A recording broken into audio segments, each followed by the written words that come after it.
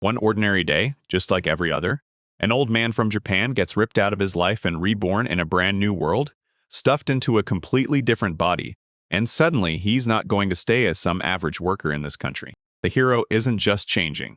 He's been reborn as the aristocratic son, and now a painfully handsome 10-year-old stares into the mirror like, what the hell?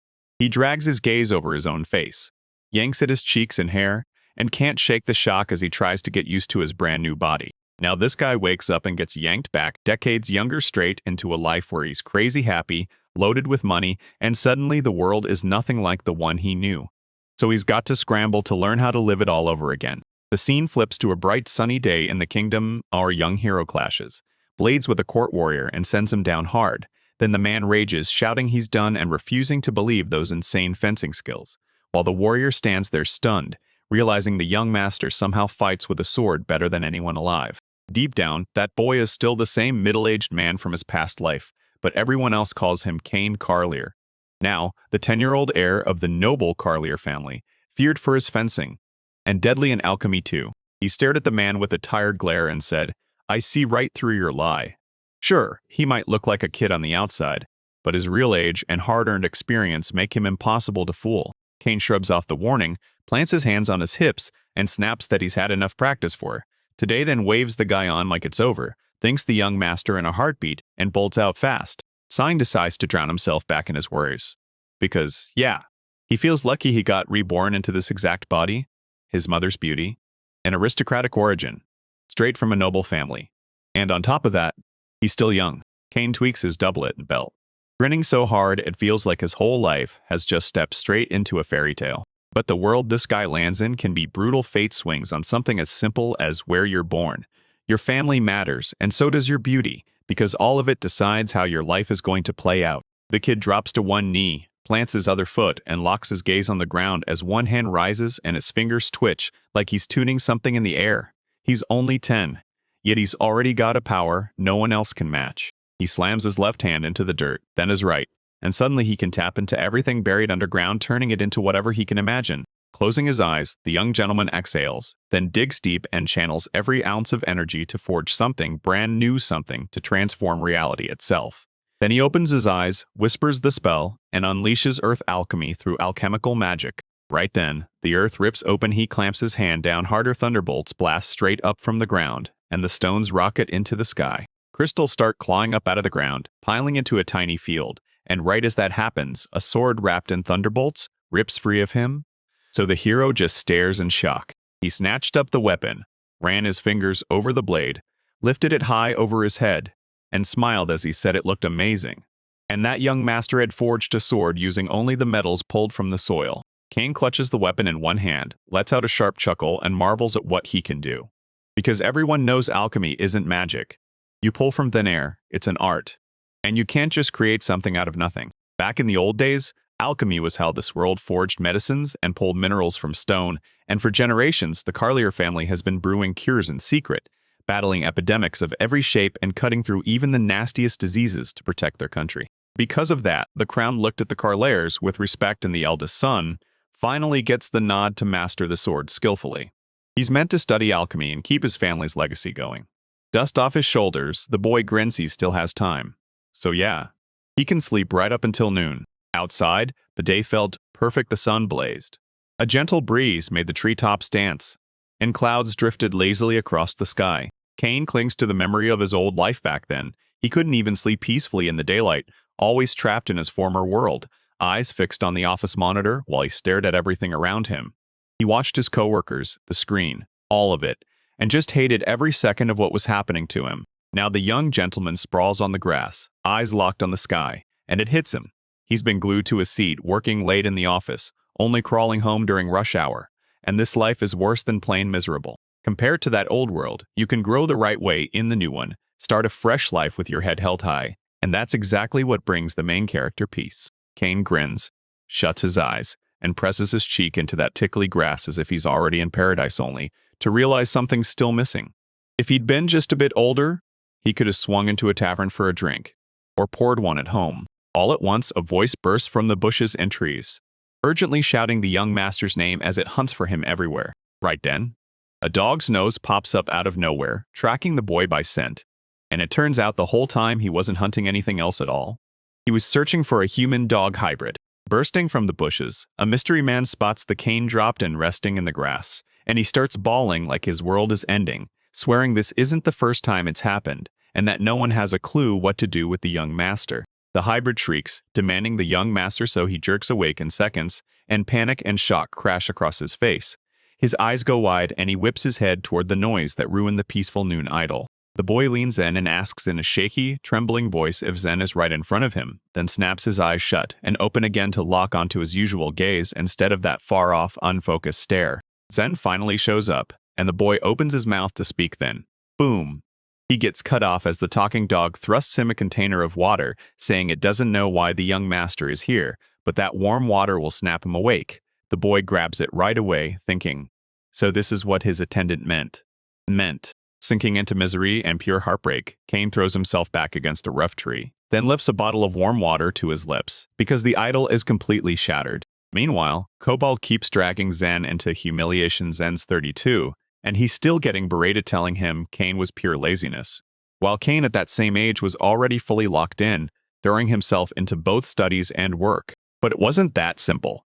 Zen now went from being a local merchant to burning his life with reckless schemes, and before he knew it, he was trapped in slavery. A young man still remembers the day he first laid eyes on his servant standing there in a lineup of criminals, chained up with the others, staring around with pure disgust. And sure, Zen is wise, devoted, and always on the ball. But in Kane's head, sometimes he's just way too loud and way too annoying. The young master stares at his servant, completely lost, while the servant keeps talking with frantic hand gestures, saying he gets what the boy's feeling and that he must be furious. The boy lifts an eyebrow, confused, and just waits, demanding the servant finally explain himself. With sadness blazing in his eyes, Kobold Zen tells everyone that less than 10 days have already slipped by since the young master's esteemed grandfather, Grandpa Leopold, died, and, in their family, he was basically a local celebrity. Leopold stood out like a legend-long beard, bulky armor, heavy weapons, and a shield gripped in her hands. And during his lifetime he carved up territory for himself, until he finally earned the title of Duke. Even with Kane's huge frame looming like a grim shadow in front of his servant, the truth hit hard. He wasn't really crushed by his grandfather's death, because he and Leopold barely ever talked, until he hit 3 years old. This young gentleman stayed on the Carlyle family lands with the man who raised him. Then, for the last 7 years, he's been living in the royal capital. Kane sinks back into his thoughts, staring into nothing, as the words hit him. Grandfather Leopold was a living legend. So what in the world happens to the family now that that legend is gone? The boy shrugs it off, rolls his eyes at the kobold, and snaps that after his grandfather dies, the job will land on Kane's father anyway, so the hero figures none of this has anything to do with him, and he can stay living easy. Zen just chuckles and shoots back. Are you sure about that? The very next day, the boy's father crumpled from diabetes and hypertension. Now he lies in bed, barely holding on, convinced his body can't survive those endless night banquets and non-stop fancy gourmet feasts. The moment he stares at the picture, the young gentleman wrinkles his brow, because his father now looks like a seal tossed onto the shore. Kane gets it instantly. If Nicholas Carlet dies, that carefree, happy life is about to slam shut forever. Nicola stares at her son with eyes brimming with heartbreak, and in a shaky voice he calls Kane closer, fighting to admit that everything feels crushing right now. So of course Kane can't say no to his 50-year-old father, even as confusion claws at him because he has no idea how to act. The boy feels it in his bones. His father is about to die. Kane's mom, Louise Carliet, grips the doctor and begs, panicked, "What do we do now?" The blonde man with glasses shoots back that even though Louise's husband's condition looks rough right now, every sickness can be cured. It's just going to take a long, grueling fight. Kane absolutely hates how this all plays out. He glares at the mess unfolding in front of him and seethes inside, asking himself if he really has to babysit his own father this early in life. Covering his face with his hands, the young gentleman lets out a heavy, shaky sigh and sways like he might collapse, sending the doctor into a full-on panic. "Are you okay?" the man blurts. The young man stammers, "I'm fine." But his trembling hands and shaking body scream the truth. His eyes flare bright, like something electric just sparked inside him, so he snaps out of spinning thoughts about what hasn't happened yet, and then Kane skids to a stop, wondering what on earth he's thinking in this moment. In the sprawling family mansion, a whole squad of maids keeps the household running, and the father of the main character has them right by his side. Right now, 3 of those servants have Niccolo surrounded, hands moving fast as they pour him steaming tea and wrap him in a cozy blanket. The happy boy barrels toward the exit, storms out of the room, and right in the doorway he calls out to his father, begging him to not overdo it and to rest the right way. Nicola, the young man's father, leans in and says his heartfelt goodbye then. With a smug, satisfied grin, he soaks up the maid's careful attention and lifts a warm wave as he parts. After he storms out of the castle, the boy heads straight to the market, only to find a bunch of sellers waiting there, and one sharp kid waves Mr. King over, yelling that fresh, juicy apples just rolled in. Right nearby, another seller shop buzzes this curvy girl with a headband, beckons him over, and tells the young man she's baked a batch of mouth-watering cakes just for him.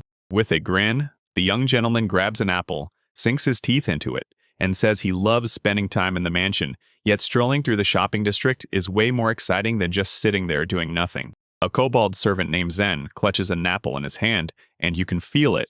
This is the kind of walk that reveals how the capital is roaring with life, while he dives into amazing new tastes. In the shopping district, another salesman spots the boy and yells for him, shouting that his shop has a massive deal today because that huge fish he's gripping is already ready to be butchered and delivered straight to the mansion. As he scans these streets buzzing nonstop, full of people and nonstop noise, the hero blurts out how his parents just sit in that mansion all day. And honestly, it's wild they're not worn out by being trapped inside 4 walls. Kobolds bark out excuses and claim the young master has to live the same fate as his parents.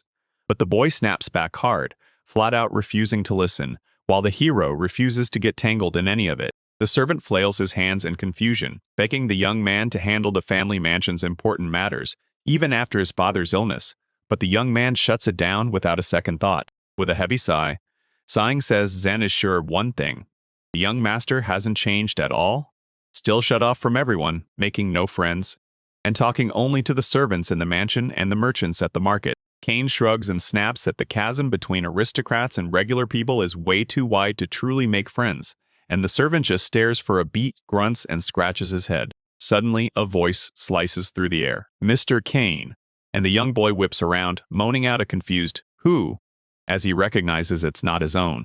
Over the moon, the young man spots a salt merchant Randolph right in front of him, cloaked in dark robes, a coffeo perched on his head, with thick, rough stubble scraping his face. Young master blurts out a perfectly reasonable question. Why is the leading salt merchant in the royal capital here of all places? The kid he's talking to erupts in loud laughter, claiming Randolph is always dead on, not just in the eyebrow, but right in the eye. Then it clicks. Randolph had just wrapped up with a client and ran into Kane. Without missing a beat, the young man throws out sarcasm at the merchant and says he's just hanging around. Then the merchant bristles and snaps back that the sun's still way too high for drinking and kicking back in bars. But the boy keeps hammering his point, convinced Randolph has far too much free time, and the man hesitates before finally answering. He wouldn't dare say that. Kane shuts it down by blurting out that the merchant is still single, and it hits Randolph so hard he totally freezes, so lost in shock he can't even find an answer. The rich guys in the capital usually don't rush into marriage. There are so many women circling them that they'd rather play around without a ring on their finger. Randolph is exactly the kind of rich man who lives like that. The man shoots back right away, insisting he just wants to meet his girlfriend, the real one, and then declares he'll get married. But the young gentleman hears it and scoffs, saying it's the same old excuse. Because Randolph isn't getting any younger at this pace, he'll end up an old man with money in his pockets, yet still without love or a real marriage. The merchant isn't buying any of these reflections. He hears the young gentleman talking weird, suddenly starts doubting the boy's age, and leaves him stuck in the most uncomfortable spot. He lets out a nervous giggle and just won't say a word back, like he's hiding something huge. In his old life, he's met plenty of guys just like Randolph, and still, not a single person has a clue. That night in Kane's house, where his family lives, and the lights finally dim, a call goes out summoning the boy to talk. Kane knocks on the door to his father's bedroom, asks to come in, and the second he steps in, he stares at his parents with a stunned, speechless look. The man tucks his hands over his belly and blurts that they've already been waiting for Kane. While right beside him, Louise, the boy's mother, sits there, smiling like everything's finally in place. When the young man spots his mother's smile, that lopsided squint hits him, and he knows, deep down, this isn't going to end well. The boy, nerves jangling, asks his mom if she's planning something bad against him. And when Louise reacts the wrong way and gives a shaky answer, he realizes something's off. But he can't shake the feeling that his parents might be plotting something. Right when the silence turns awkward and heavy between the son and his mother, his father steps in and breaks the tension, because the parents finally want to talk to him about the old princess from the kingdom they've moved into, and they're convinced that marrying her will bring happiness. Kane's fury spikes the moment he hears it.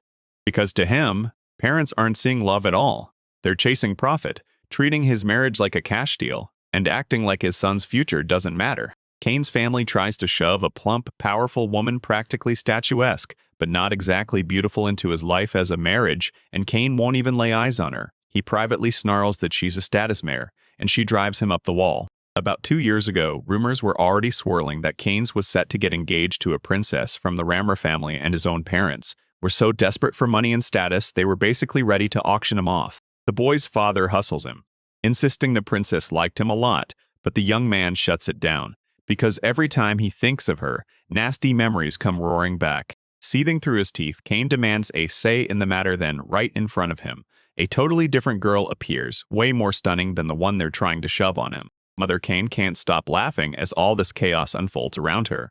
The boy glares at her, saying she's acting anything but decent. And Louise just brushes it off. She'd never laugh at her own son. He remembers his mom back when she was just a regular theater actress, always scrambling for cash until she pulled off a dream marriage and climbed into aristocracy. But that hunger for money and the drive to profit off the right people never disappeared. Luis warns that Kane's first meeting with that same princess might be a total setup, and maybe he deserves a second chance. But the young master is having none of it. He storms straight back to the head of the family, begging to be allowed to handle the marriage problems himself. Nicola let out a heavy sigh, told the boy straight up that he was stubborn, then shot a look at his wife like, "Just look at him. He's taken after you." With his beard scratching in thought, the man snaps that he wasn't brought here to talk about a marriage that only benefits their family. And the second he stresses that word, the boy's rage spikes, because his father doesn't even bother to hide the real motive. His face snapped into seriousness. The second he saw Kane, his eyes sharpened. His expression turned cold and heavy because he didn't want small talk. He wanted to sit down and talk real father and son matters with him. The old man starts the family meeting talking about his illness, but his body, weighed down by age, can barely hold him together while the young guy shrugs and claims Nicola's just being overdramatic. After all, the doctor promised he'd recover, even if it takes forever. Turns out the doctor told the man to stay in the capital and power through a long, painful treatment here, while the boy starts to sniff out what his father's really trying to do, but he clamps his mouth shut and says nothing. Nicola keeps that grave stare and tells it straight. Since his father died, taxes stopped flowing out of the territory and into the royal capital. He tugs the warm blanket around himself, then turns to his son who can't even get a single word out. The man barked an order at his son since he's the eldest in the Carly A family. The weight lands on him, and from tomorrow, the young man will have to head to the capital and carry out the Lord's duties. The guy erupts into a scream of disbelief, and Kane whips his gaze from his father to his mother, praying the whole thing is just some sick joke. Nicola doesn't get why the boy reacts like that and asks again if he minds. But the young man snaps back at once, jabbing his fist into the air and shouting that he's still dead against it, trying to lay it all out with reason. One thought hits the boy for stage. He reminds Nicola she's talking to a kid who's only 10 now. But that doesn't stop her at all. And the man can't believe Kane has already grown up this far. Rushing over to calm everyone down, the head of the family insists, "Don't worry, our territory isn't as big as the royal capital, but it's bursting with nature, and the food and wine are insanely delicious." Nicholas swears that in this land 4,000 loyal soldiers will be waiting for the boy along with warm, wonderful people of the realm, and one man insists age doesn't matter one bit, because if Kane has his bloodline talent, he'll be able to rise up, collect taxes, and prove it. The moment he refuses to quit, a brilliant idea hits like lightning. He can ask a lord from the neighboring lands to collect taxes from the people. Because honestly, that route is way easier. The boy's father explodes with fury. He blasts Kane as an idiot and insists nobody can let others collect taxes because once that happens, the family's money is gone for good. Louise backs up her husband and tells Kane, "This isn't some prank, don't hand over your money to random people, because in the end, the only one you trust with that kind of thing is family." The boy already starts to fold, asking in a trembling voice for a more responsible person, until his father shuts him down and swears Kane can handle it. Nicholas Carlyle looks at his son and sees a sharp, capable heir, so he trusts this kind of future only to a young man. All the objections vanish in an instant, then the boy's fathers keep hammering. "You can handle it." Like an alarm bell that won't stop. Repeated again and again. The very next day, Zenkane and servant rode out with a few soldiers into the Carlier family's territory, bouncing along the road in a carriage with nothing but a thick forest stretching on both sides. After 3 brutal days on the road, the young master and his servant Cobalt finally staggered into their destination. Then they looked around and saw rows of houses that blurred together, with thick, leafy tree crowns looming everywhere. With a grunt, the young man declared that where he and Zen had landed was nothing special at all, just a quiet, peaceful village that didn't stand out in the slightest. The servant shoots back, "So you really believe that?" Because the truth is, the locals' views don't seem to wow him one bit. After a tense pause and a long, awkward silence, the boy finally blurts out that Zen's judgment is wrong and that everything is actually in perfect order. A stranger strides up to the boy. His name is Granto, the captain of the guard. And when he turns to Kane, he jabs a finger at the locals of these lands and says they didn't just hear about the new guest.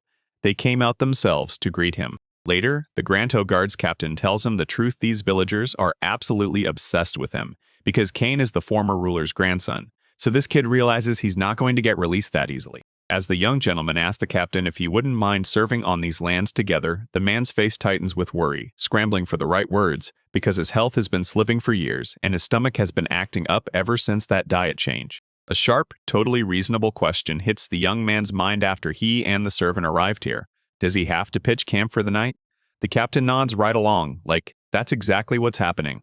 And the locals are already informed because the tents are waiting, ready for the very next night. Zen swears this isn't the end, though servants still have to scramble and get ready for the meeting with the new lord, no excuses. He says it's crucial. And Mr. Leopold already made it clear that the subordinates will get time for their personal matters, so the audience won't be held until tomorrow afternoon. The sun sank hard into the horizon, and the night swallowed everything when folks were already tucked in and sleeping inside their tents.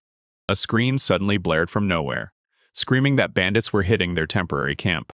Zen's servant, dressed in a nightgown and a cap, bursts into the young master's tent like a storm, grabbing his attention, harassing him and screaming that bandits are on the attack. Half asleep, the boy blurts, "What happened?" But a kobold yanks him, shakes him hard, grabs his hand, and screams at him to run right now. The young gentleman blurts out again, asking if they're bandits, and Zen shoots back fast, telling him that Mr. Granto is battling off hundreds of bandits right this second. Kane's eyes dart around the tent in pure confusion. He blurts out, voice trembling, asking if bandits have pushed into their territory, and the moment he gets the yes, his mind snaps into panic about what the hell they're after here. The servant pleads with the boy, pushing the idea of escape and shutting down those ridiculous, inappropriate thoughts. But the kid refuses to budge because in his mind, they've got 25 armed soldiers ready to crush any uninvited guests. Kobold cuts the hero down to the truth: way fewer soldiers are left. Only 20 remain, and the words ignite rage and confusion in the guy's eyes. Kane demands where the other 20 soldiers vanished, and the Kobold just exhales and says everyone bolted in pure terror. Then Kane's like, "Run from the battlefield? How could they do that?" The escapee warriors got hired in the royal capital, but they had zero loyalty and not a shred of bravery for Lord Kane. They weren't paid enough to stake their lives, so when the danger hit, the soldiers just bolted, panicking for their own skin. Staring at his plate, Kane's mind spirals. What if this is it, right here? What if bandits strike the camp and end his life on the spot? But the commander of the Granto Guards in the royal capital didn't bolt from the battlefield because his family stayed here, and if he ran like a coward, his relatives would have been hanged for betraying the Carlier family. The last 5 knights cowered in panic, yet refused to fall back. They fought on until Lord Kane slipped out of the village and vanished into a safe hiding place. He steals himself. Then the captain yells that winning or losing doesn't matter anymore, locks eyes on the enemy, and there they are, ready to lunge bandits gripping axes and swords, squared up in full battle stance. With weapon in hand and shield thrust up front, the guard commander charges first, ready to drag every enemy down to the grave with him. A young master barrels through the pitch-black forest with his loyal servant at his heels, and Zen drives him on, screaming at him to run faster. His head was packed with thoughts his father had told him that right here were 4,000 loyal knights, kind people who would always lend a hand and never abandon you when trouble hits. But then the real question hits hard. Where did 100 bandits even come from on these lands, mowing down civilians and robbing everyone in sight? And how are they supposed to collect taxes from villagers who keep getting attacked by those evil enemies? Scrambling over rocks and mounds, the young man rants at his own father and his head, calling him a damn seal, and swears that once he gets home, he'll pound him for what he did that night. His legs buckle under him. There's nothing left in the tank to keep running. The boy stumbles and wobbles, then snaps his grip onto a tree trunk just in time to keep his face from smashing into the dirt. And even then, he doesn't stop, he keeps sprinting. Kane can't even guess how long he's been sprinting like this. His breath rasps, his legs buckle, the world blurs in front of his eyes. But one thought keeps driving him forward. He's terrified he'll never outrun the bandits who tore through the camp. After sprinting for a little longer, the boy slams to a stop and grabs a tree to steady himself. Kane's chest heaves as he replays everything that just happened, and right then it hits him hard. He's not just somebody anymore.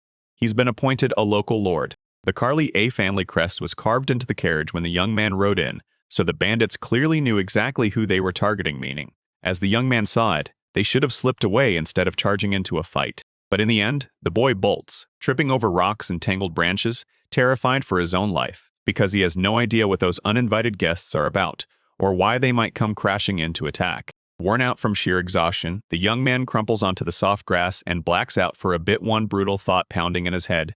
He's not going to be able to run again. And if they catch him, it's over. Kane jerks awake to a rude voice barking at him to get up right now, and he huffs in annoyance, clueless about who's talking and why they're demanding his attention. With that kind of stubborn persistence, the boy rockets upright and erupts in fury at the person who yanked him out of sleep. Then the young man swings, barks for him to shut up, and whips an elbow blow at the stranger. Then the voice cuts out and he frees his eyes wide, staring at the very person who spoke, like he's terrified. Kane murmurs, "That voice feels wrong." Even though the sound is right in front of him, a blazing torch tears through the dark, lighting everything up as the boy glances around. Terrified, then he spots a bearded man glaring with pure anger. The man shoves the light right into the young man's face and demands to know why he's out there at this hour. Only one man clocks it right away. The young gentleman isn't a boy at all, but a little girl in disguise. And like the other torch carriers lurking behind the trees, one old man leans in and declares the stranger. The truth is, he's a guy smells absolutely delicious. Clutching his shoulders like a shield, the boy finally gets it. His pretty face, long hair, and pricey perfume made everyone think he was a young girl. He scans the dark, trying to spot every enemy hiding out in the night. Then the torchlight flares, and he finds 4 men right in front of him, while more surge into view behind them, until there are 6 closing in total. In his mind, Kane realizes the enemy count isn't nearly as big as he feared. But that doesn't make the danger feel any smaller. He knows his fighting skills won't save him from grown men. Then they start creeping up behind him, grunting and smirking, promising to help the lost boy while closing in. Staring at the floor, the boy snaps to the truth. There's no time to think, because if he doesn't move right now, everything ends. The guy snaps to it. He didn't wake up from one of those men's voices at all. It was someone else's calling him, and honestly, that might have just saved him. The boy raises one palm and stares at her, and right there, a whole next step plan fires off in my head. The young man stares at the ground and knows this land is packed with iron. He slams his hand into the grass, pressing harder, and his eyes light up. If iron's here, then Kane can unleash his powers. Thunderbolts crackle under the boy's hands, blasting outward as if the air itself is splitting. Then the strangers whirl around, close in on Kane, and demand, "You good now?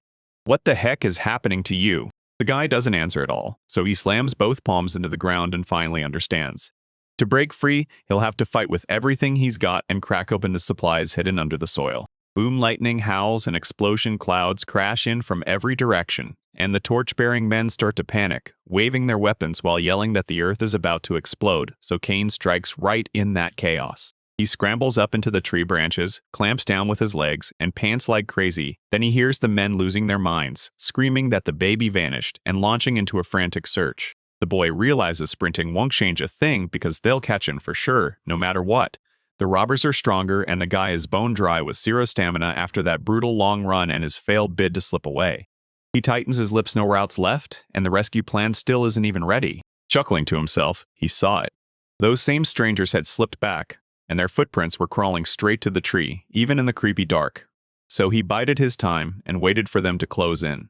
They don't have long either, because they have no clue what kind of power the young master is hiding. With every ounce of strength roaring through him, the young man presses his palm to the tree's bark, clamps his free hand tight around his arm, shuts his eyes, and exhales hard. Then lightning bolts start to blaze down his forearm, crawling closer to his wrist. The guy digs deep and throws every ounce of power at the gang that attacked him. Then explosions roar back across the ground. the earth bucks under his feet, and a lightning strike finally slams into the bearded man who dared to call the young one a little girl. With eyes blazing wide, the boy mutters the transmutation spell to himself, while the unconscious attackers flail their torches, praying they'll catch something. Then they yell that the world is shaking and shimmering again. Right now, iron rods burst up from the ground like missiles rocketing into the sky. Then they grab every one of the attackers, pinning them inside a brutal cage where all they can do is scream, slam the bars, and claw for a way out. The young man finally drops out of the upper branches, clutching his head, barely able to stand after burning through every ounce of energy to escape, and to use his magic now.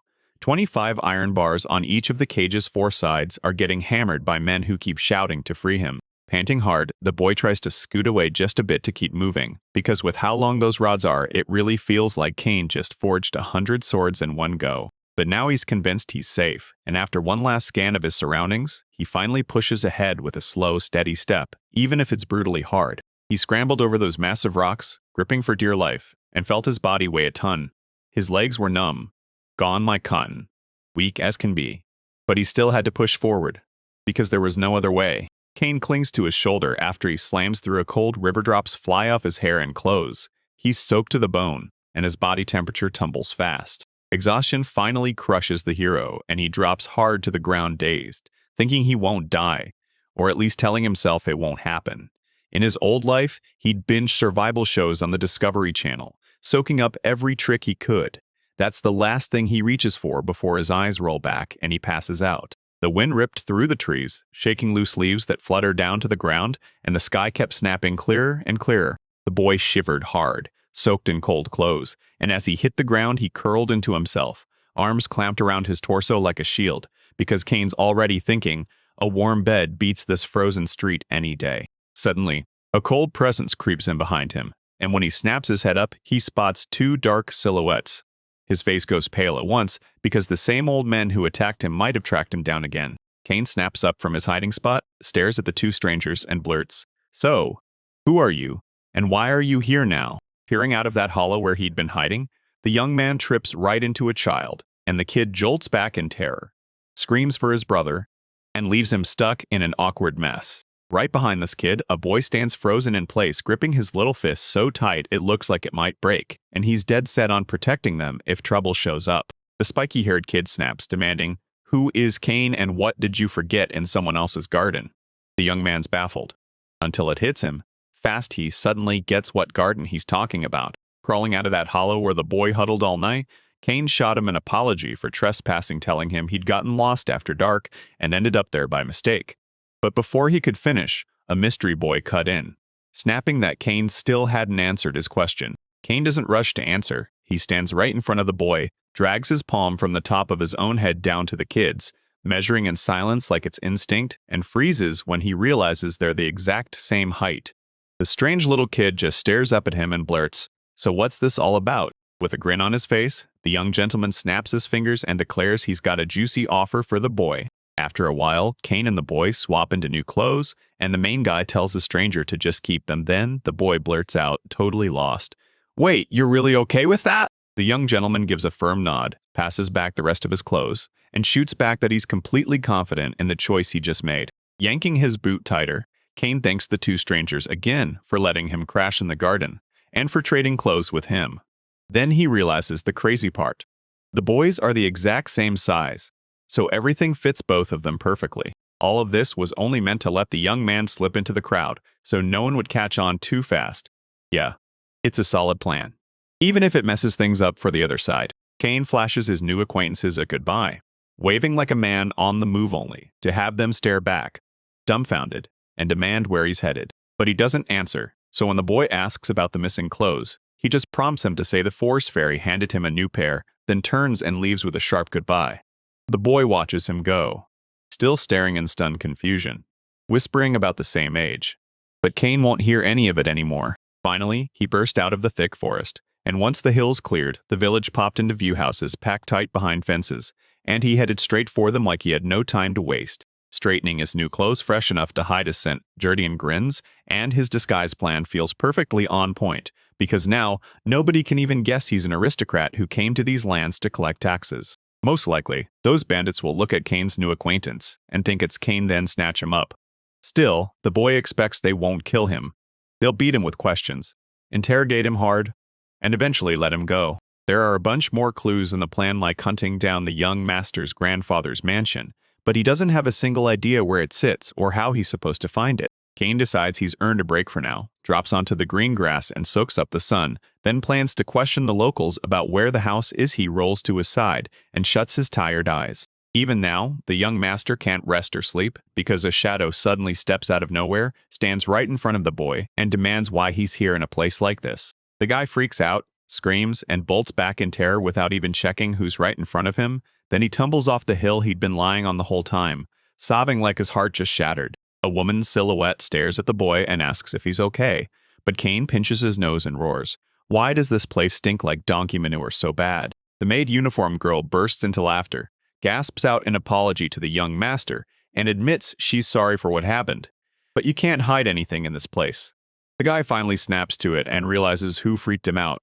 It was the long-haired maid. After a bit, the maid slaps a wet cloth on the boy's forehead and throws out another apology, thinking the village urchin is once again dodging his job, while Kane just waves it off, insisting he's not mad, even as he studies the girl and her clothes. From the way he stares, he's convinced the maid is only 15 or 16, no freckles, no age spots, just flawless, snow-white skin, so he figures she's not a village maid at all. The girl catches his shocked expression and blurts out, "Is something wrong?" Now the maid kicks off the questioning, and the test she'd never seen Kane in the village, stared at him for a beat, then abruptly poked the boy in the cheek with her finger. The young man gets fed up because the pointing never stops, so the boy finally steps in and tells the girl to cut it out. Still, it works. Then the maid leans in and asks whether Kane's parents ever worked at the Carlier mansion, and that's when it hits him. He's supposed to hunt down his grandfather's mansion. That young gentleman can't spill his real roots, so he shoots back that he has no parents or relatives on any payroll. Yet the real shock hits when he wonders how the maid even knows about that mansion. She puffed out her chest, snapped her hands on her hips, and bragged, "Of course I know I work here." Then said she just stopped by to see her parents before work, and the guy instantly clocked it that was his opening. The maid grabs the guy's soft cheeks with those long, thin fingers again, murmuring that if you look closely, Kane is a total pretty boy. Then his cheeks instantly flare red. Red-faced, the young gentleman flails his arms, yanks back, and begs them to lead him to the mansion right now, please. She pauses, then straight up asks if he's actually headed for the Class LR mansion because that's where she works. Leaning in because their heights don't match, the maid asks Kane why he should even go there since none of his relatives work there, but he snaps back, cold and quick, "What difference does it make?" The maid isn't offended at all. She flashes a grin, bursts into laughter, and thinks the young master's words and behavior are absolutely hilarious. A long-haired girl jabs her finger toward a carriage and tells Kane to ride to the mansion with her, because crossing those mountains on his own as a little kid would be brutal. The boy's jaw drops in shock because right after that wild night, fortune finally swings his way, and he actually runs into that maid. An unbelievable stroke of luck. The girl figures Kane's probably starving, so she tells the boy to sprint to his house and grab something to eat if he wants it. She leans in and adds, "In the mansion, there are sweets and delicious tea too, and you can treat yourself." Saliva floods the young man's mouth. He hasn't had a single bite since last night. After saying yes to the offer, he's ready to trail the maid, but then he stops. "My stomach's growling, but my thoughts are also screaming doubts about everything going on right now." Kane snaps to attention. "Thing my burris, being there were some noble lord, it's made for a single maid, even though carriages are usually reserved for aristocrats and big shots.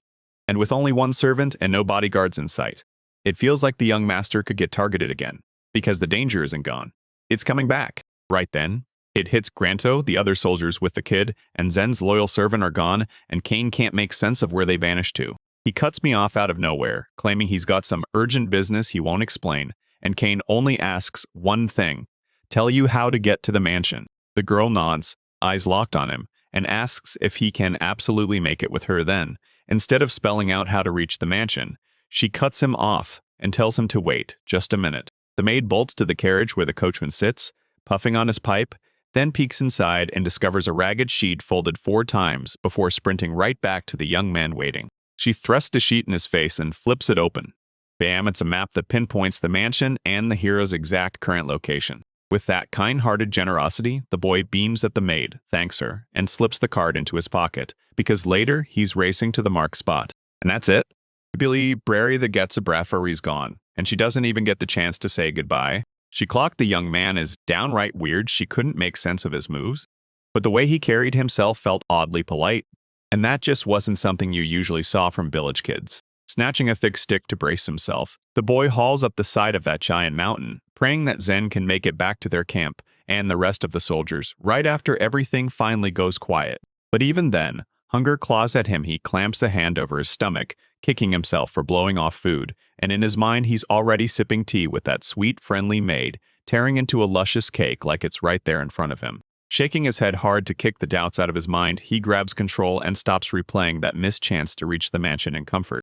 Zen suddenly bursts into view, sobbing his heart out snot, and tears everywhere, yelling that his young master is here. The startled boy rockets up with a blood-curdling scream, eyes bulging as he stares in shock at the faithful cobbled servant. Right away, Kane shoots onto the spot, panicking as he apologizes to Zen for ditching him and bolting. Right then, a heavy hand slammed onto the young man's shoulder, and the captain's voice growled from behind, because he and his soldiers had been hunting that boy this whole time. Kane jumped out of his skin at first, then froze in terror as he stared at the blood smeared across the man's hands and armor. Blood dries on the soldiers' faces and clothes as they line up before the young master, yet they shove the panic aside and tell the boy, "Don't worry, the real news is that Kane has finally been found." The captain treats every single moment like it's sweaty training he's been craving for ages. Then one soldier just stares at him like, "What are you even talking about?" While Kane swears the bandits must have knocked the rest of their brains clean out in the fight. The boy blurts out another apology, pats his servant's head, and Zen doesn't hold a single grudge, no anger, no bitterness, because he understands the whole situation perfectly. He sweeps his eyes over every soldier one more time, breaks into a warm smile, and you can tell he's just relieved they're all alive because they truly made it through that brutal battle. They hit the jackpot, meeting up right at the mountain pass, so everyone rolled together straight to the Carlier family mansion. The kid shoves himself back into his normal clothes, muttering like, "Why did I even end up in rags?" But Zen shoots back that the look Kane's in right now fits him perfectly. The Granto guard captain bows to Lord Kane and blames him for every bit of the horror the boy endured.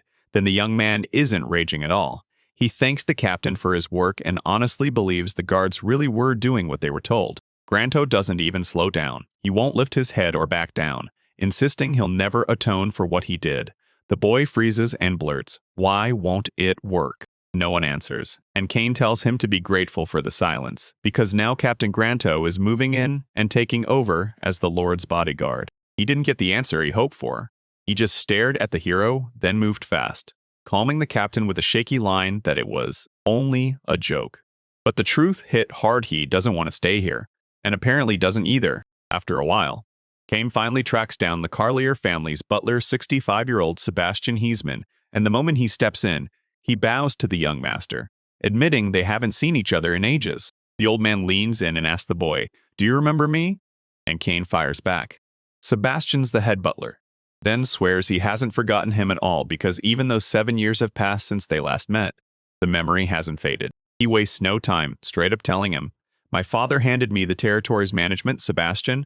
Can you help me carry this crushing burden?" Not finding any other choice, Sebastian locks eyes with the decision and vows to work his heart out. He'll help the young master in every way he possibly can. The boy practically bursts with joy.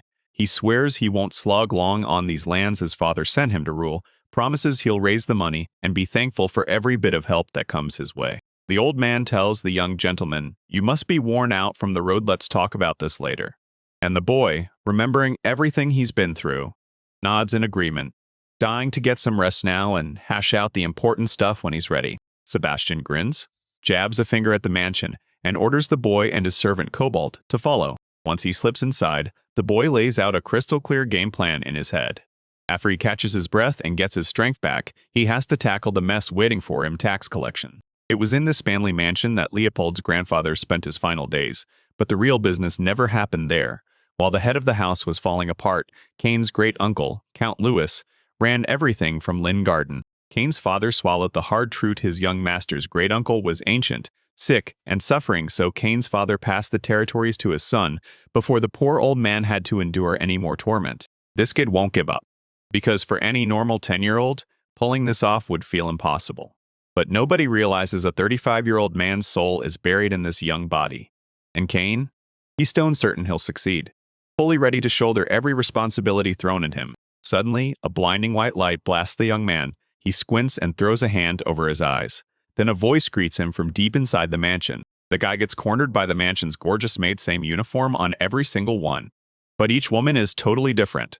Different ages, different hair lengths, and even different hair colors. Each girl rushes to greet the young master, and the boy can't help but stare like, wait, are all these girls really employed here? They're not just maids. Each one is stunning, and every girl beams at the boy, ready to carry out whatever he orders. Most of the maids look around 20, but mixed in are tiny girls who barely look 5 or 6. The young man can't wrap his head around how a kid like that could be working at the Lord's estate, yet when the little girl beams at the young master, he flashes a smile right back. The boy can't shake the idea that Leopold Carlier the legend, the lord of these lands, might actually be a notorious lolicon, summoning his maids with the help of alchemy, and choosing only the youngest and prettiest. The young man drops out of reality for a while, then his servant Kobold Zen roars at him. The boy snaps back at once, saying he was just thinking for a moment and there's nothing to worry about. Suddenly, in that packed crowd of maids Leopold, the grandfather of our main kid, had gathered, the boy spots a girl who won't stop trembling, and he pushes through to get to her. Kane squares up to the maid, scanning for a familiar face, and there it is, the same girl who'd earlier given him a ride to the mansion. Hannah hits her, and she quickly turns her head away, desperate not to lock eyes with the young master. Sebastian catches the young man's stare, sizing him up with sharp curiosity, and asks if something's wrong. Then the boy shoots back, nothing's wrong, like he's hiding something. The old man gives himself one last look, clocks the maid trembling and saying nothing, then just turns and strides off 100% convinced by Lord Kane's words. Right then, the maid's corner, Eileen, the very girl Kane, ran into and start firing questions. What's happening? Why was that boy staring at you like that?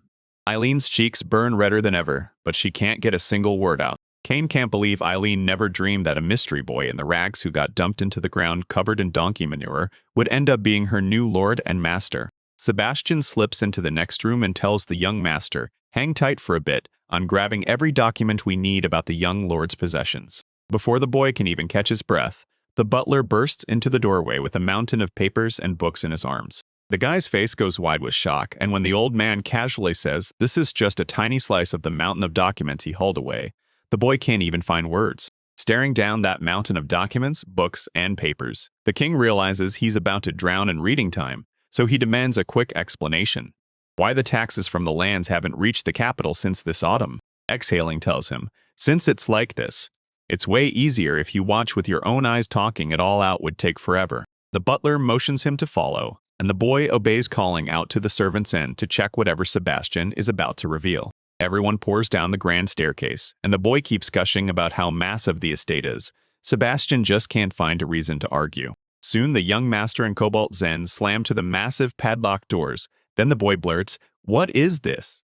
Sebastian leans in and answers, "It's the safe guarding the Carlier family's property and money." The guy asks if he can come in and take a look, and the old man nods, swings the lock off the doors, and cracks them wide open. The young gentleman can't believe his eyes. The safe is totally empty. Cracked walls, dusty corners, and cobwebs cling to the shadows, while every shelf sits bare with not a single trace of gold or money anywhere in sight. The boy can't believe his eyes. He yanks his hand across the shelves, feels the dust cling to his fingers, and turns to Sebastian like, "Tell me this isn't really a joke." He can only pray it's true, but nope, turns out it's not a joke at all. It's a heartbreaking truth that hits like a punch. Right now, the Carlier family only has one thing to show for everything: an ugly debt of 500 million pounds. And the guy can't stand numbers like that because he has zero clue how it ever got this bad. In Kane's head, he's frantically trying to slam 500 million pounds into yen, and he turns to the old man like, how the hell did this monster debt even happen?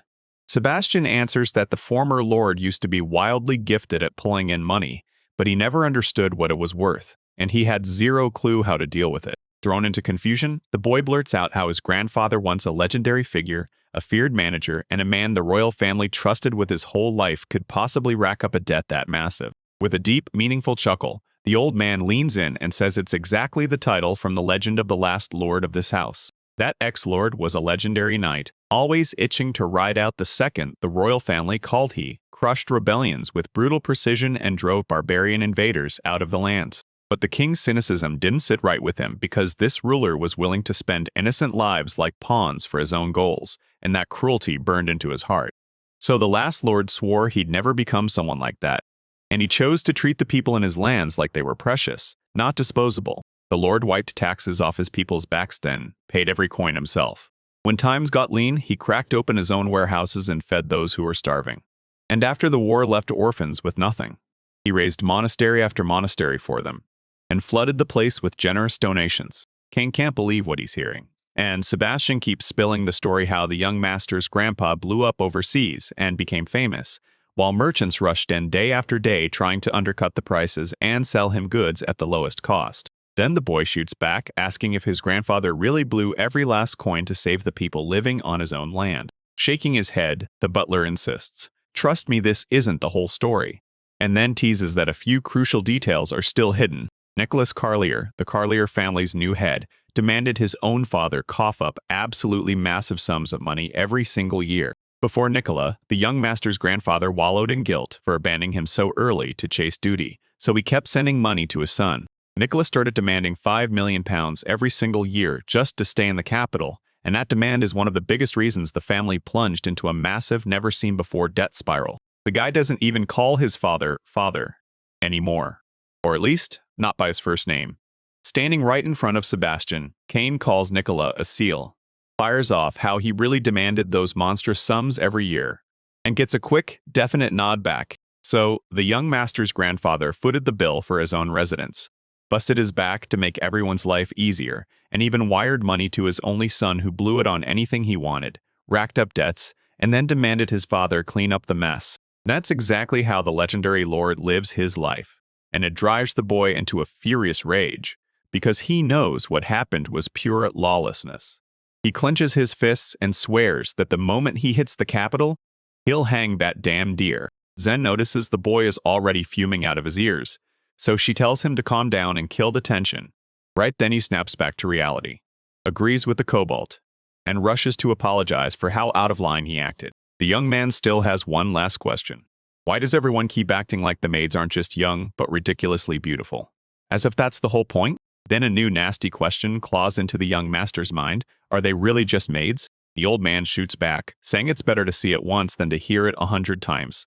And Cain and Kobold Zen trade confused looks, totally clueless about what he's trying to say. The guy's already slipped into another room, but Sebastian doesn't chase him. He stops the boy's servant dead in his tracks, and Cain snaps. So what do we do now? The man snaps that he's done. He can't take one more step, because only the Lord can enter this place, and that means only the young master. The young man pleads that he's just a temporary acting lord, but it lands with no effect, so the boy just nods and admits, "Guess there's nothing we can do," because the choice is already gone. He snaps an order to Zen to wait in this wing, and right away the kobold warns the young master, "Be careful, nobody knows what's lurking in this unknown place." Cain snaps his eyes shut and narrows them, swiveling toward the servant. There's no monster here, so why scare the boy? And even if something weird and nasty is lurking, he's clearly not going to die from it. Staring at those solid doors, the guy glances around one last time then slams them open, shock snapping across his face at what he finds inside. The mansion is still the same, but the second he steps inside, the whole place flips into something totally unfamiliar like he's landed in a brand new world. Inside, it's spotless and insanely luxurious. Upstairs, a chandelier glows. Every corner is perfectly neat, and the curtains are pulled tight across the windows. As he scans the room, the boy can't shake it. This place looks way too much like some fancy women's wing, and he's dead sure of it. Turns out his hunch is spot on. He guesses it instantly, and there. 4 girls sit around the table in front of him, sipping tea, munching sweets, and chatting away like everything's normal, while they still don't notice the young gentleman standing there. The moment the girls spot the guy, surprise hits them hard and embarrassment floods their faces, yet he barrels forward anyway, lifting his hand to wave like he's about to greet them. But the second it's over, every maid bolts for the door, and Cain is left totally baffled. He can't figure out what he did wrong. The young master finally clocks it. These girls are the very same maids who welcomed him at the family mansion, but right now, they look totally, shockingly different. When the young lord appeared, shock hit their faces. Confusion swirled. Their cheeks flushed red, and they all bolted in a flash. That dress-only excuse, paired with the fact the girls skipped their maid duties and just sat around sipping tea, shoved the young man straight into the mindset that he'd stumbled into a brothel. He spins around and barrels for the exit, desperate to get answers from Sebastian. What is this place, and what's happening here? He rips into the man, screaming, "What did you just see?"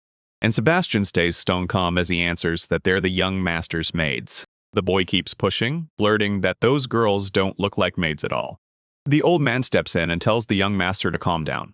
This really is the maid's wing.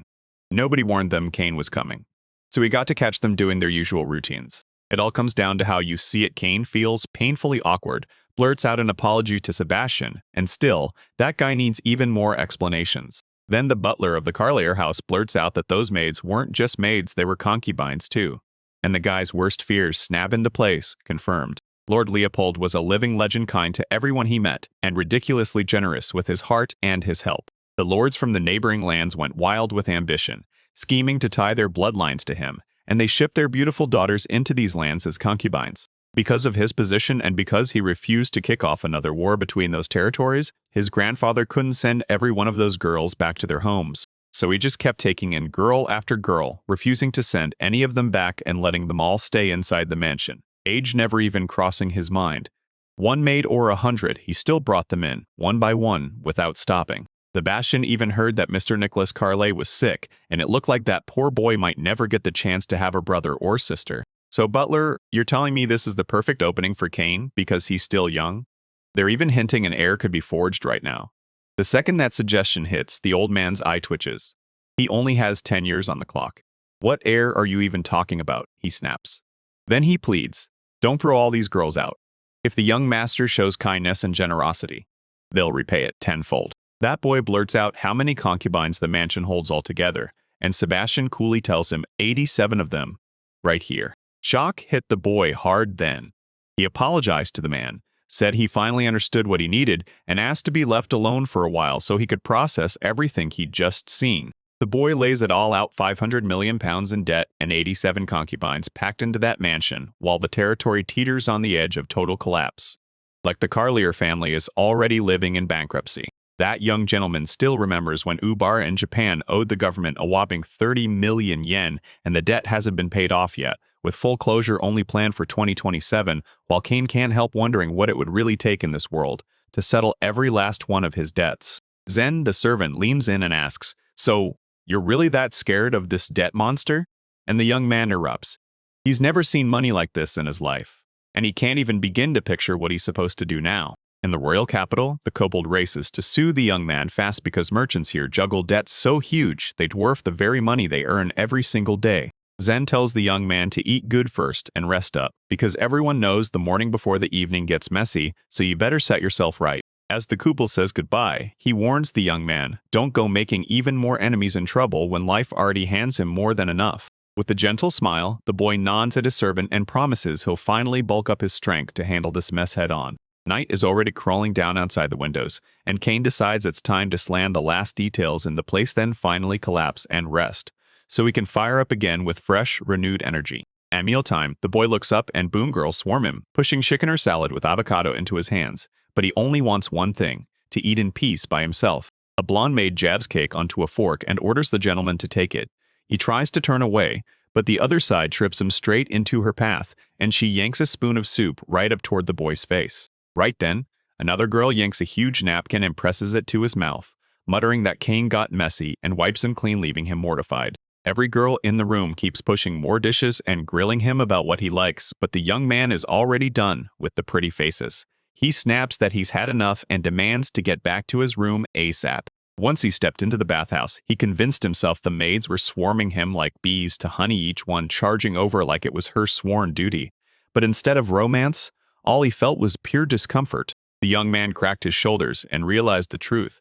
He hadn't even really tasted a thing, because this whole messed up environment had locked his body from eating properly. Kane should be thrilled to have those beautiful maids around him, but right now, all he wants is to shut the world out and be alone, quiet, calm, and undisturbed. The young master takes a bite and surprises even more exhausted, so Zen immediately hustles him to the bedroom and promises that, this time, he'll finally crash on a soft, comfy bed. The cobalt servant tells the young master good night, shuts the door right in front of him, and the second it clicks, he realizes he finally earned that long, well-deserved rest. The one thing that just doesn't fit him right now?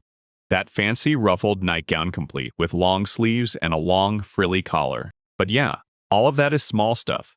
Now this young guy gets to crash on his massive bed and sleep easy. Not in some scraggly tree hollow, but on a comfy, made-up mattress. Kane can't stop spiraling over the massive debt he'll have to claw his way out of, and even a soft bed can't drown those thoughts. While the young master sleeps like a stone in the dead of night, a creaking door snaps the silence then. Even in his sleep, Kane hears the footsteps slip into his bedroom. He shoots his hand under the pillow and yanks out his sword, ready for a fight the moment anyone tries to jump the young man while he's defenseless. Kane finally clocks it. This isn't his servant at all. Zen sleeps in a different room and wouldn't dare barge into the main character's grandfather's chambers without knocking. Most likely, this young man is getting set up to fight either some petty peasant sworn to revenge the young lord for doing nothing, or bandits who wiped out the guards outside, or worse, accomplices who slipped inside like they owned the place. But the boy is razor sharp and fully prepared right as he's about to throw down. An ugly twist suddenly slams into the moment. His leg cramps hit like a thunderbolt the second the enemy steps into the room. And it's all because he's been drained to the bone from that brutal day. The young man feels something swarming beneath the blanket, and the moment he realizes it, he knows the enemy is right there, closer than it ever had a right to be. Kane snaps into action. This is the hit he's been waiting for while the enemy smugly assumes the kid is out cold, right now or never. A terrified scream bursts from under the blanket, then the boy lunges in, clamps onto his opponent, and strangles him right there in the dark. Right then, it hits him under that blanket. It's a woman's voice, and his hands are doing nothing but brushing her breasts, leaving him totally stunned. A strangled little groan slips out, and embarrassment crashes over him hard. He lunges at the intruder the moment he steps in, slams him to the floor, blasts a flashlight into his face, and snarls what he wants in this room, while a sickly current oozes from the boy's fingers, and Kane's already raising a spell to wipe his enemy out. But when he finally clocks who it is, it's one of the maids, and she tells him she's here to handle the night service. And it's Eileen, the girl he'd met earlier. He shoves out a heavy sigh and blurts that the overnight guest should know he's only 10 years old, and the girl nods so. Kane snaps back that at 10, it's still way too early for any night service. Eileen shoots back that if she refuses, they'll chew her out and laugh at her for not handling her direct duties. So she cringes right there beside the young man because, yeah, embarrassment comes with the job. Kane realizes it was Sebastian's order all along. Then the young master shrugs it off, saying he doesn't need it anymore and praying that one day Sebastian will finally get it too. The boy tells the maid to head back to her wing, then promises he'll confront Sebastian, the butler of this house, about what happened later. Suddenly, the girl starts sobbing and tears spill from her eyes.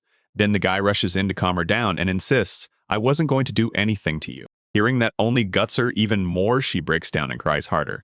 Because she came all this way for a boy who would actually do something, and he's doing nothing. Now Kane finally gets it. Every maid girl here endures the same life.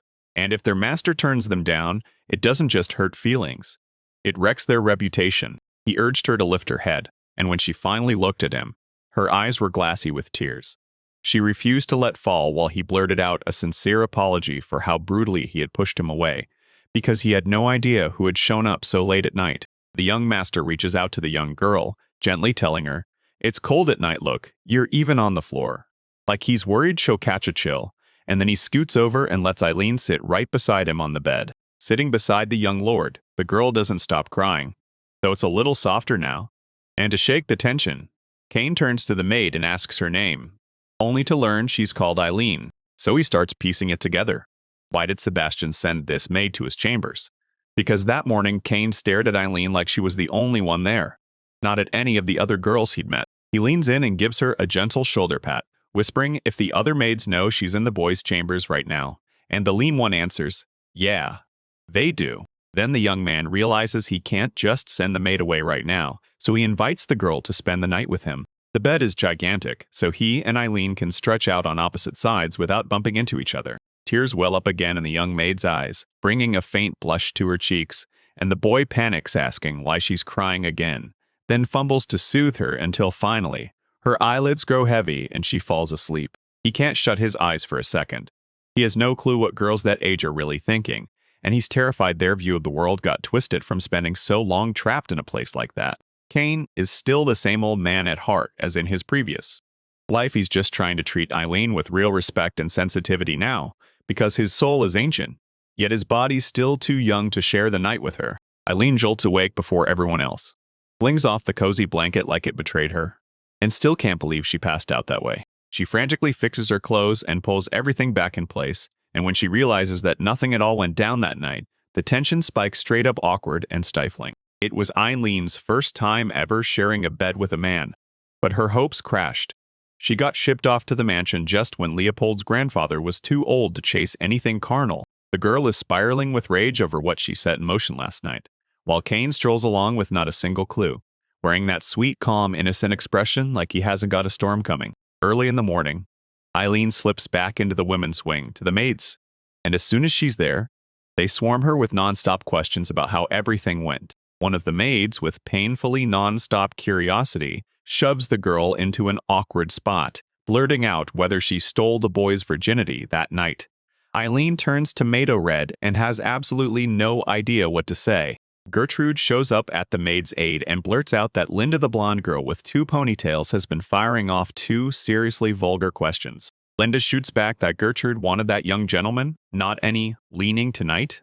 Then the girl's face instantly turns red as she blurts out that she never said anything like that. Linda won't stop. She keeps pressing him, asking how big he is, if he made her feel good, and whether they did it themselves. A maid in the room grabs Linda by the moment and tells her, "Wash her mouth out with soap after questions and words like that." Right then, a maid named Grace bursts into the room, fawning over Eileen, calling her incredibly lucky for being the first to climb into the boy's bed, and now insisting it's everyone else's turn. All 3 ladies locked eyes on the maid as she stepped in, and the dislike was instant. Grace had been bullying them, and everyone could feel the tension. The girl keeps talking and insists Eileen was only lucky because the young master gave in to her big, gorgeous chest, yet she claims the real rules say the richer concubines get first dibs, not some lowly beggar like Eileen. Of course, the girl can't stand statements like that. She knits her brows in anger, and Grace burst into laughter, insisting she only praised the maid's body, so why is she acting so upset? She tells the girl to drop the arrogance because Mr. Kane's favor landing on her was pure luck, nothing more. Scarlet, hair split into 2 dangling strands with a high ponytail, stands up for her friend, smirking as she says, Grace is probably just jealous and stung that Mr. Kane has never so much as glanced her way. The girls' henchmen snapped back that their boss had summoned them himself, so they weren't about to waste a second bickering with pathetic losers. 5 days had crawled by, and yet Grace was still waiting while every maid from the rich families had finally gotten an order from Mr. Kane. Eileen and her friends are in the kitchen, scrubbing dishes and setting out cutlery, when Gertrude drops the bombshell. Grace and the girls never leaves the wing, and this is the first time anyone's been gone for this long. One of the maids starts freaking out, thinking something terrible happened to them, so she waits and waits, and they don't come back for ages. To know where they ended up and what they went through, you've got to ask the young master straight up, but the others hated the idea. So Eileen stepped forward and volunteered to do what the maid said. When she storms into Kane's office, she learns right away what happened to the kids who vanished 5 days ago, and Kane just tells her in a steady voice that they've been cut. Eileen's confused on the spot. She blurts out what's going on and demands to know if those missing maids are finally coming back to the mansion's women's wing. The boy claims he spread Grace through her friend's maids, 2 pulling people from wealthy houses right to the merchants in the capital. That sentence hits the girl like a punch. She panics, thinks Kane is about to hand her over to the merchants, and starts to snap back. Then the boy yells at her to calm down. The young man steps right up to her and begs Eileen to listen. Close then spills his secret. His family's lands are already drowning in bankruptcy. At least that's what he's trying not to say. To slash the Carlier family's crushing expenses, the main character grabbed the plan by the horns, marrying Grace and 45 other maids in one unforgettable wedding march. Keeping 87 concubines costs about £5 million a year. Eileen is just as stunned by that number as the young man was this morning. Half the cost went straight to cosmetics and self-care stuff, so he handed it to the ones who practically live for those feminine gadgets. And the big secret is this.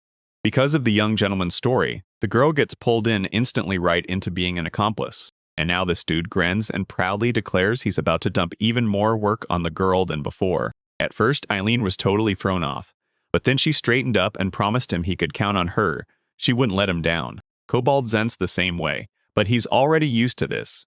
He nods instantly, throws his yes in right away, and gears up to carry out whatever the guy orders. Now that Grandpa Leopold is gone and Nicola's sick, the concubines are suddenly left with nothing to do so.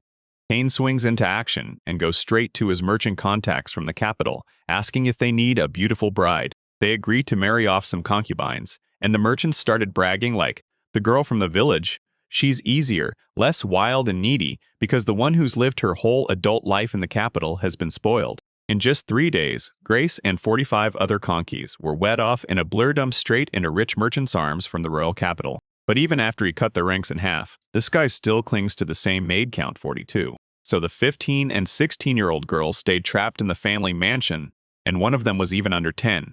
But yeah, they were all basically the same age. Sure, the boy could pull off one more reduction, but then the other families would snap back, turning on Carlier and the young lord.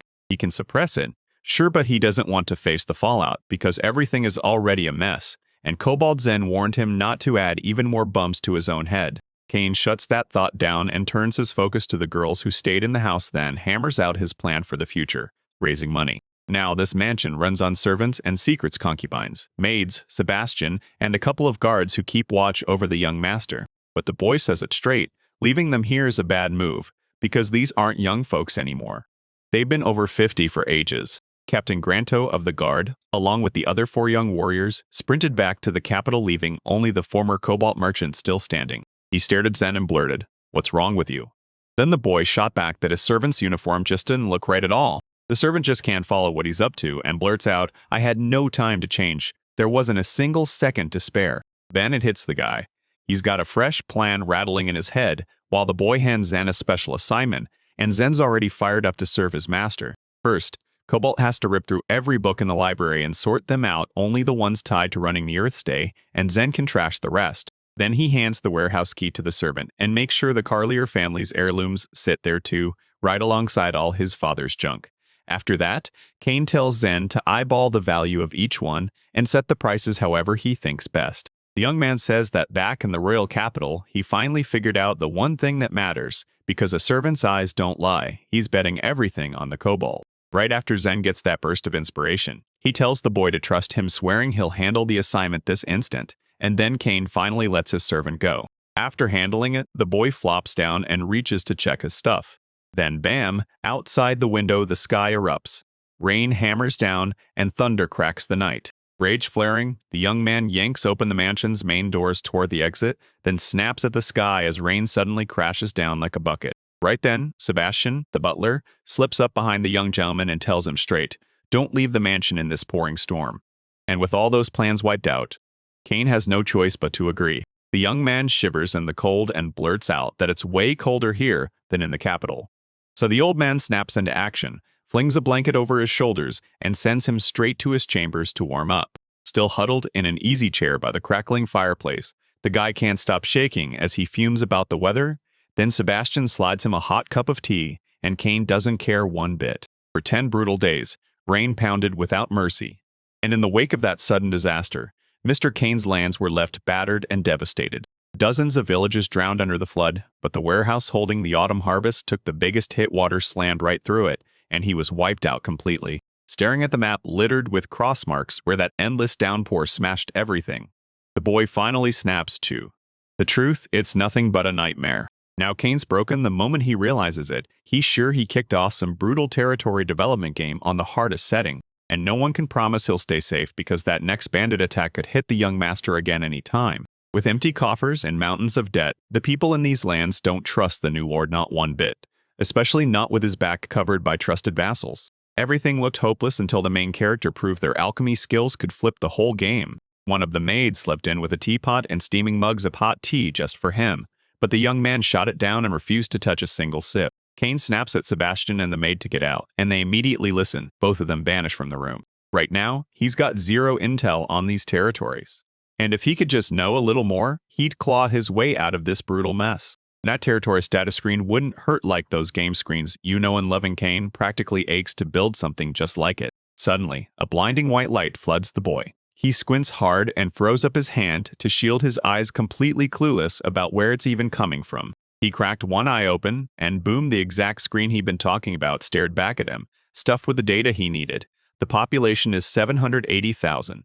The people's faith sits at 37, personal reputations at 21, flood protection is 32, and trade is 11. Right out of nowhere, a tiny elf pops onto his shoulder and blurts out that this is just a visualization of how the Carlier family's lands look right now. The boy hurls the tiny creature off his body, stares at her with pure menace, and snaps, "Seriously, who are you really?" Now the fairy's perched on the other shoulder, arms crossed hard at her sides, and she snaps that she's here in this place, and she absolutely hates being addressed like that. A young man studies the winged little girl and asks if she's a moth, and the fairy starts saying his words are outrageously rude because moths don't talk, and Cain should have at least had the decency to compare himself to a butterfly.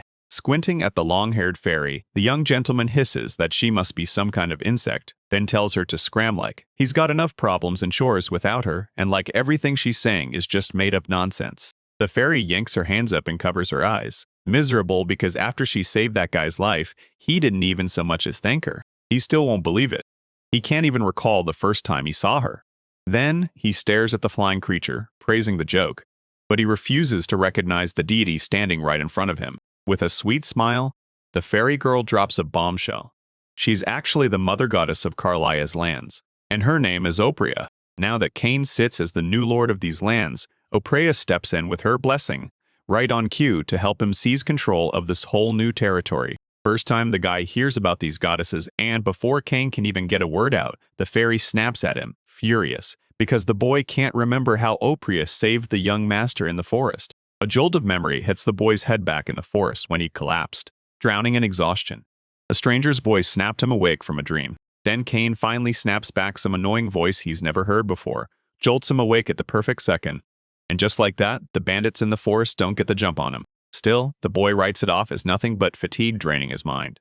Then admits the words he heard were just one more piece of that verbal hallucination. The fairy catches those thoughts in his head, pouts and insists she isn't delirium or some mindless hallucination at all, and Cain can't believe what he's seeing. He stares, then asks how this tiny creature managed to read his mind, chuckling. Oprea beams and reminds him she's the real deity, not some random doppelganger. Sighing suddenly realizes you can't just shake off a fresh acquaintance, so he presses again, asking what the fairy wants from him. Oprea declares again that she's the mother goddess of this land, and she's determined to see her house bloom and roar back to its former glory.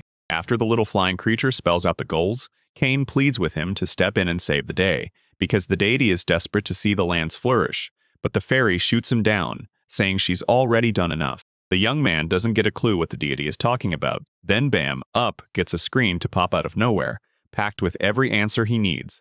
The boy just wanted a map of the territory, so she crafted it for him on the spot. The young gentleman throws his hands up, swearing this panel won't fill his pockets, at least not with any real benefit.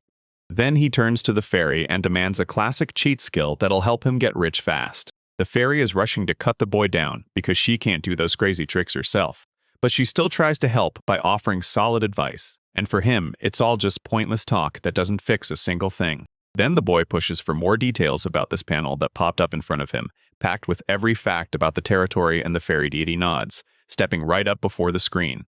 The population is laid out instantly, because that number is the number of inhabitants. And when he sees that balance with a minus, the young man already knows exactly what it means. The people's faith drives the Lord of the Earth's power. Cain's reputation, built on his own name, is what the residents talk about.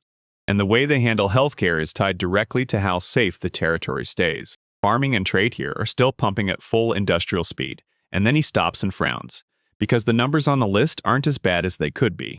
The guardian fairy has carved out one of the best southern territories, Bartolome, where the numbers already smash 80, so the young lord's land struggles don't even need commentary, and Cain gets that instantly. Oprea claims that right now, in every corner of the Romare kingdom, the land under the young master's control sits at the very bottom of the whole pecking order, and the guy's hunch hits hard turns. Out there really are worse territories out there. That's when the mother goddess of these lands once arrived and started shaping this place. If that boy grinds hard, the indicators will surge. If he doesn't, he'll plummet to the very bottom, even worse than before. Keep pushing and developing the territory, and you'll inch closer to prosperity, while the fairy can finally lift that young man's status. The deal looks sweet, but that guy shoots it down. He swears the landskeeper talks big and sounds brilliant. Yet in the end, she won't lift a finger for the territory, and the boy isn't buying it one bit. Then, on the 11th day, the rain finally quit like the sky just gave up. And now, the young master has to scramble and figure out what he's going to do next. The young man throws on warmer clothes and storms toward the mansion exit. Right then, Sebastian steps in and demands where he thinks he's going, and the boy snaps back that it's time to explore the Carlier family territories because the rain has stolen way too much time already. But no way he's doing this alone, he needs a guide. So the boy turns to his butler and asks if he knows a man who truly knows these lands inside and out. Right when the young man's about to breathe, his maid shows up shaken, sprinted here just to catch Cain in time. And it turns out she was born on this very earth, ready to lay out everything a boy could possibly need. The young man nods and accepts, saying he's counting on Eileen, and she fires back that she'll do whatever it takes. Sebastian tells him he can't just let Cain run off without backup, and the boy snaps back right away. Guards would only draw a crowd and start a fight, so the old man orders a plan: send people out, scout the area, and let the boy take a detour tomorrow. He shakes his head, scoffs at the whole idea, and decides it's pointless, so he'll just roam the territories, take it all in, and do nothing. He refuses to quit pleading for his grandson to ride with him just to have some safety, and the young gentleman says yes. The butler then steps in, announcing he'll ready the horse for their departure. The boy hands Zen the whole mess to handle while he's gone, and Zen doesn't hesitate. He swallows his nerves and promises he's got it, asking to be trusted with everything. Now it's all down to one thing: wait for Eileen. 30 minutes later, the guy and his servants stand on the street, whispering in panic that the girl is taking way too long to get ready. At the exact same moment, Eileen dashes into the kobold and rushes up to the young master, begging him to forgive her for the long wait then. Tells him she's ready to go, wrapped in a warmer fur dress, a pom-pom hood, fur headphones on her ears, and mittens on her hands. Cain's cheeks go warm as he spots the maid, and he can't stop staring at how stunning she looks, until he blurts a shaky, stammering, "Yeah, okay," then agrees because he's ready too, and heads over to the horse standing right beside him. He stares at the groom leaning on the horse, rocking a light shirt, while his belt is snug and strapped tight, leather gloves gripping his hands and trousers pulled on, ready for whatever comes next. The young man scrutinizes him for a beat, then snaps into realization, wait, that's the groom standing right in front of him. The boy praises his work today, and he can't help but smile, wishing the young master a great day. Then Cain rushes in with an apology, admits he pulled him off task, and immediately goes full curiosity mode, asking where Sebastian's butler's grandson is. Laughing, the man declares, "That's me," and reveals he's Joff the stable boy, and the kid's jaw drops. Because this isn't what he ever pictured the butler's grandson looking like. Sebastian told him his grandson was one of the youngest guards in the mansion, but King couldn't help thinking 30-year-old Joffer as his men looked more like a gorilla than a bodyguard. The boy sighs up the groom and realizes, whoa, he's built like a tank, probably stronger than any old knight out there. Right as the thinking ends, Jeff looks around to the maid and asks if he's here to escort the young master. But the maid swings her arms and blurts that she's going with him instead. Suddenly, he grabs the young master and the maid by the scruff of the neck before they can even speak, and with a sharp grin, Jeff tells them to have a pleasant journey because the truth is, they're already on their way. Right when the hero thinks he's doomed, the groom WH, the reparator, and the ranner, thing go into violent tremors because they instantly realize that if they drifted even slightly off that flight path, they'd already be a disgusting puddle on brand. The groom shrugs and says he pretty much runs the whole mansion garden, plants, trees, the lot so. How can you even call him a groom? Then the boy presses again. So Jeff really is both a bodyguard and a gardener. Jeff grins and says he's got all the free time in the world. There's no trouble, no clashes, nothing going down so. He's out there working the garden. Another big worry hit Cain: would Jeff freeze off his own body parts in this form? But the man only smirks and tells him not to dwell on it. As long as he keeps moving and doesn't stop, he'll never freeze. The horse lurches into motion, and Jeff has the young gentleman gripping the saddle for dear life, because even after that terrifying flight, the whole ride still leaves the kid shaking a little. Suddenly, right at the boy's neck, something soft and stretchy brushes him. He has no idea what it is. The moment Eileen blurts out, in a trembling voice, "Please, forgive me," the question vanishes on its own, because the poor girl is crushingly embarrassed. She barely ever rides a horse, so she doesn't even know how to sit right or where to put her hands without making the young master uncomfortable. Wretched line. Cain isn't even embarrassed by all this, because her chest feels soft and warm against him. But the moment the maid lunges and grabs the guy, the poor man blurts out a scream, and his face goes beet red. He's just 10 years old in this world. But inside, he's got the soul of a battle-hardened man, and the moment he's in right now is wild eyes shut. And all while the guy rips out a scream, begging Eileen to yank her hands off his face, because Cain can't see a thing. The maid blurts out an instant apology and spreads her hands wide, and the young man scrambles to reassure her, insisting everything's fine, telling her to calm down. Yet it feels like he's really trying to talk himself into believing it. As the scene plays out, the groom bursts into loud laughter but won't say a single word then. Cheeks blazing pink, the young gentleman nervously takes Eileen's hands and begs her to press them right here on his chest, and she obeys instantly, gripping him tight. But no matter where that maid lays her warm hands on him, he can't stop feeling it because her breasts are still right there, and he's got zero control over it. If you judge it like some 10-year-old kid would, you totally miss the truth. The soul of an old man is still trapped inside this body. Even when Kane and Eileen look from the outside like a mom and her son riding a horse. And yeah, there's nothing exciting about that. As the hero's maid rides by on horseback, the shadow of another figure slips across the road. Just a ragged man, staring straight at the main character without blinking. Kane sizes him up and that chilling stare hits like lightning, sending goosebumps crawling all over his skin. Outside, it's so cold your teeth can't stay together, yet this stranger struts around in filthy, shabby rags, caked head to toe in dirt. Then the boy glares at another person clutching firewood, and his mood doesn't improve one bit. Who could blame him? These people live in dirty rags, their skin hangs like bones, and right in the middle of that hardship, an aristocrat showed up in spotless, beautiful clothes, clearly not starving like everyone else. Kane clenches his teeth and realizes he's dead wrong, like, terribly wrong, and the whole place is hanging by a thread, barely holding on. He rips through the village they just stumbled into, and its chaos. Wooden houses ring the area, cracked and broken, roofs missing in places, with logs and stray boards dumped everywhere like the whole town already fell apart. Kane presses his lips tight and tells Jeff to stop right here and turn back to the mansion, and Jeff just stares, totally lost, since they've barely arrived. Eileen tries to ask what's going on, but the young gentleman only offers another apology. She can't stop asking why they're heading back already, even though they barely even touched the village then. His eyes darken fast, and he snaps out that he needed to meet the harsh truth head-on, up close, and check everything for himself. Kane keeps pushing his argument, taking this village as proof, because the long rains hit harder than he ever imagined, and he swears it's the same disaster in every village on Earth, since everyone gets crushed. The boy will just bounce from village to village, time slipping away as the same image repeats before his eyes, so he's got to turn back right now and start taking real steps to fix what's going wrong. After soaking up everything the young master said, Eileen gently strokes his soft hair and tells him he's incredibly kind, because, as the maid swears, any woman's heart would melt at that touch and those words. But she jerks her hands back, realizes she's not just with her friend anymore. She's standing before Lord Kane, and blurts out an apology for her behavior, only for the boy to look completely unbothered, because this is just how the maid is. So there's nothing to be mad about. Back at his mansion home, the guy slams his fist down and screams he needs money because if he wants it to show up, he'll have to start doing something.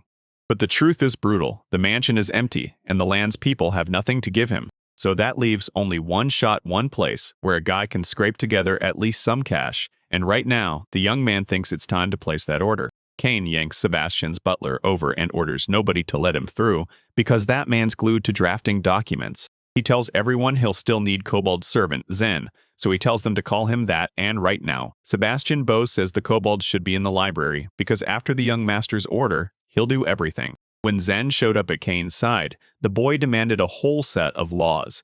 Then the slow, serious grind with the paperwork kicked off for real. He grabs a pan, dips it in ink, and stares into it like it holds answers, while a fresh idea starts brewing in his head, ready to save him on this brutal task. A knock rips through the hall and drags you into the young lord's office. He swings the door open, and there stands the maid Eileen, frozen in the doorway. She bows, panicking that he's busy. Kane dips his head, rips through the code of laws, and shoots a grateful nod to the maid for her care. Then he tells her he'll drink tea later, because right now his hands are full of something far more dangerous. He needs to lock in, so he orders Eileen to stay away for a while. Then the girl blurts out, "Can I help? Can I do anything for the young lord now?" But the young lord shuts her down and says no, telling the maid to go rest. Eileen bites her lip and tells Kane she'll stick right by his side and back him up, because she can't do anything else at the moment. Then she clenches her hands in that lock, praying he'll finally say yes. After a tense few seconds of silence, the guy finally lets her stay. She can do whatever she wants, just don't get in his way while he handles the documents. Eileen nods fast, swearing she won't distract him for a second.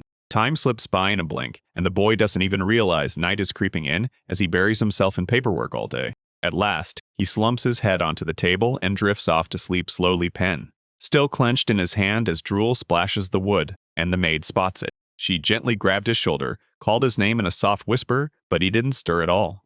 So she stopped trying to wake him, because the kid was clearly wiped out and just needed to rest. The guy finally cracks his eyes open hours later and realizes he's no longer strapped to a brutal hard table, with no pen in his hand at all. Now he's lying on something soft. Kane tried to push himself up and lift his head, then nearly toppled over when he noticed Eileen sound asleep beside him, her face close. And that's when it hit him. He'd been sleeping on her lap, and she'd shifted him there to make his dream feel even sweeter. The boy feels like he's wrapped up like an animal in warm softness, breathing in the sweet, comforting smell. And it somehow smooths everything in me out. Like all my worries vanish into thin air. Kane thinks this is how he's able to stay an old man, but somehow Eileen at just 15 starts acting like a full-on mother toward the young master. Maybe it's the boy's age messing with the whole thing. Because now he isn't a middle-aged man at all. He's only 10. And even though the picture's vicious, he can't stop staring.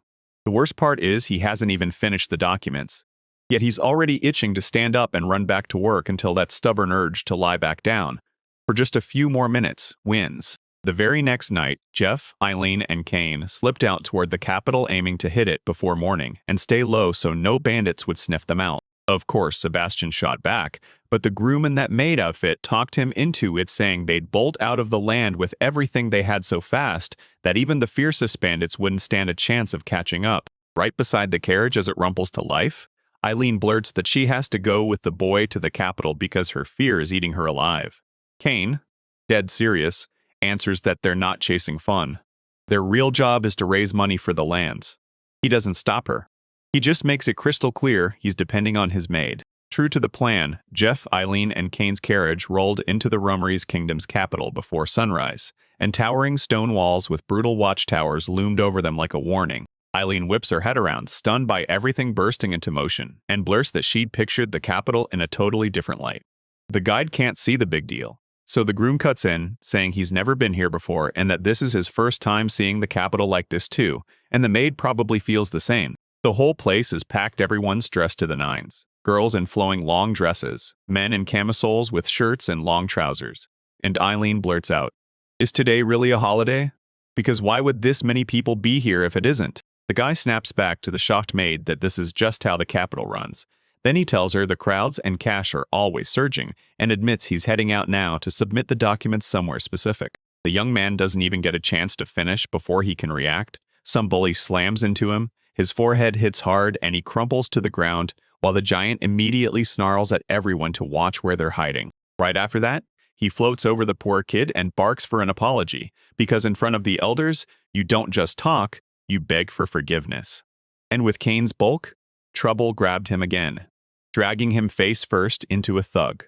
Everything had been going so well until this very moment. Kane shot up on his feet, instantly sizing up the guy in front of him and realizing how insane this whole setup was. This gorilla was way bigger than Jeff, and Kane never expected he'd need backup just to get here.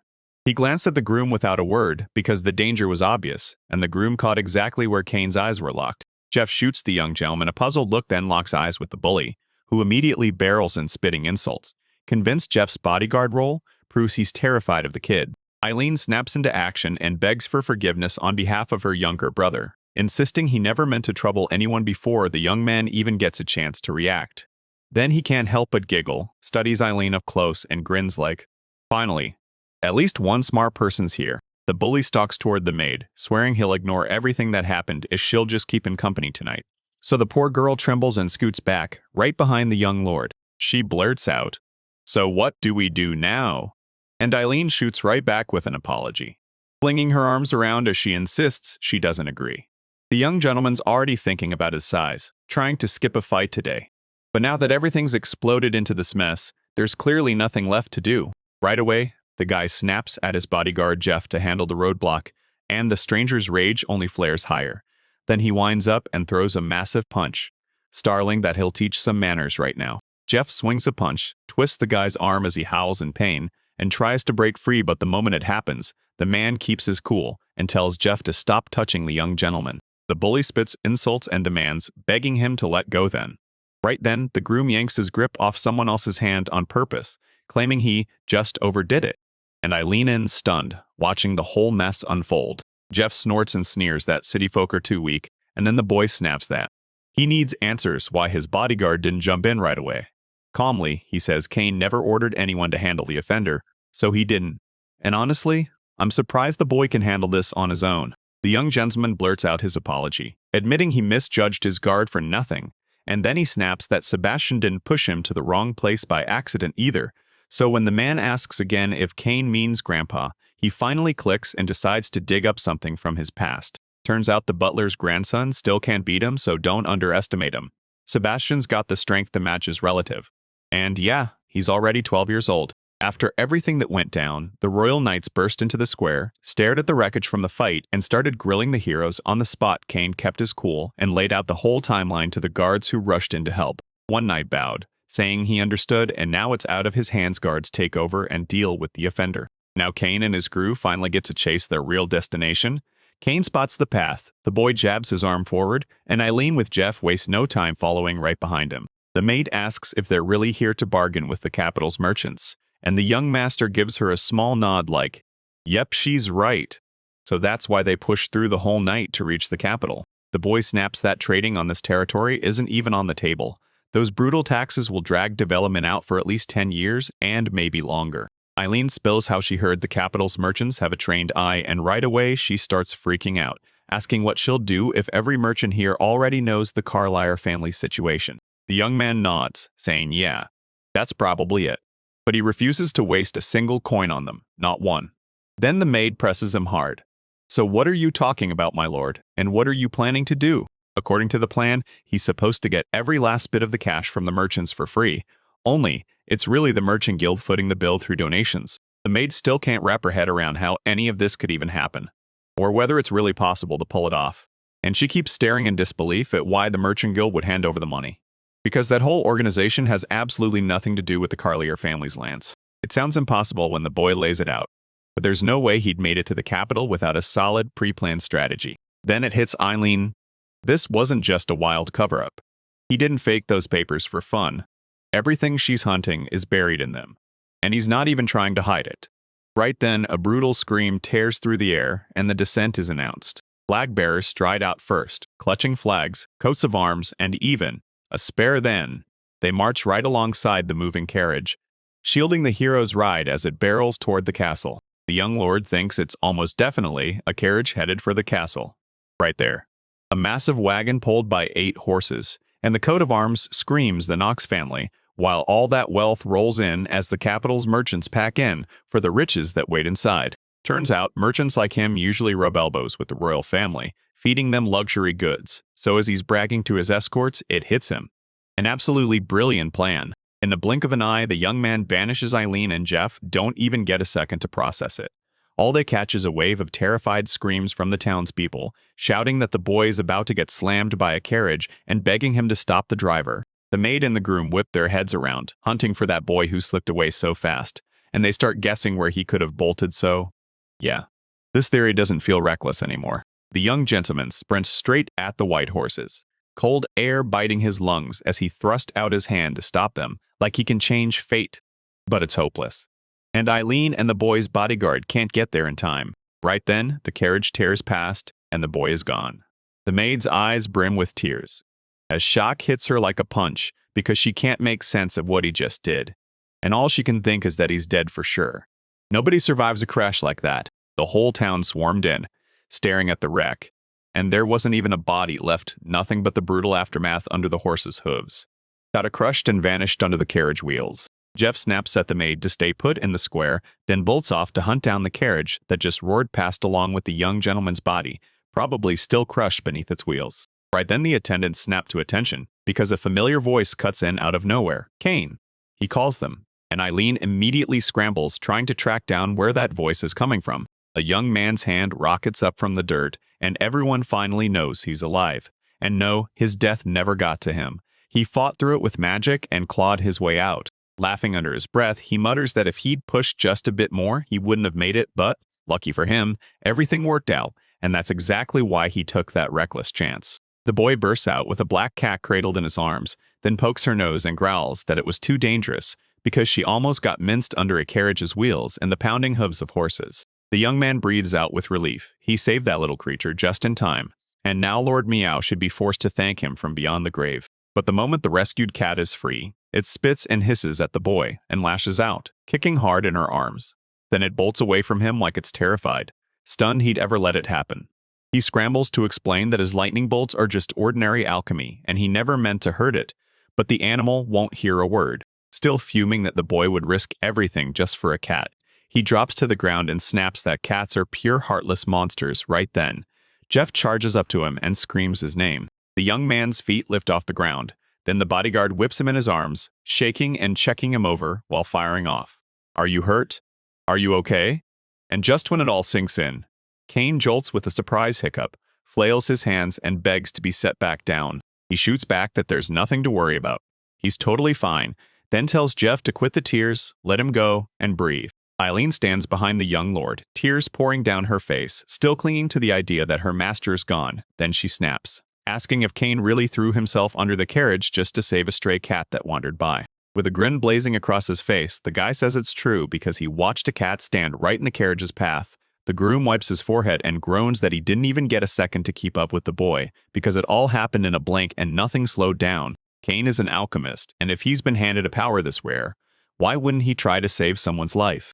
Eileen's tears suddenly explode harder than ever, her face flushes red, and she tries to hide it with her hands, while the young man scrambles to figure out why she's crying.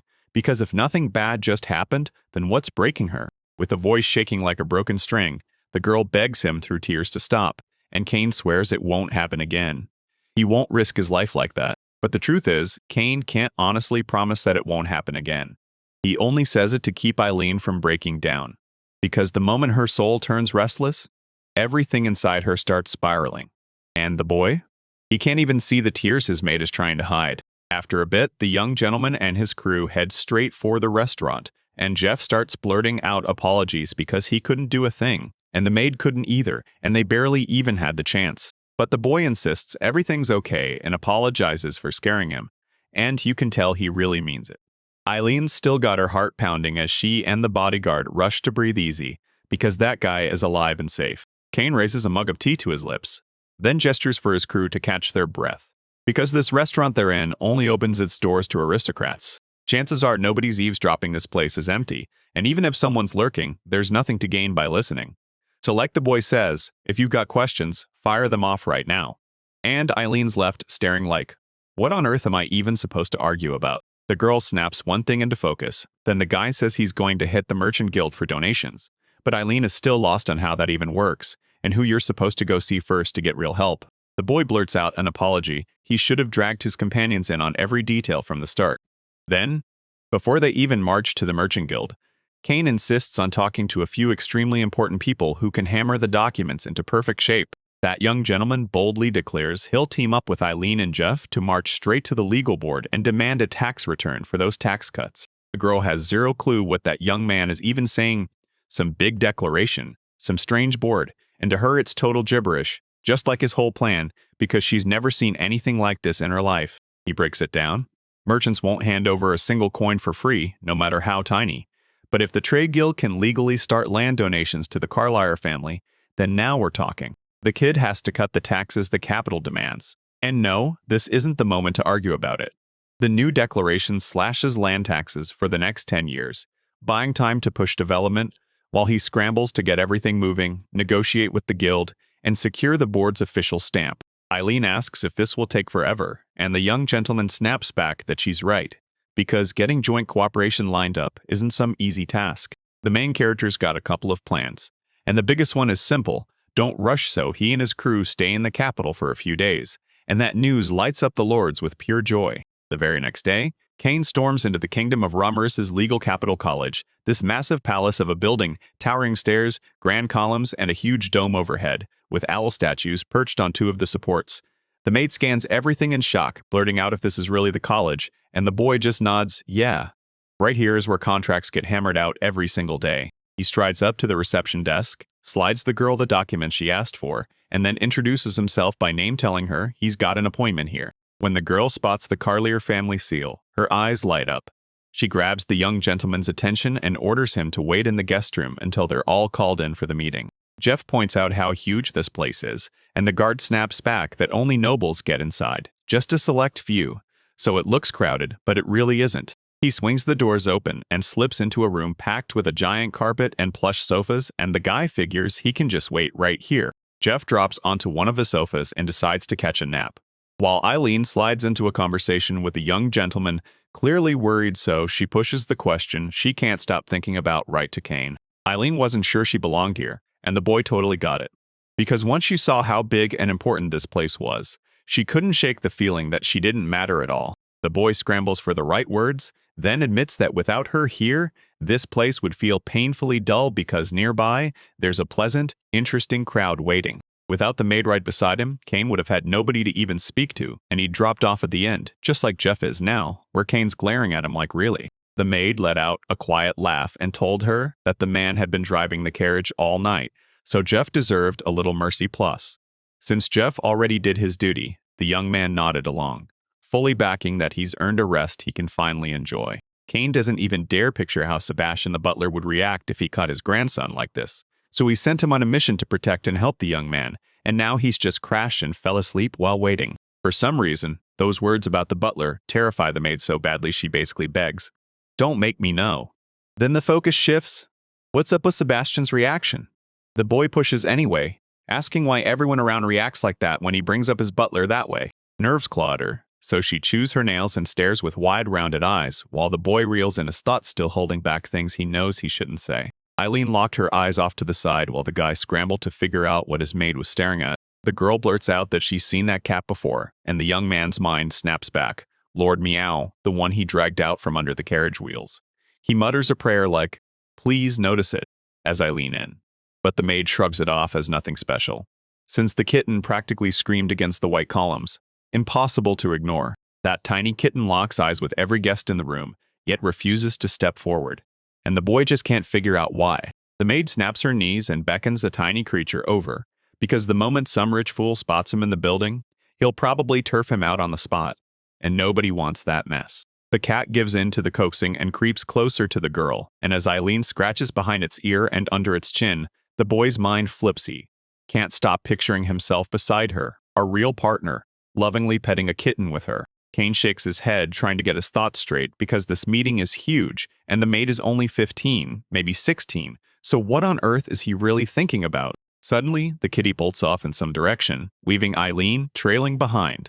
Eileen's thoughts race, as the boy guesses she was just hunting for a way out, but the maid snaps that he's totally wrong. She was on a mission to find the young master and thank him for saving her in the square, but that little animal was way too shy to come anywhere near her, and the young man wouldn't buy it at all. He figured it sounded more like a fairy tale than the truth. Then Canis' staff bided their time, waiting forever for the invite until Jeff finally sputtered awake, yawned, and stretched like he was too lazy to miss a beat. After a few more agonizing minutes, the man finally slips into the room, serious as stone, hood pulled low, and tells me Kane Carliers is already waiting, then orders me to follow him.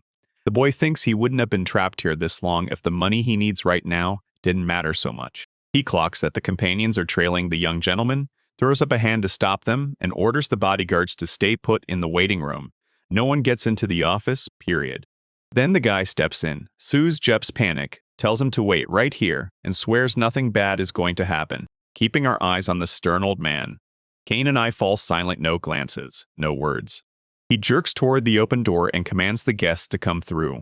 Just as the young man spots that same kitty he saved, it trots over to thank him, but he can't figure out why she's here, especially if she's sprinting in the opposite direction from the exit, like she's got a real thing for Kane. Inside the office, the young gentleman gets confronted by the Kingdom of Romeries' legal advisor, rings clinking on every finger, an owl perched on his hat, and a glare that screams, "Don't test me."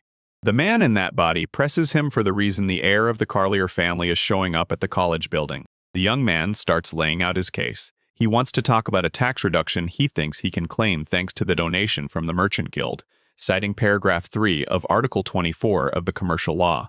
But the counselor just shrugs off his explanation, barely even listens, and says it'd be nice to approve him. He's furious. He swears this fat guy doesn't even listen to him, and still won't so much as give him a single sign. So the advisor snaps back, "You're right, he's busy," and offers to help anyway. But then he makes it clear he only cares about what he'll get in return. The boy clenched his teeth, then slammed his palm into a tight fist, because he'd heard plenty about corruption in his kingdom. And yet he never imagined it would hit him right at the worst possible moment. Eileen grips a sack of gold while the young master points at it and shrugs that it's not much. Yet he's still paid anyway for the kingdom's advisor.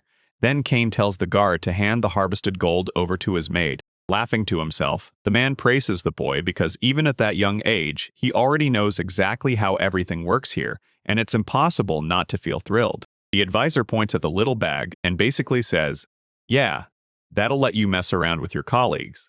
But if you want a working group to stay together for at least 3 days, you're going to need a whole lot more gold." Rage boils in the guy's face as he hands over 100,000 pounds, and the man shrugs it off as small.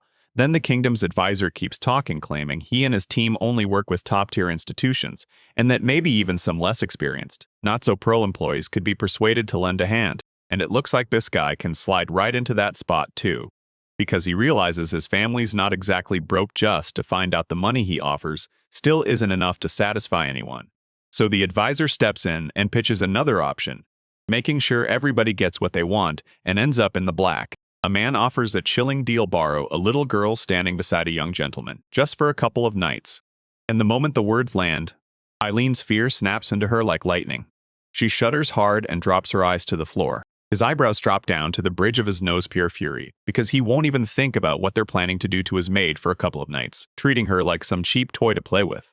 He can't wrap his head around how any grown man could even dream up something like that, and right then he's ready to slice that chubby bastard into pieces and toss the pieces to the fish. The boy would have loved to do it, but Cain shuts that down. No chaos, no way he's signing off on conditions that monstrous. The young man is already gearing up to talk to the advisor, when bam, the advisor cuts him off and hits him with a slick, manipulative line, insisting he has no reason to doubt the young lord will never say no to such a tiny request. Ken lays it out. Eileen is a trusted maid who knows everything about the family, yet the kingdom advisor can't shake the doubt that this trusted person might not be who she claims to be. That man can't bring himself to believe a girl that young would be trusted with a job that hard, and he knows exactly how rough the Carlier family's lands really are. The girl steps forward, nods, and agrees to the condition, leaving the main character utterly stunned. Tears shimmer in Eileen's eyes as a smile breaks across her face. She's saying only Mr. Cain can save the earth. Only him. And if she has to make just that one small sacrifice to help, then that's what she'll do. Cackling as he rubs his hands together, the man glares at the maid's saliva, dripping as devils flicker in his eyes, claiming Eileen didn't end up working for Lord Cain by accident, and pushing her to talk about every ability she can unleash right there in the mansion. The kingdom's advisor can already feel the days dragging on, and he tells the girl to come closer, but she hesitates, taking tiny steps, terrified of the fat man before her, with no clue what he's about to do. The guy is done for. This jerk not only had the nerve to sneer at the aristocratic Carlier family, he tried to drag Eileen away too, but Cain shut it down hard and wouldn't let his maid so much as raise a finger. The young gentleman doesn't even have a second to breathe. One boomer loud, sharp female voice rings off the walls. She's calling the advisor a pig, swearing she won't let lawlessness crawl into the legal board's halls, and the moment she speaks, he knows exactly who it is. His eyes bulge with terror. In the smashed doorway, dust and debris swirl as a woman's silhouette emerges. She's dressed in a dress and a sharply pointed hat. The stranger smirks and says the pig was doomed. But today's a bright, lucky day for the boy. Rage warps the man's face as he demands why the court enchantress, Marine Roof, forgot to come here, and she snaps back that a friend had warned her about the outrageous scheme involving children who begged him for help, so she couldn't just stand by and let everything stay like this. The girl lunges at the head of the college, screaming that he's been planning to rob the children down to nothing, then grabbing every last coin from the men who showed up, because they've got no way left to survive. The advisor scrambles to defend himself, trying to claim the board could have never survived on the measly pennies they get.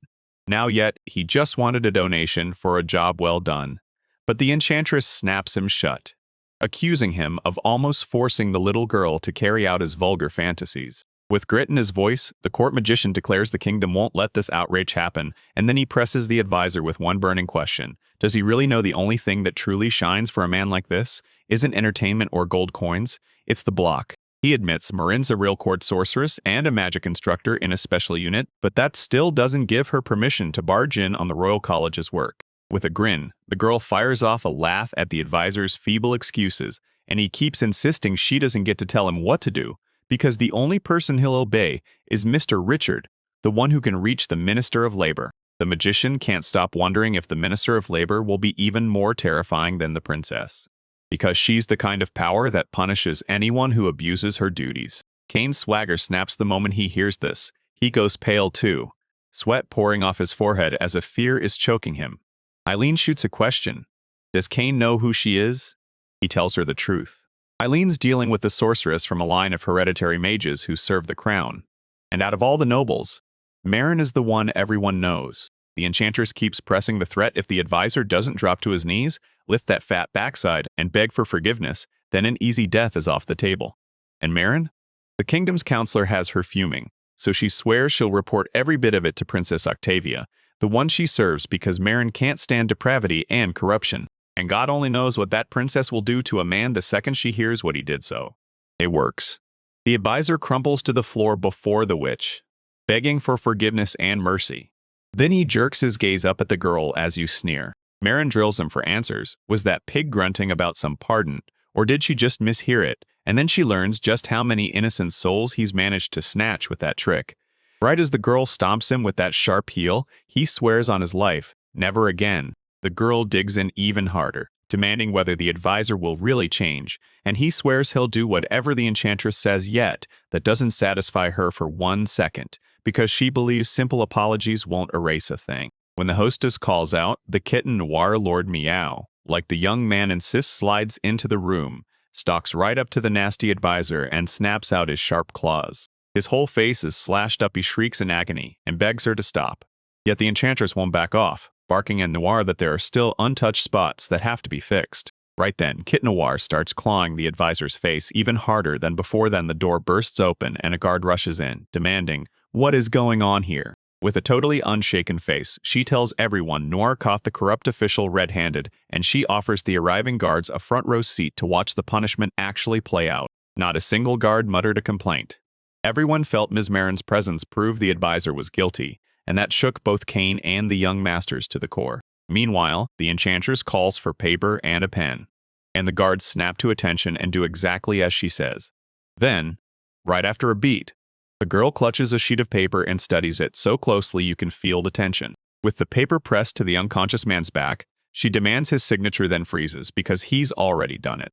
So she snaps at the guards to haul him out of the office. The captain of the guard presses his hand to his temple and salutes, while the rest rush in, yank the advisor onto a stretcher, and haul him away. Marin just steps back, orders the guards to handle the whole mess, and lets them sort it out. Finally, the enchantress Marin throws a wave at Kane like a welcome mat.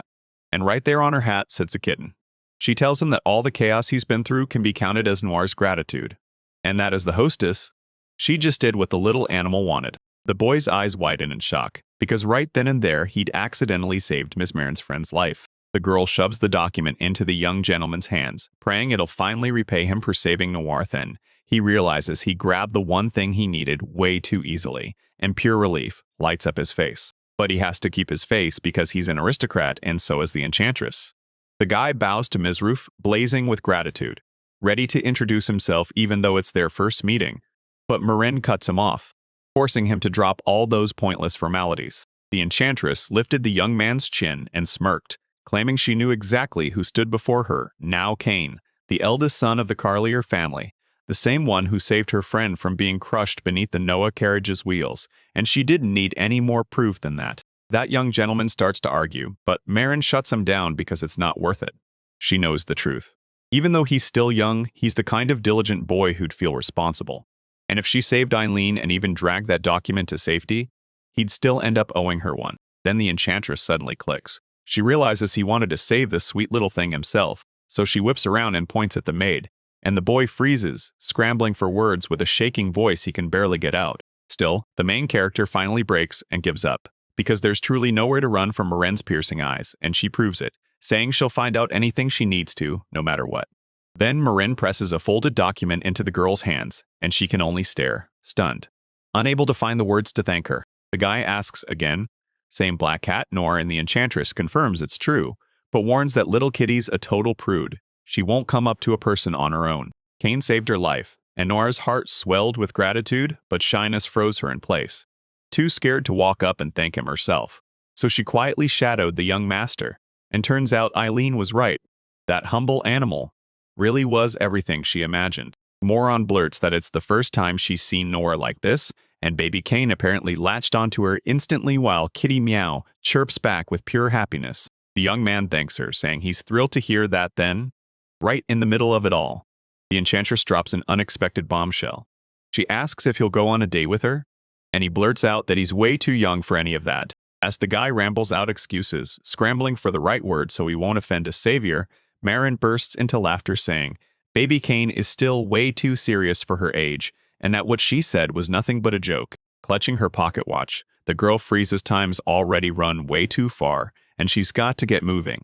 But right before she parts ways, she invites Kane to grab dinner the moment there's breathing room, and the eager young man agrees without hesitation. Marin tells him, don't worry about that piggy's going to get punished for everything he's done, and I'm the one who'll make sure it happens. Scooping up her little friend, the enchantress told him she still hadn't repaid the guy who saved the baby, so if anything went wrong, he could march right into the palace, because she'd help him however she could. The young man doesn't even get time to blink before the girl vanishes, and just like that, everything ends way faster than anyone expected, so you can ditch this and sprint to your next destination. Back on the square, Eileen's eyes widen. She can't believe Kane managed to impress a girl like that, and she figures a gentleman wouldn't fall short.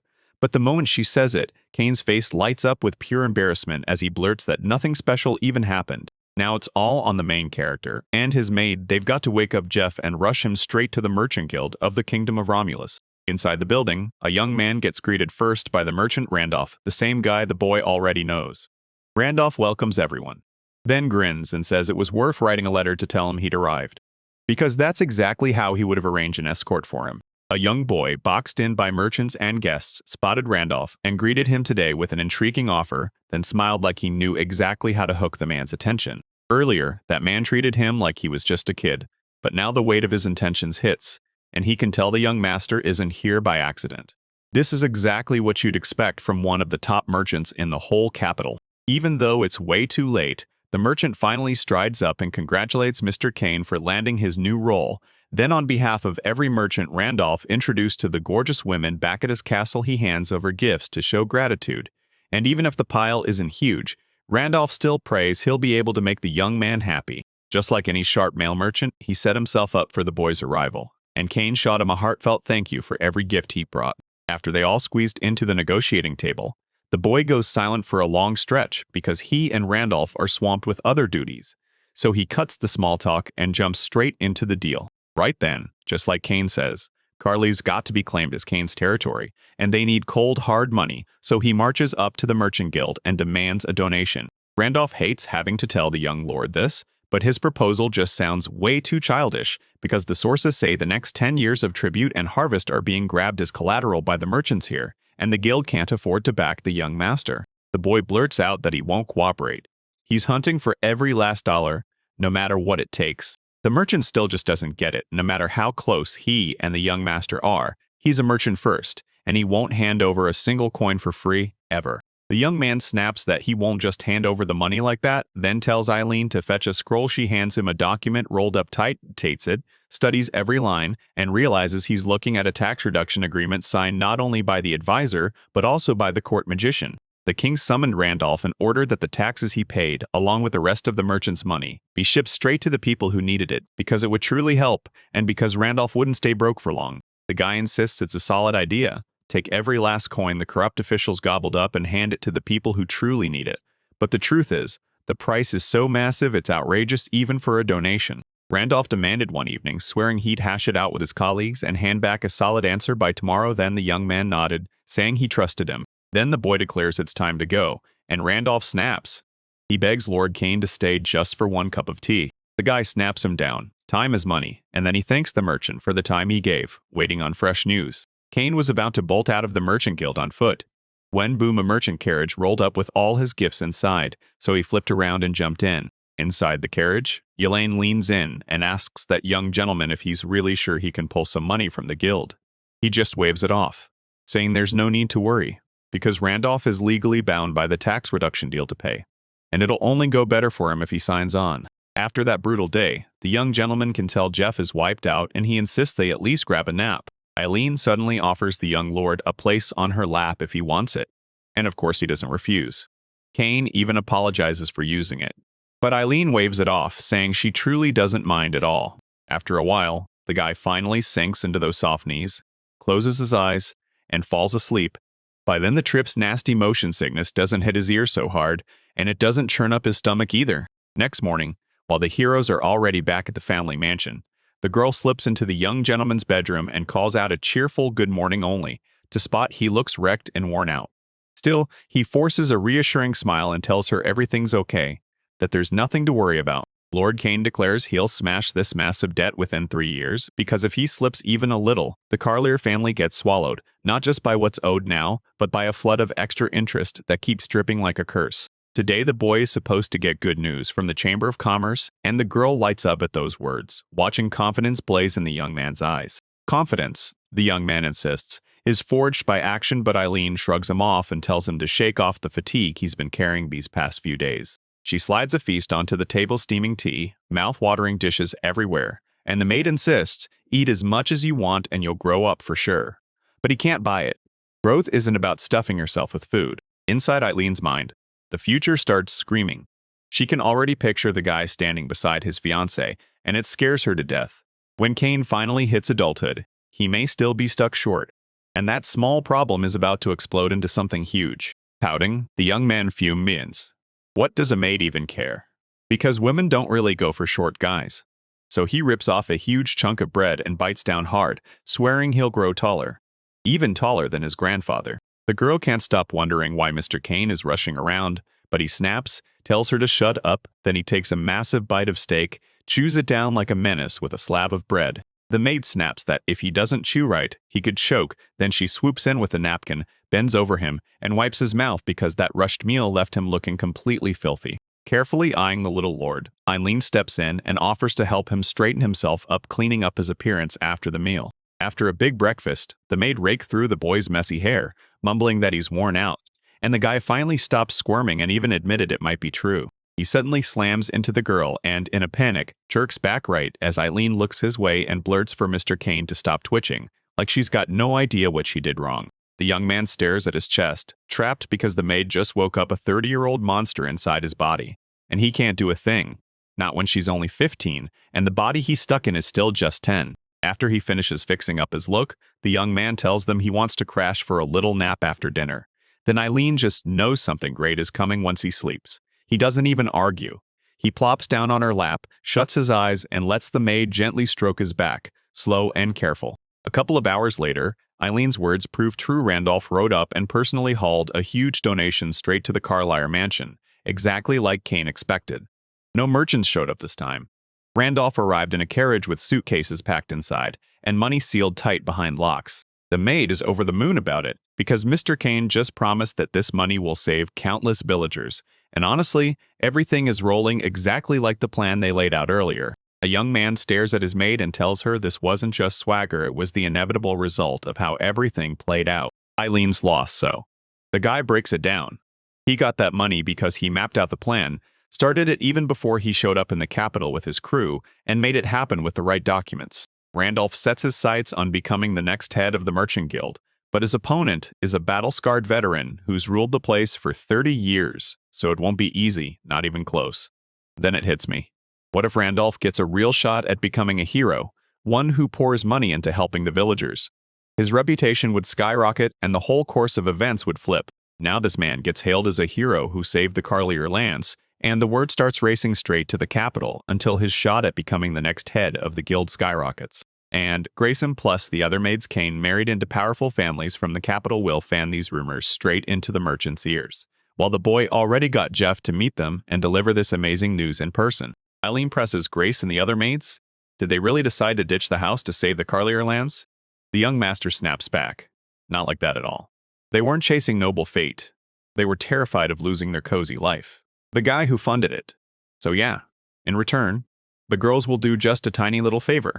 Kane had the Randolph coat of arms, the German family's crest put right on the Carlier carriage that hauled the donation to them. And just like that, the whole kingdom saw the message and praised the kind-hearted merchant Randolph. The moonlight died outside the window, and night swallowed the sky. The merchant slouched in his chair, wine glass in hand, and decided that this young gentleman so fascinating was no longer something he could ever mistake for just a child. The man did nothing more than honor the contract, but now he's got a debt he can't ignore to the boy. And with Kane Carlier taking things dead serious, he doesn't just want Randolph trained, he forces him to become a merchant who can grip the entire economy of the Kingdom of Ramres. That same day, another carriage tore in from the capital. Verbraperidabermation. The menial, the Bill Vugunter. Watching Eileen as the villagers accept food, clothes, and money, the guy realizes this isn't the end, it's just the first blazing step toward a brand new future. A tiny crystal suddenly blossoms into the maid's palm, and she thrusts it into the young master's hands. He studies it intensely, then blurts out, "What is this thing?" Eileen says it's a gift from her younger sister. And suddenly she's back to that day. A little girl spotted a gorgeous stone on the ground, stared at it, and got completely captivated by its beauty. After that, the maid sister handed over the stone to her because it was just as stunning as Eileen herself. Those memories hit her like a punch 5 years ago. During the famine, the maid's little sister died, and it still crushes her heart. But she forces herself to shove the pain aside because Mr. Kane is standing right there beside her. Back in the castle, the boy can't stop replaying what Eileen told him, because if he'd been here 5 years ago, he could have saved his maid's younger sister. But wallowing won't fix anything, so he pushes the past aside and starts thinking about how to make life better in the world he's stuck with right now. Out of nowhere, the Earthopriya mother goddess materializes right in front of the young master, and the main character snaps, calling the thing that showed up a rude moth. Squinting at her, Kane snaps that the fairy never escaped while he was stuck in the capital, and that she's showing up now, already. Like it's perfectly convenient.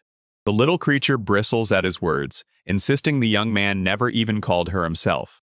And if Kane treats a deity like this, then the lands are only going to keep getting farther and farther from God.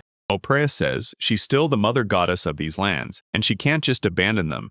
And she basically dares Kane to think of her as his bride, the one who's been waiting for her husband's return, while the fairy smirks, hinting that if he keeps that kind of attitude, the numbers in his kingdom might drop faster than he expects. When the young lord finally realizes he screwed up, he rushes to apologize, tells the deity he's truly sorry for his disrespect, then begs the mother goddess for forgiveness, hoping she'll be a little more lenient with him. Sighing, Opreya snaps with frustration because dealing with the young master's always a nightmare, and to yank her out of her spiraling thoughts, Kane asks if the fairy showed up with good news only for her to fire back that she can drop by him any time she wants. Not wanting to hear about how Opera gets crucified, the young man blurts out, "Show me the screen, pull up the statistics."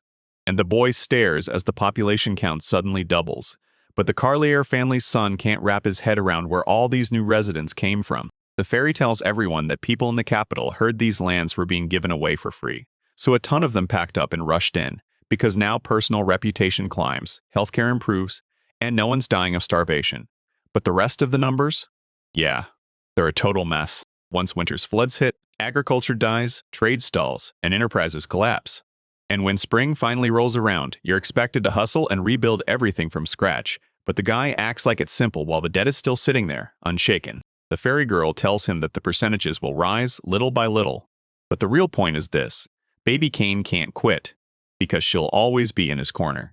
Then the guy frowns and snaps that if the mother goddess wants to help, she should cancel the debts. She just sticks out a teasing tongue and says it's no longer something she can do. So winter dragged on and Kane was terrified he wouldn't make it through. In that time, he even turned 11. Yet the debt didn't shrink an inch. In Japanese yen, it was a monstrous 500 billion. And when the new year rolled in, Kane's fear only doubled. Zen, the loyal servant, darts into the boy's office and blurts out that Jinde village has sent a fresh request only. The young man can fix their trouble. And it's not the first time this mess has happened, which instantly sparks real frustration in him. He blurts out, "How long could this go? Were you telling me there's really no head man in this village?" And the kobold fires back, "There is." Then the villagers press close and say they want the young master to decide, because in their eyes, he's the one they trust the most. He gets sick of it fast. Every time the villagers ask him about it, they never hand over a single coin, and instead, just to thank him, they keep tossing him one beauty from the village each time. Then the young master snaps his orders to Kobold, "Bring Sebastian's family butler to his office." So the servant bolts out to make it happen. The butler strides into the office, bows, and asks if the boy called him, and the boy answers right away, no beating around the bush. The files said Carlier's grandfather once lent money to the villagers. So the real question hit hard. Could they still pull gold out of them now? The old man's smile dies on the spot, and he snaps that, For reasons he won't even bother to spell out, it's now basically over no way this can work. The boy stews over it for a second, then snaps that it's time to ring in the new year and wipe out every last stupid debt right. After that, the young man orders Sebastian to round up all the maids in the mansion. Cain ordered taxes to be squeezed from the well-off residents of the territories, then turned around and used that haul to stock up on food, load up on booze, and pile on cattle carcasses. One of the maids keeps pressing Cain's plan, trying to crack what he's really aiming for, until Eileen just smiles and says the celebration is coming soon, so they're cutting meat to get ready. But the maid won't let it go. This answer is a joke, because the pile they've collected is way too small, and how on earth can these dozen cows feed the thousands coming for the holiday, especially since everyone there is a bunch of farmers who'll wipe the festive table clean in minutes. Wenda flashes a small smile and turns to Xylene, hinting she's practically attached to the gentleman. Surely she must have heard some juicy gossip, but the maid just shuts her down, and it hits hard. She knows nothing at all, because nobody ever told her a thing. Scarlet burst in and saved the day. She hacked through the meat, snapped at Linda to stop yapping and get to work, because if they didn't hurry right now, there'd be zero time left to get everything ready for the holiday. Another maid hauls in another sack of meat, as a girl freezes in the doorway. She just heard the Lord is borrowing money from the neighboring villages, but what gutted Catherine most she was the only one who didn't know, while every maid just stared and told me the same thing. Don't idle around, grab a knife, and get to work.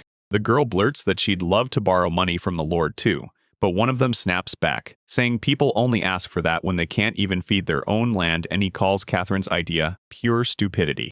Gertrude heard the maid snap that the farmers and the garden were just losers who couldn't repay the debt, and a smug little grin lit her face, because even bad manners have a line, and she still had to put the girl in her place. But the maid's curiosity won't die down at all. Catherine just keeps thinking. The boy lent his help, and now he's the one buying meat from them. So is he actually going to feed them now?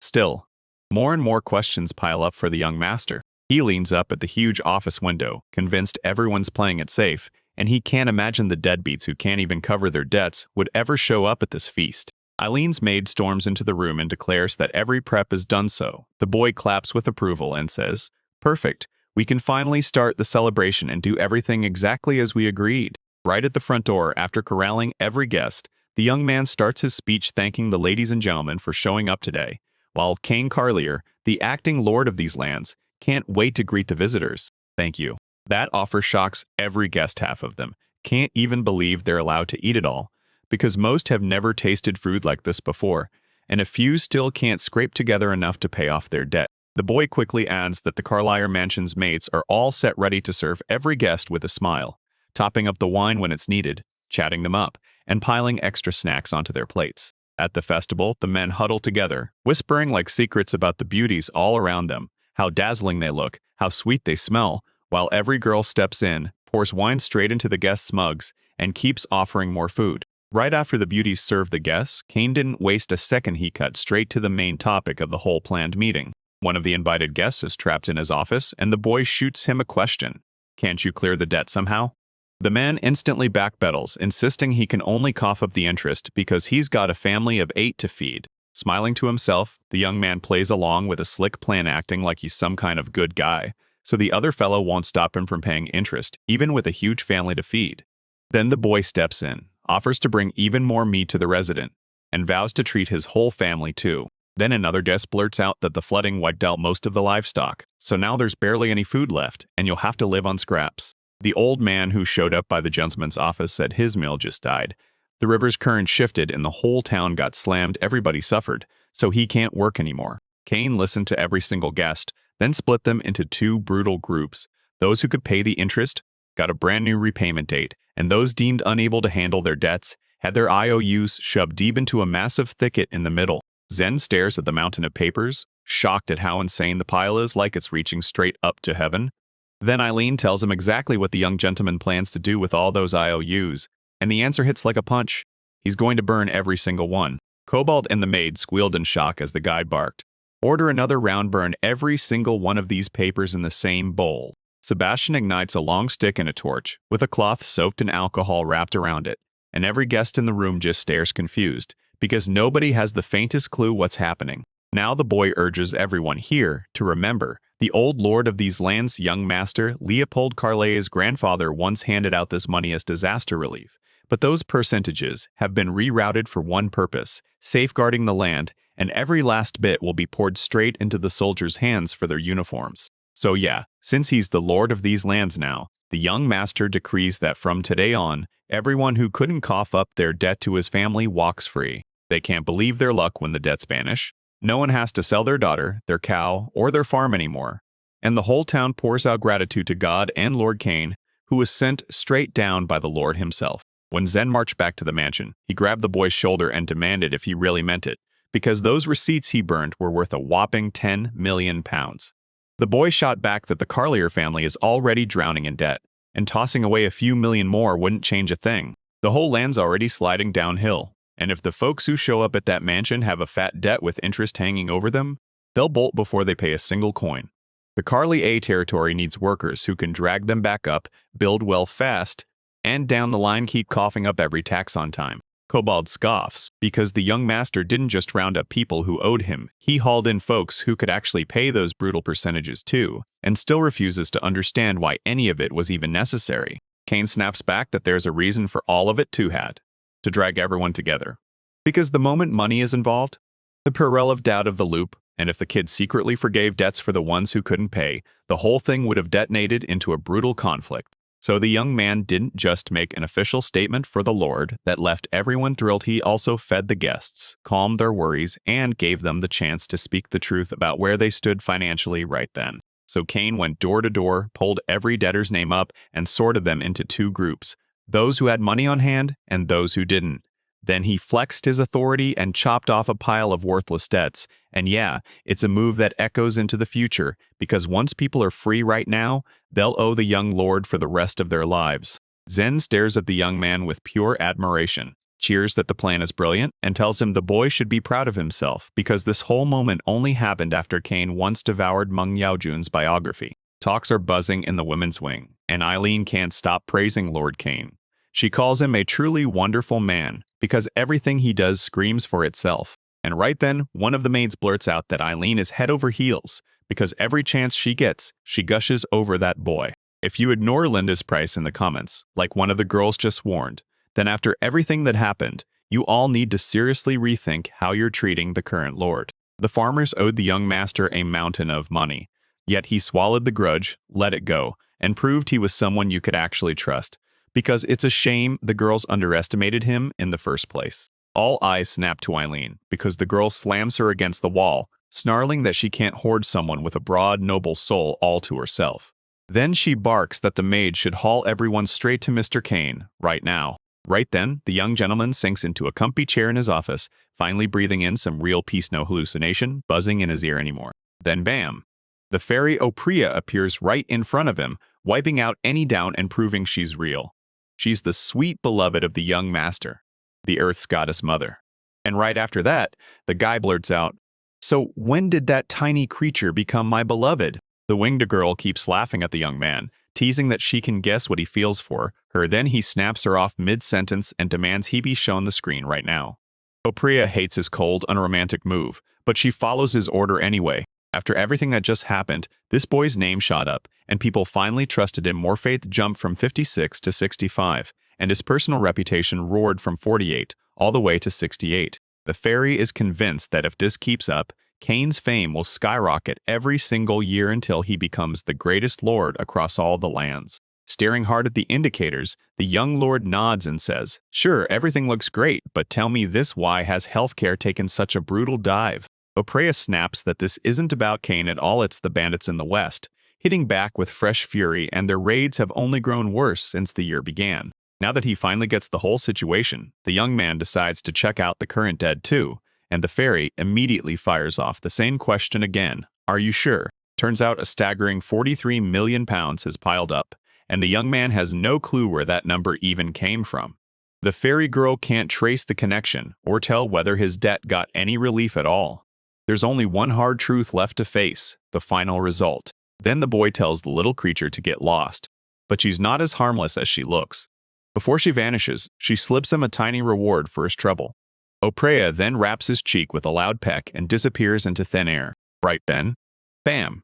Someone knocks on the door, and the young man digs deep for a breath right after that sweet, shocking kiss. When he answers, it's Eileen standing there, asking for permission to come in. She barges into the office with the other girls, and the maid blurts, sorry to intrude, because every single girl has been moved by the young lord's act, so they've come in person to thank him to his face. That guy gets it all instantly, because Eileen's close friends are gathered right there beside her. He steps up, thanks everyone, and tells them that every single thing that happened is thanks to their hard work, then hypes them because they all crushed it today. Scarlet grins at those sweet words, says their efforts can't even compare to what the youngest Mr. Kane has pulled off, and promises that the Carlier household maids will push hard to get them out of life's needless misery. He thanks Scarlet for her words and dreams, says her name like it matters, and while he does, he can't help thinking, wow, she's full of life. The maid's stunned that Kay even knows her name, and the boy answers, in this mansion, everything's our family. Catherine rocks gorgeous curly golden curls. Gertrude sweeps silky long black hair. Frances keeps it short and brown. And baby Jemmy? She's got the brightest blue eyes of all way beyond the rest. Eileen's shocked because even though that young gentleman is swamped with work, he still remembers every girl living in this mansion. And then the boy drops another bomb. He knows about Linda too. The one everyone always somehow forgets. To the girl herself, that description felt brutally cruel even though everyone still remembers her and can spot her instantly. The boy won't stop talking, and honestly today's holiday was amazing, all because the girls busted their tails, and if they want a reward, they just have to ask. But the guy can't hand over the money yet, because the whole territory is getting hit by an economic crisis. Scarlet steps up and shoots off a bold request.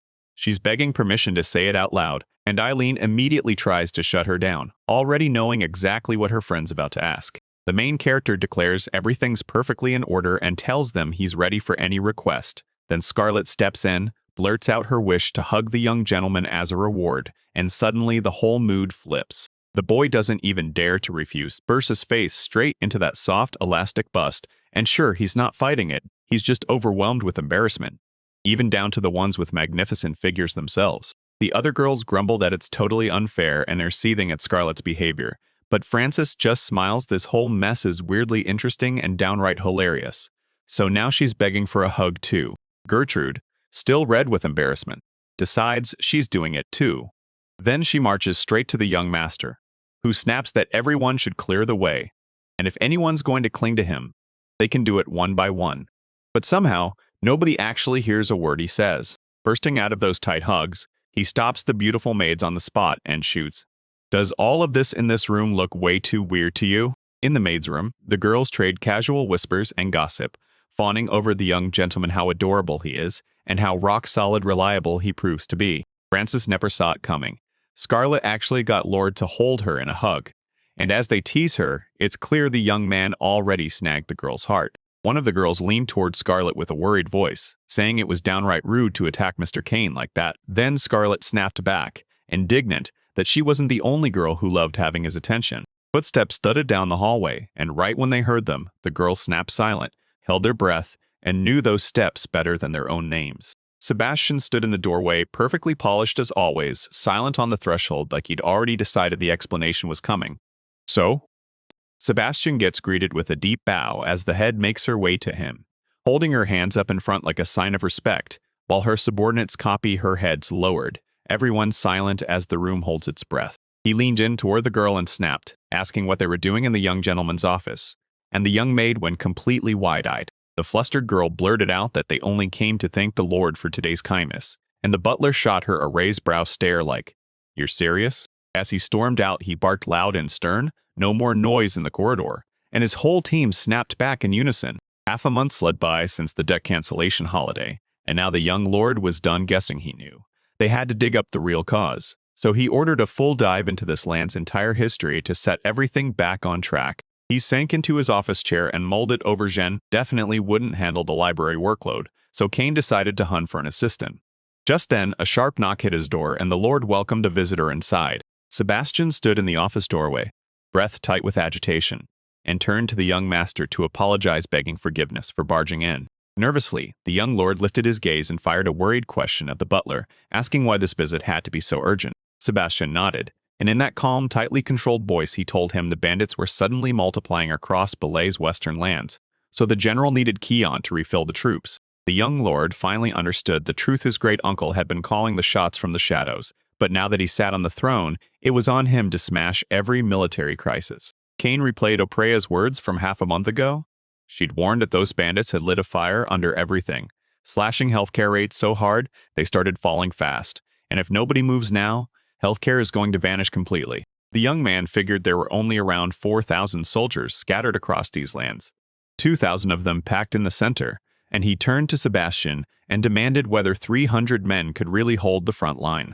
The butler lit up with an enthusiastic grin and boldly told the young lord, "Yep, that's more than enough." The lord snapped into action, slammed his signature on the decree, and shoved it into Sebastian's hands, then ordered supplies plus 300 soldiers heading for the west, and the butler bowed, ready to carry it out. Honestly, Keanu wouldn't dare recruit fresh soldiers from the capital right now. He's got no money left. But if this keeps getting worse, it won't just crush people, it'll swallow the lands too. Staring down the roster, the young lord realized his grandfather once had a squad full of capable fighters.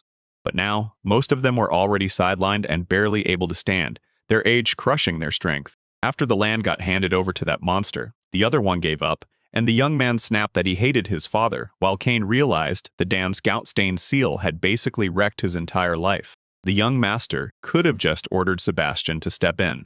Because right at that moment, Kane was one special cheating move away from turning everything in his favor. Kane blared out, drowning the room in indignation and rage, then immediately fumed. Why did he even need beautiful maids when he'd rather have real feudal lords and battle-ready military leaders? With capable people nowhere in sight, he couldn't ignore the ticking problem any longer, right?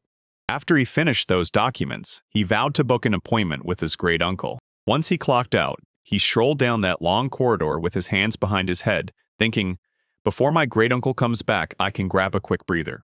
He just needed to rest. Right then, a voice ripped through the corridor outside their windows, announcing that a messenger had arrived at their estate. That young gentleman was already on the stairs, and he bolted back down fast, heart racing as he tried to figure out what that terrifying noise could be. Bursting into the hall, he grabbed the maid who came flying out of the commotion and demanded to know what happened.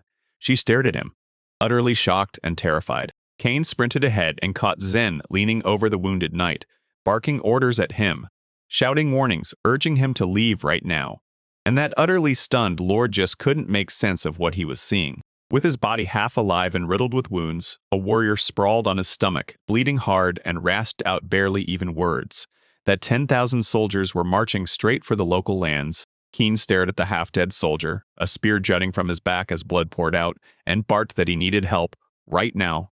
Then he shouted whether the man was a soldier from the west. The soldier nodded, and even with the pain screaming through him, he clenched his teeth and managed to declare that Goliath was tailing the young master. The butler told him Goliath was a ruthless powerhouse from the western village he swore loyalty to, and every time he heard that, it only deepened the confusion.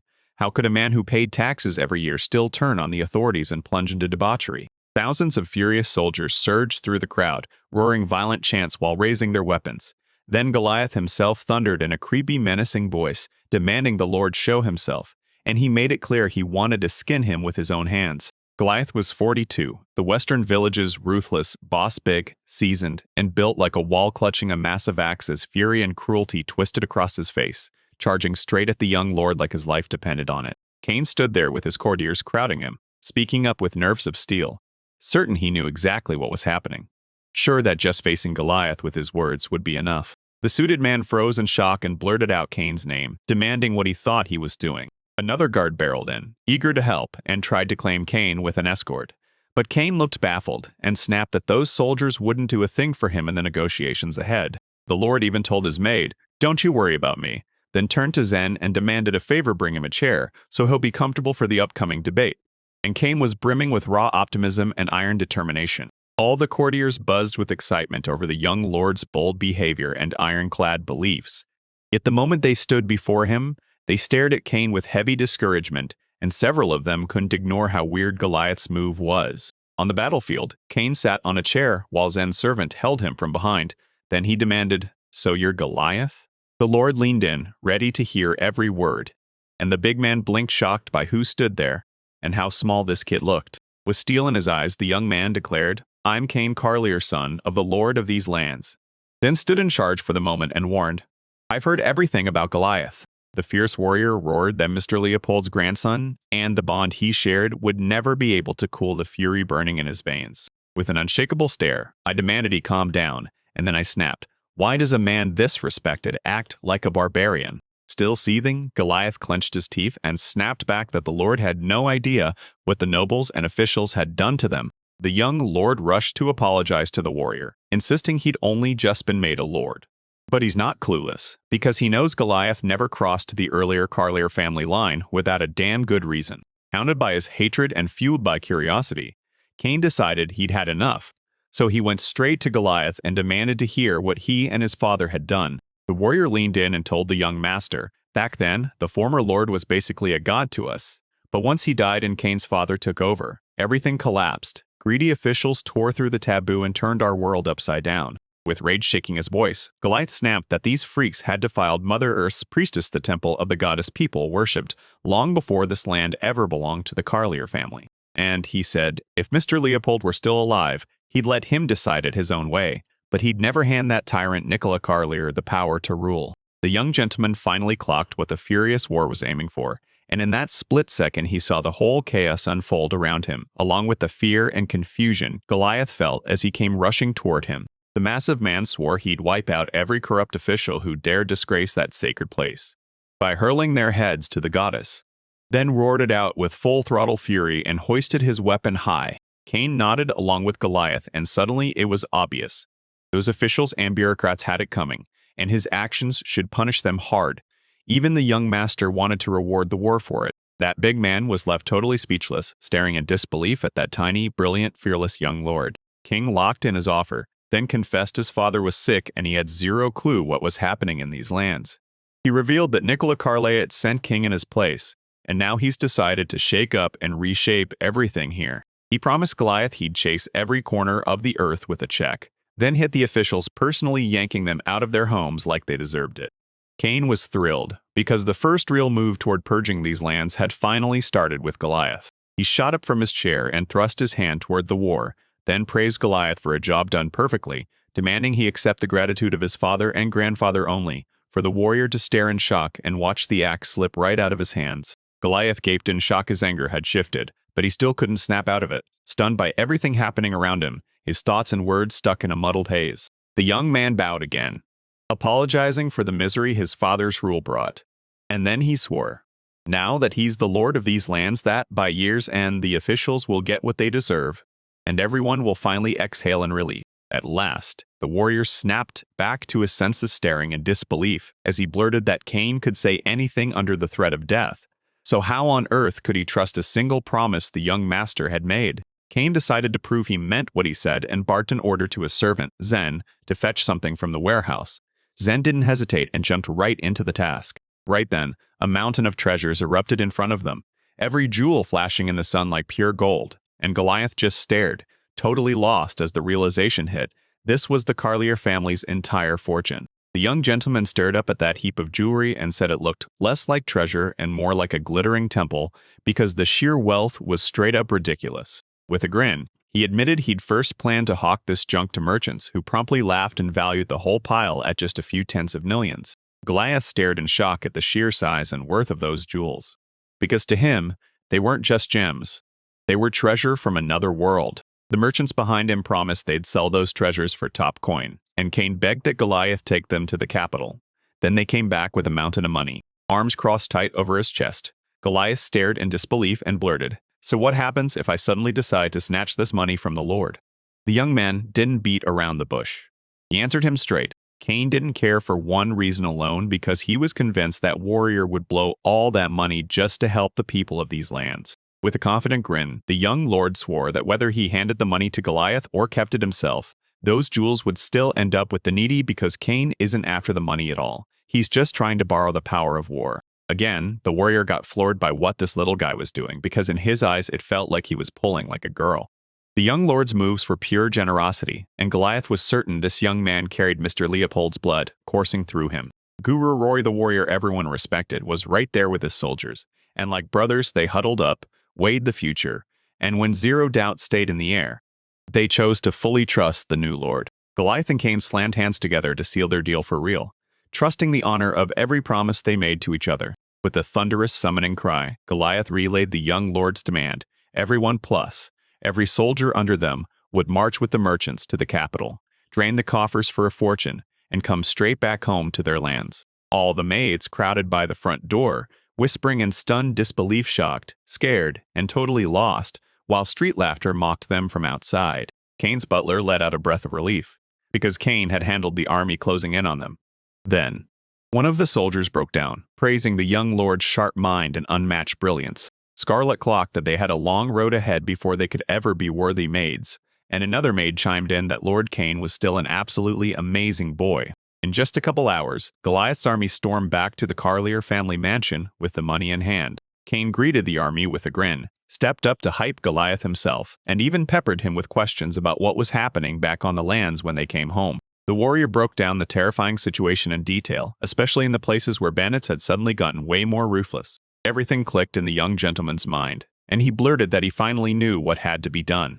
Then the warrior leaned in and demanded, "So what do you mean?" He couldn't make Goliath understand that their land had turned into a hellish cauldron, sinners clawing to escape it non-stop, yet almost no warriors were strong enough to go toe-to-toe with them. Cain told everyone he'd heard that the warrior stayed loyal to the Carlier family and paid taxes to the little lord's grandfather for years, until Goliath's trust shattered over what their own people did, and the young man was crushed with real regret. The young gentleman kept talking, face set. He knew this land and its people mattered to Goliath more than anything. So on behalf of the Carlier family, the Lord ordered the same thing.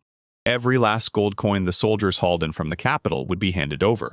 The young man demanded that he use every coin to stock up, then rally a massive army to drive the bandits out of their shared lands. The warrior froze, completely stunned.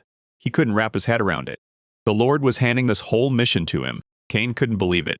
He even blurted out, "Is Goliath really okay with all this?"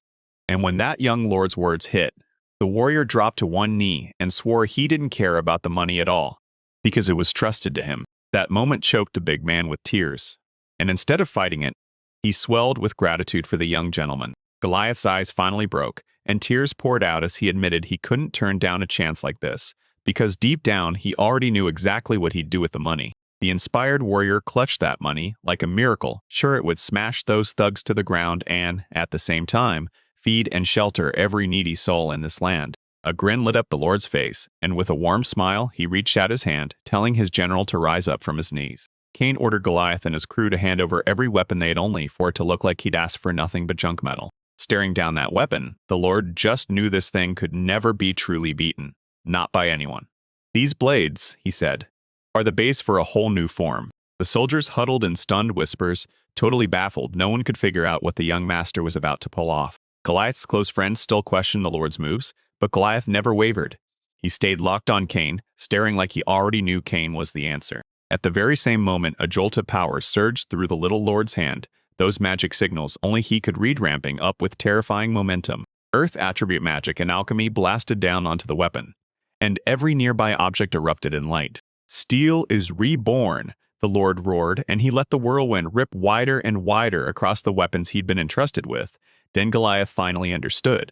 This boy's real power was still something he hadn't seen. In the blink of an eye, a fresh, gleaming military arsenal erupted in front of the soldiers, and Goliath, Cain clenched in his arms, finally snapped to it. That young man had reshaped their entire lineup into dozens of guns in just a few seconds. Exhausted, the young master still kept his word. He rewarded the soldiers, and the warrior couldn't hold it anymore. Tears finally spilled, because that Lord's generosity was beyond belief. The soldiers who snatched up their weapons couldn't even spot those battered, worn-out swords, and sticking with Lord Cain turned out to be the right move. Totally wiped out, he clung to Goliath and begged, "Take me to Sebastian." But Goliath just smirked and said the young master didn't need to plead, because he'd already gone straight to the estate. Right at the entrance, the butler was already there, fretting over the young gentleman's condition. Goliath shot back that the Lord was totally wiped out. Then the butler dashed off at once to fetch Jeff and Eileen. Two shadowy figures burst in behind the butler, Jeff's maid, and one of the young lord's loyal soldiers, and the moment he barked that the young master was to be marched straight to his chambers, they shoved into a full sprint. While the moment crackled, the butler greeted Goliath, and you could tell it had been way too long since they'd last seen each other. Then the worried warrior snapped that he should have come sooner, only to realize it was too late, because that time was already gone. The fact didn't matter anymore. His loyal subjects were already hauling the Lord straight to his chambers. On this day, 11-year-old King Carly, armed with alchemy and the power to know past and present life, managed to rally 10,000 soldiers. But the real fight with Cain was already waiting just ahead. The Carlier Mansion's garden turned into a fortress for 10,000 Goliath soldiers, and every year, more and more supplies poured in. The young lord and his assistant Zen leaned in by the window, staring down at the garden, and the place had suddenly come alive. The lord grinned, saying it was a whole lot livelier now, and Zen nodded along, too, because everyone had finally started talking about Cain's insane, unbelievable abilities. The young lord snapped that Zen was making himself look bigger than he was, and then admitted it all came down to one thing. The weapon already had its shape, so twisting it back to normal wasn't hard at all. Zen still couldn't help but smile at the lord's humble way. The servant even clocked how Kanan treated the soldiers with real warmth, especially when food was on the table. And the young man recalled that old saying from ancient China, "A hero is the one who feeds the hungry." So he nodded and agreed with Sang in a quiet, timid voice. Suddenly, the butler slipped in behind Cain like he'd spawned out of thin air, then snapped a quick gesture toward the young gentleman. The butler, as calm as ever, spoke in a soft voice and asked the young lord for just one moment. Kyle flashed a friendly smile and said, "No worries at all," then leaned in and insisted they take this conversation to his office. The young gentleman sank into his chair, arms crossed tight, and demanded to know why the butler needed him, because he was probably checking whether the lord was heading to the capital. Cain snapped a direct question at him, then said he'd caught the butler deliberately avoiding him the moment Cain set foot in the mansion. The butler's shock had no brakes. He couldn't believe how fast and how spot on the lord grasped every single thing. Cain shot him a sly wink and said alchemists can read the true essence of both things and people. So that's why Cain felt the butler had been wrestling to hide something from him this entire time. The servants were left staring in total shock, because a space gave away the young alchemist's theory the exact moment he got caught. The young man burst out laughing and told him not to read his words so literally, and he even pointed out that the servant had been running non-stop errands for his grandfather. The butler stood before the lord, seated like a king on his chair, crossed his arms, and shot the gentleman a sharp question. Was he about to joke around with him? Once again, Kale flashed him a smile and shut down any chance of mocking someone because he meant it. After saying his piece, the butler just sat back waiting for the lord to bolt from his problems and abandon these lands. Once again, the butler sank in disappointment. Completely stuck, he didn't know how to answer the young lord's sharp, spot-on guesses. Cain kept firing off a heated monologue, spilling the raw emotions from his youth and the truth behind where he came from. How his father was laid up sick, his grandfather was gone, and his great-uncle had grown too old to carry out his duties. Cain snapped, "If I break out, what happens to this place?" And the butler answered honestly. At first, he didn't care at all. But years dragged on and his whole mindset finally flipped. With pure fire in his eyes, Cain blazed out that he'd wipe out this massive debt, saving these lands and the people, dogs and all. The young man was convinced of one thing only: when the land's economy runs clean and strong, can anyone truly manage the territory and look out for the people? Cain also knew some commoners can't stand money. They claim it crushes the human soul. But he figured anyone who spouts that nonsense isn't holy at all, just a total fool. Lord knew the truth: money can open doors or drag you into disaster. And it all depends on what people do with it, because every soul is ready to brawl for the gold sitting in their hands. So he questioned the servant and asked why this was all happening. Right as he gripped the moment, Cain barked that their lives hang by the money, then flicked a coin into the air. Lord opened up about his view of money. Just a mirror, showing what people really are, and right after that, Cain snapped a coin into place with his finger as it dropped straight onto his hand. The young man locked eyes with his servant, impressed. Can Sebastian still back up my choices? The young master wanted to spread help with that money and still live a joyful life. Then the butler bowed his head, realized he'd been caught in a nasty misunderstanding, and regretted it instantly. The servant said he'd seen this land's ruined state and begged the young master not to waste his prime years rebuilding dead, worthless things, but deciding that for him felt brutally selfish. Kneeling before the young man, the servant begged for forgiveness for his stubborn self-will, and the young lord calmly told the old man there was nothing wrong at all. Cain sat on the edge of his desk, grinning like everything was fine, and told them he was still just a young guy who needed his elders' help to smooth this mess over. Cain truly prayed the old man would say yes. Then they clasped hands, solid proof the butler was stepping in as an assistant to the little lords, while the old man also warned him about what was coming tomorrow. The young gentleman flashed his usual grin at Sebastian, thanked him like he meant it, and promised he'd keep depending on him from here on out. Night crashed down, and Cain was half asleep in his bed when the door to his room creaked open. Just a sliver, then Eileen's voice cut through the silence. Lying in bed with his eyes half open, He couldn't shake the question. Why did she come back at night? Sebastian couldn't possibly have sent her back to his chambers for that night's service. Behind his back, he suddenly caught her pleading with him for forgiveness, insisting she had no other choice. Then malice flared in his mind, and he braced himself like always for whatever came next. She yanked the cloth up higher, lunged forward, and snapped at the young man to stop as she tried to seize him. The young master yanked himself out of the maid's landing in a snap, just like always, then shot her a sarcastic look and demanded, "What are you doing?" Terrified and mortified, the maid could only blurt out that Catherine had ordered her to do it, and that it was the one move she believed would truly help the Lord. Cain leaned in and asked, dead serious, if she knew that even if she kidnapped him, she'd still end up getting caught anyway. He told them, "Tomorrow, I'm riding out for real through the lands to shut down those riots." And then he grinned. "Don't worry. I'm not charging the front lines. I'm heading out with Goliath, Jeff, and the rest of the knights." Eileen wouldn't hear it. She insisted on going with them, because the Lord had to be watched over and cared for. Cain, stunned and uneasy, pleaded with her to understand bringing a defenseless girl. Here is a disaster waiting to happen, because enemies could grab her. Or worse, what if they do more? She leaned in and begged him again, pleading why he wouldn't let her come with him. But the young man flinched back, snapping that she had no business on the battlefield, and that it was absolutely out of the question. Elaine didn't back down. How could the Lord not be terrified on that trip without them? And honestly, that young man would have lied if he said he wasn't scared out of his mind too. With a voice like steel, he warned that if he kept ignoring the bandits' crimes, everyone would be dragged into the disaster, and he refused to let that happen. The maid instantly got what was going on. Then she lunged at the Lord and practically choked him in her arms, locking him down so he couldn't even fight back. Eileen wouldn't back down. She was consumed by worry over the Lord, because if he walked away and never returned, her heart felt like it would stop for good. With a gentle smile, the young man stared at her and swore he wouldn't die here. Then he kept urging her, again and again, to calm down. When he caught the terror in her eyes, his throat went tight.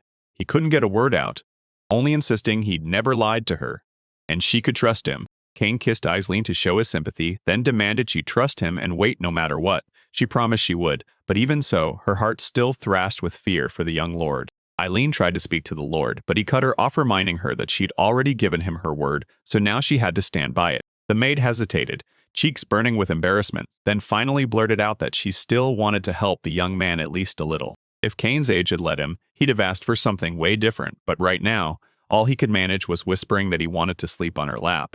Eileen practically beamed as she offered her help, then begged the young man to rest on her lap for as long as Mr. Cain wished. Next morning, Cain marched into the nearby villages, basking in loud praise about the poor's light, then shouted for every fighter he could find. He split the residents into two groups, and anyone who couldn't fight headed straight back to the mansion. After crowning Goliath as the army's general, he swept up 300 more soldiers ready to charge straight into battle. Right now, the Carlier lands are getting slammed by chaos bandits are roaming, and uprisings are ripping through villages in the northwest, while the south erupts in riots and even parts of the north aren't safe, except the east. While reinforcements crashed into Carlier's ranks, Sebastian had been stacking them all night long, grizzled warriors from the old school, men who once swore their allegiance with fierce, grandfatherly disgust. Captain Alberto led 30 more soldiers into the Carlier family's ranks, and, just like that, Cain snapped up top-tier military leaders, plus their own troops and 500 brand-new warriors.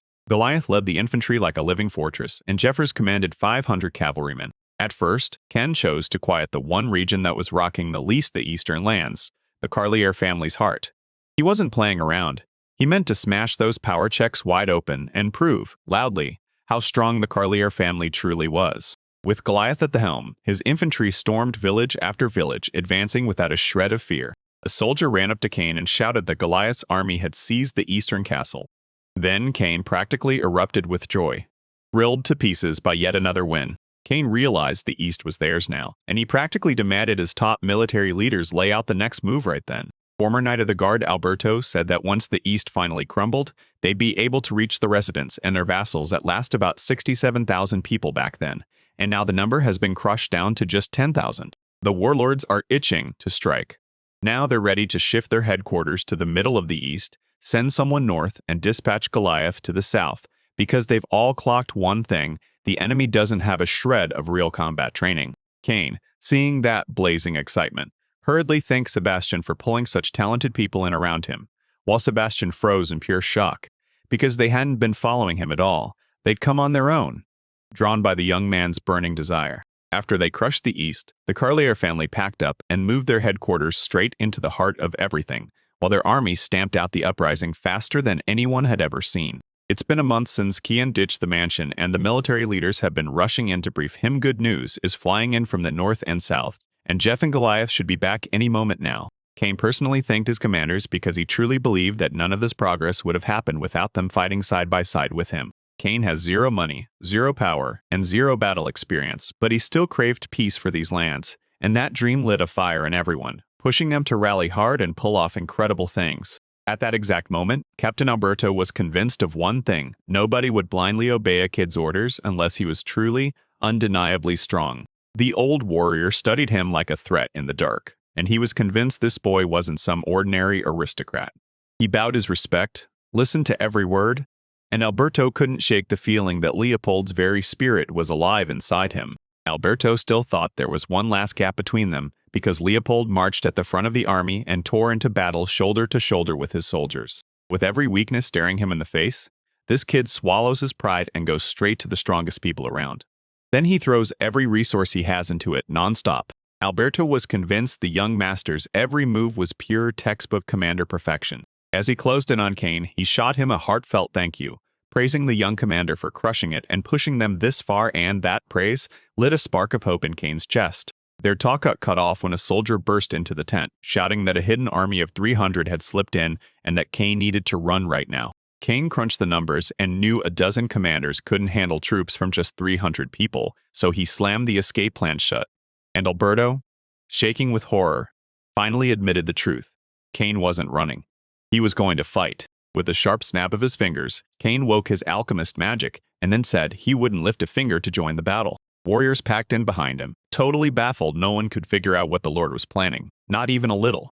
Then the young man snapped his hand up and promised, "Now you'll see it all for yourselves." He sliced through the air with his hands, slammed them down, and burst clay golem monsters into existence. Sparks erupted everywhere, and blocks of clay surged up from the ground like they'd been waiting. Right then, an army of clay creatures was already lined up behind Cain, and he snapped orders to his commanders: use them as the advance guard, because they're made of clay and nothing can stop them. Alberto realized that then they could finally stand against the enemy, and he swore with everything in him to protect Lord Cain. Cain burst into laughter, said it came naturally, and swore he'd do everything he could to fight side by side against the bandits. Cain couldn't wrap his head around it.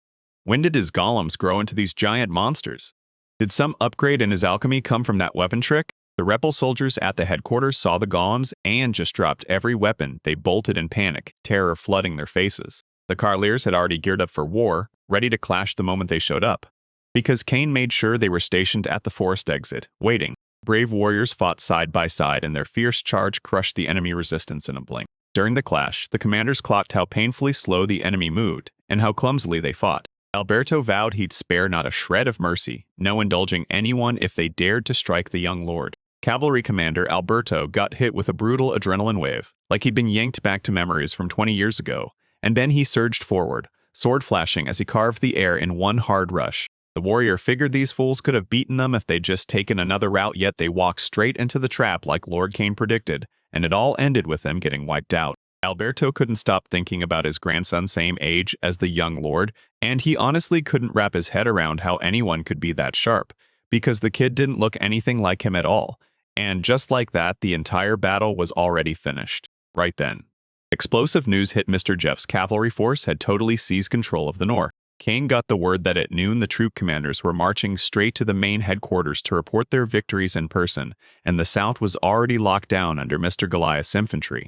Everyone lit up with hope from the news. Alberta only remembered one thing: the last breakthrough still had to be fought for, like it did back against the west. Cain stepped forward and thanked every single one of the fighters from the last battle, praising their bravery and valor. Yet Alberto, still humble and kind, shook his head at the praise, insisting he didn't deserve such an incredible reward. Inside his tent, Cain grilled Zen in conversation, but Zen couldn't make sense of what the young lord had left behind, because the conditions around here were brutal, and after the fighting drained him, Cain finally let Zen head back to the mansion if he couldn't bear to stay. All night long, Zen's grieving murmurs echoed across the tent.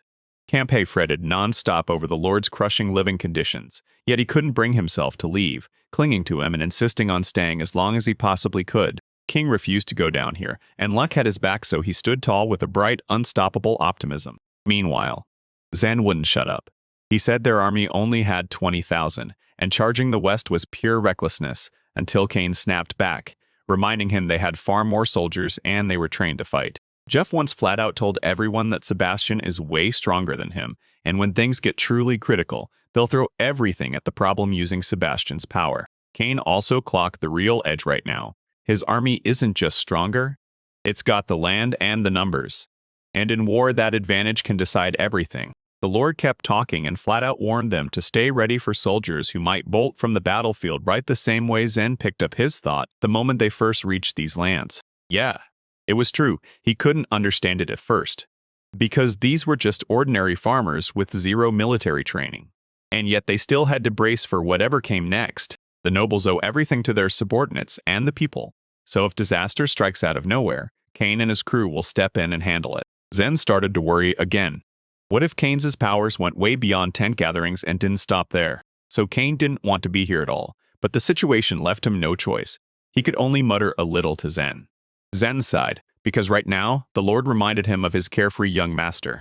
Zen guessed that if the West falls, everyone would finally believe the fighting is over, and Kane backed it up, saying the western lands are the real nightmare, the hardest to conquer. Kane knew Count Palladium had his army camped out in the western lands. The Count sold the Westerners on a lie. He claimed he was swallowing the Carlayer family lands to shield them from the Lord's cruelty, while Kane's army was already holding the east, south, and north, packed with way more troops made of plain old peasants. But the Count fields a plain, under 20,000-man army, so even if Kane storms in from every direction, his side would still take terrifying losses. The young lord fired off a peace talks proposal, but just like everyone feared, Count Palladium brushed it aside. So yeah, this clash was coming no matter what, and if Kane's army didn't crush the West, these lands would never be reshaped. Leopold is dead, and it doesn't matter how much palladium the peasants scrape together, because the young man is determined to show him that Lord Carlayer's reign is finished.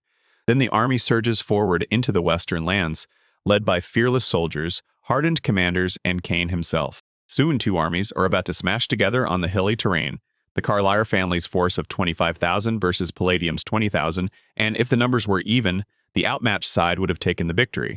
But Carly's army was mostly peasants, while Count Palladium's force was packed with battle-hardened, well-trained warriors who actually knew how to fight. Lord Kane couldn't shake the fear that he might lose this battle, and every time he pictured the fight ahead, crushing thoughts slammed into him. Goliath's shockingly young infantry marched in, and somehow they held their ground against the odds, because Goliath was blazing with one goal: to reclaim his lands and fight these creatures to the very last. Every single time, he barked orders: push forward, no excuses, no turning back, until ordinary peasants who refused to break showed the power of perseverance and standing together.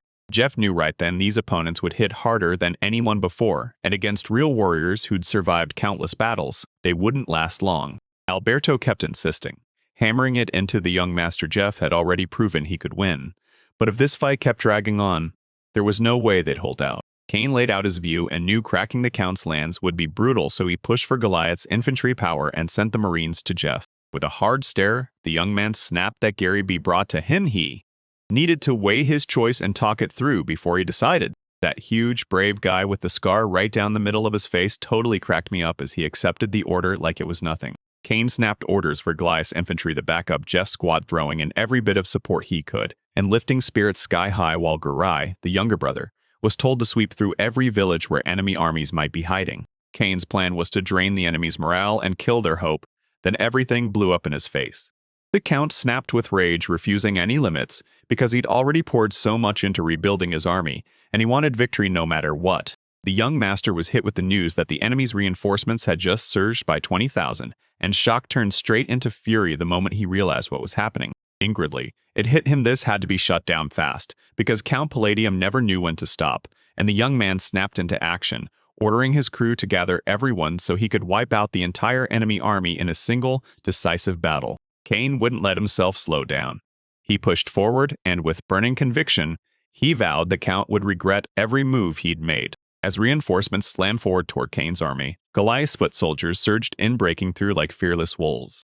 Goliath gripped the axe he trusted and hurled himself into the fight, swinging with fearless precision. Then he poured every ounce of his strength into one brutal strike. The gang closed in from every direction. Horsemen surged at him with steel, but Goliath raged forward, dodging blow after blow as he fought them back again and again. Cain's entire army knew exactly how deadly the enemy was, so they threw every unit into motion, pulled every scrap of battle knowledge they had, and geared up to stand and fight. Everyone watched Goliath slip right into the very scent, and once that happened, fighting spirit and victory fever exploded in their chests as they all surged straight into battle. Jeff and the Elder owned the full left and right flanks, surging forward in perfect unison and smashing back every enemy assault. Kanyu pressed his command harder and harder. The enemy kept getting pushed off their ground, slipping deeper by the second.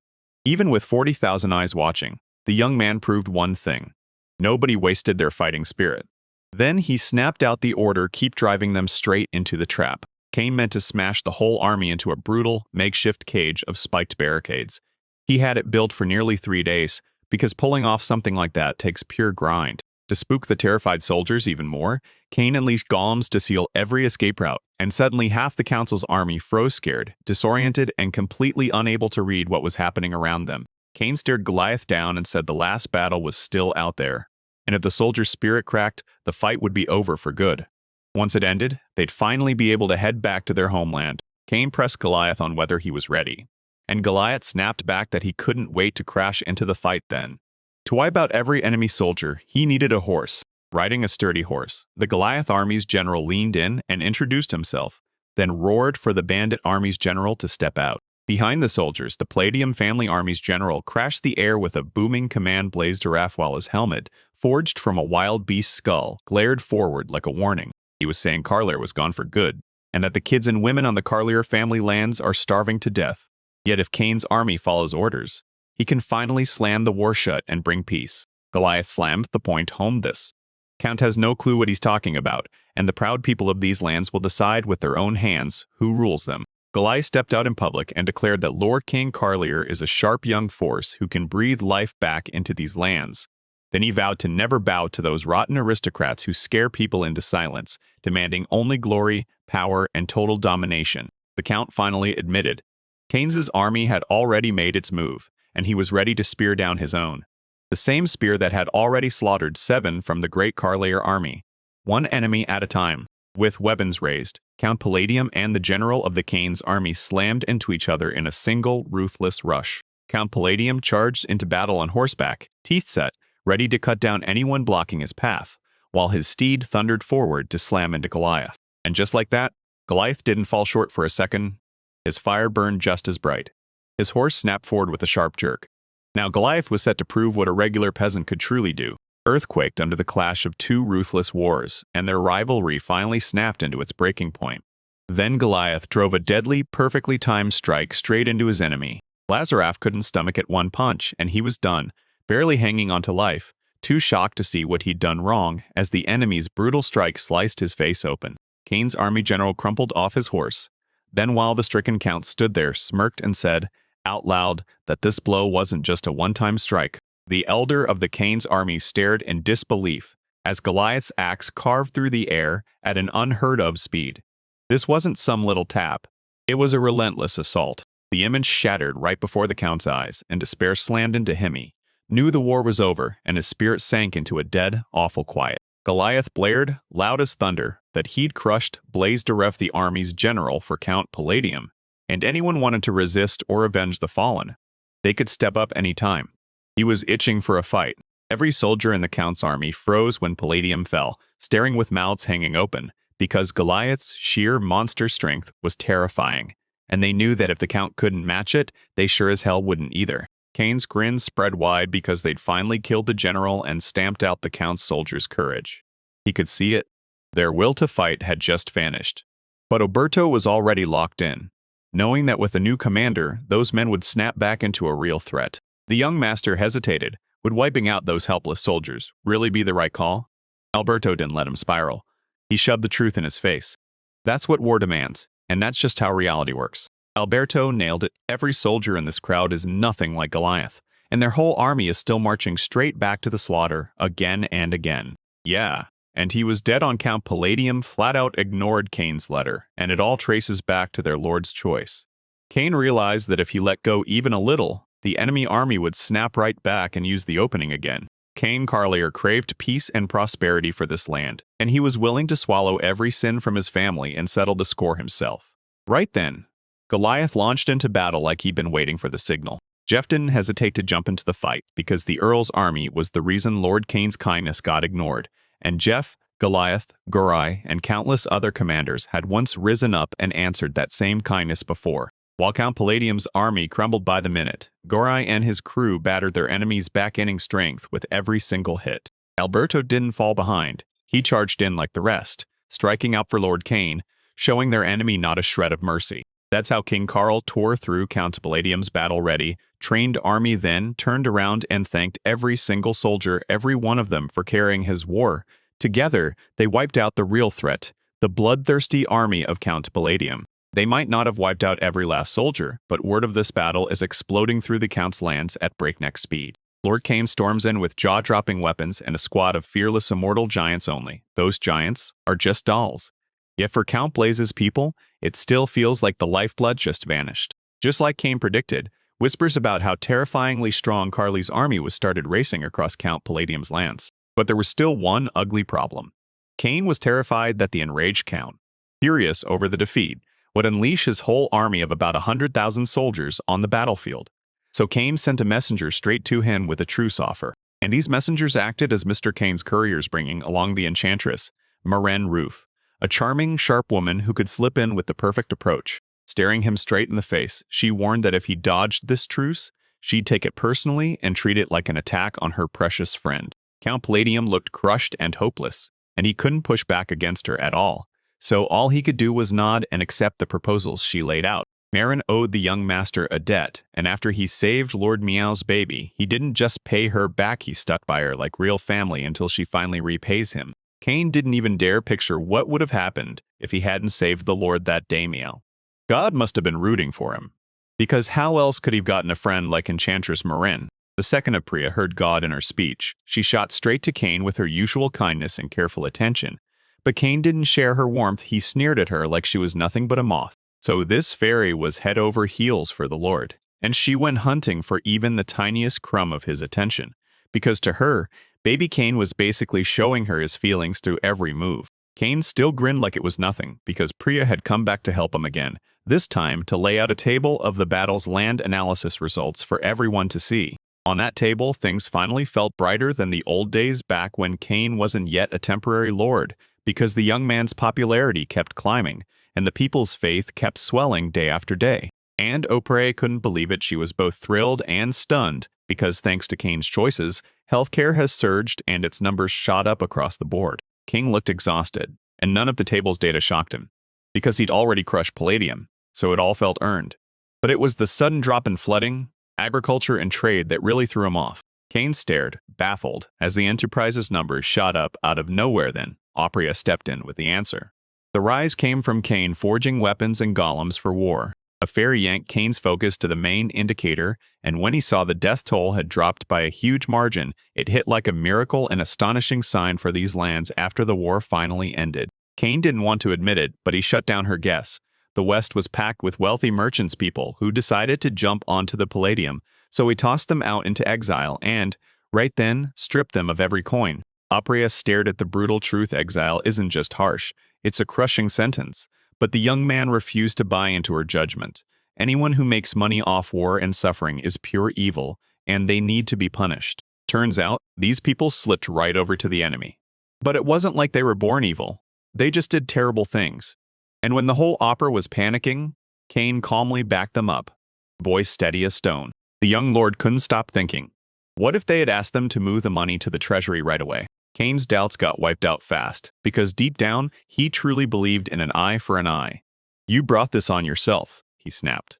You marched straight into the enemy's arms and turned it into a fortune off the unlucky. Then he decided he'd burn that money to finally clear the debt. Those words stabbed Apria's heart, but Cain wasn't the gentle, harmless kind. She snapped at him to stop being cruel to people, right now. The young man swore to her he'd stop. But if the treasury came up short on cash, Opria would have to step in and lend him the money. Cain was wrecked from the past fights, and even a conversation with Opriet drained him to the bone. A harsh knock slammed into Kane's tent then in.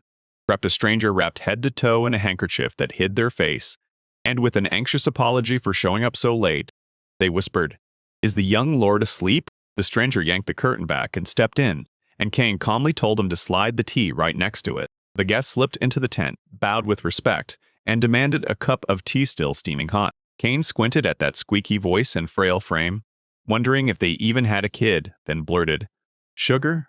And the night guest swore he'd dump sugar straight into the tea right away, so the lord wouldn't have to worry. Kane snatched his weapon in a blink of lightning and shot back to the stranger that he'd misread him because this kid didn't drink tea with sugar. The stranger drew his blades, snapped into a defensive stance, and let only his eyes, sharp as knives, peek out from beneath his closed robe. Kane somehow juked the strike and sprang upward, narrowly avoiding it, still baffled that this stranger was swinging at a harmless, unarmed man.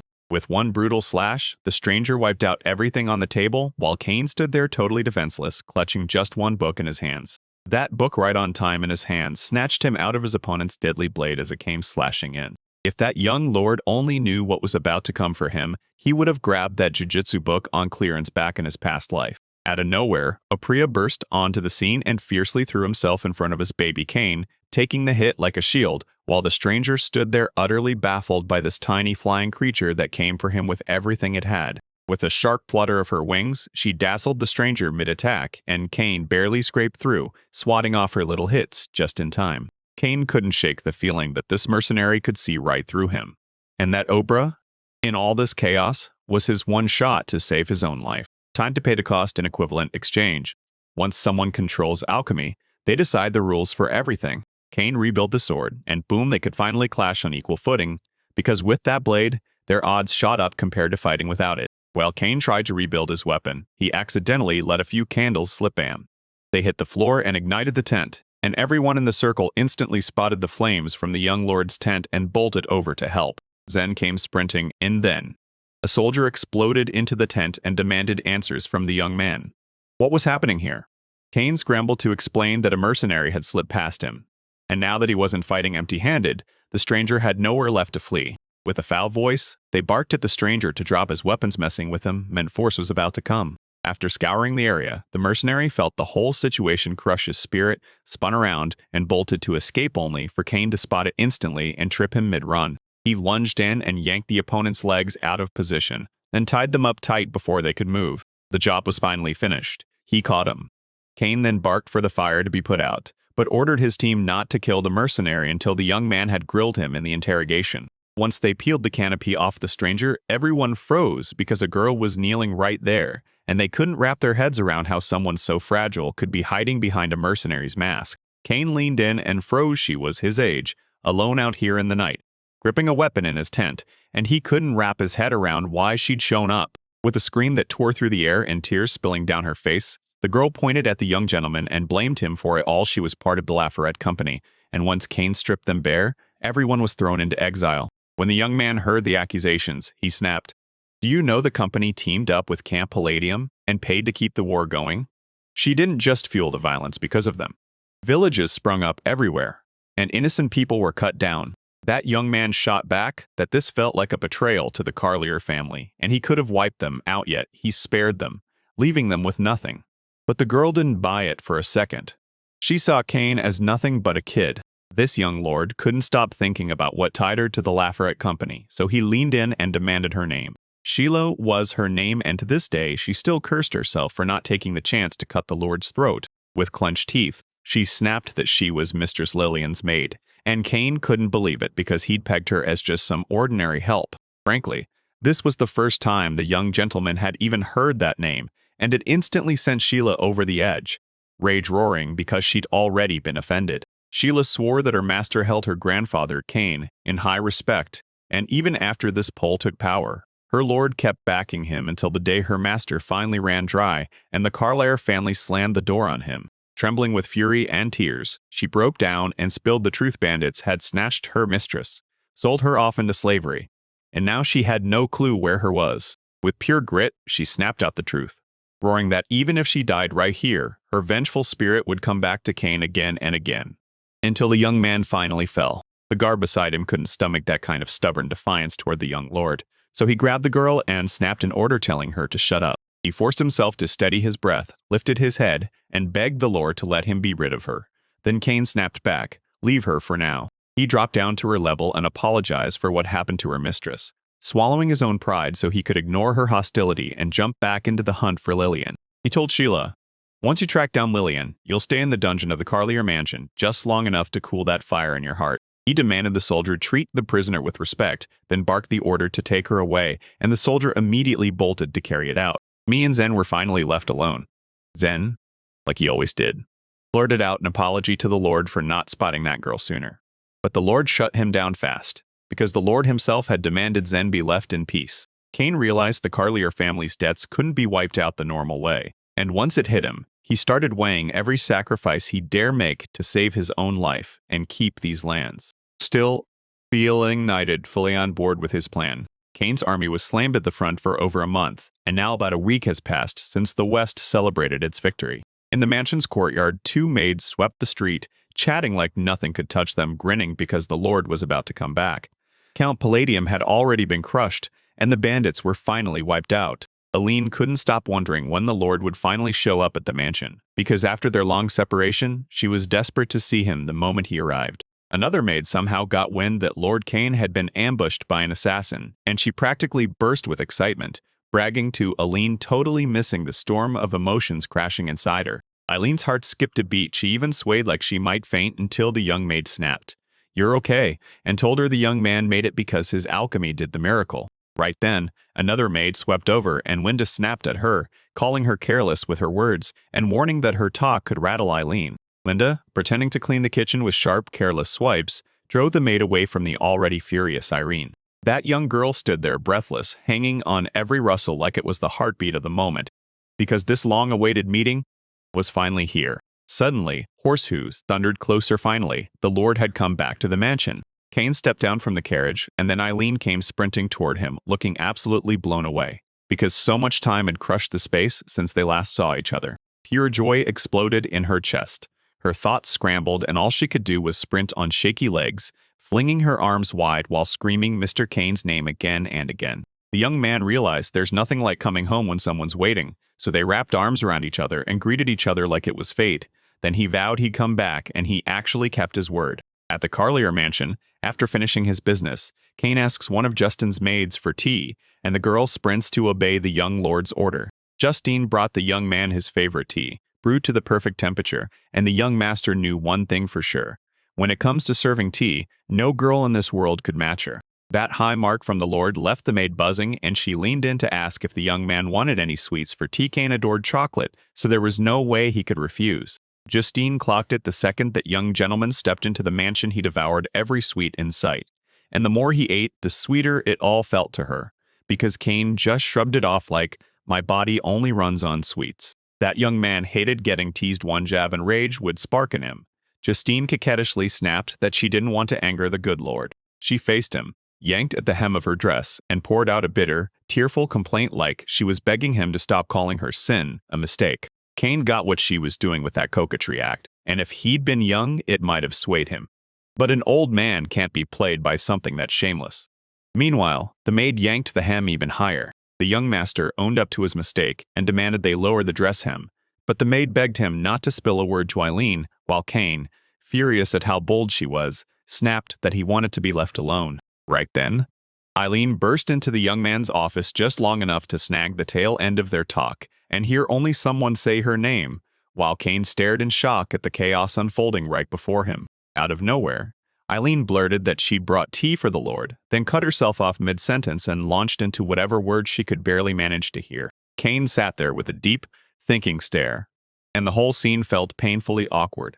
Two maids sat across from him in the same tense silence, giggling under their breath and stealing nervous glances at each other. The young man downed an entire mug of hot, just brought tea. Then, because this mess made it hard to explain, he just blurted, "I'm thirsty."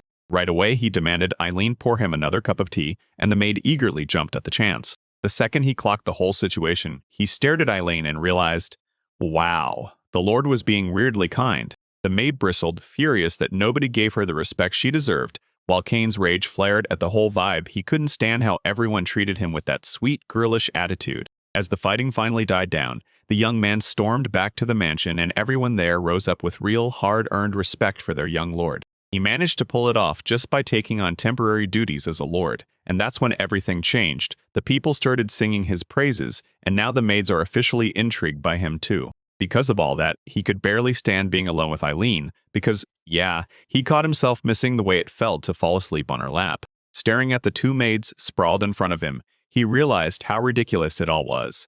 While both rivals forced those shaky, strained smiles like they were fighting without moving, he couldn't stand that atmosphere anymore. So he snapped that he didn't want any tea, and ordered everyone out of his office then.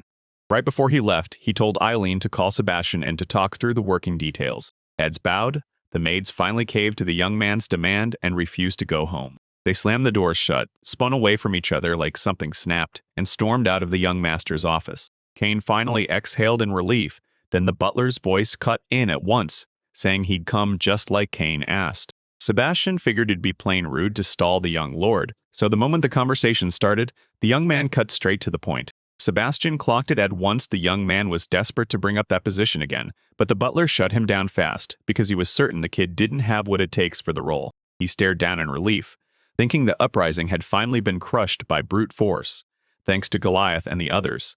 But then he realized the young man still needed an administrative official who actually knew what he was doing. Sebastian nodded, telling him he got it and said the fate of these lands would hinge on whoever was truly chosen. Then he asked for a little time to think. The kid couldn't wait to answer.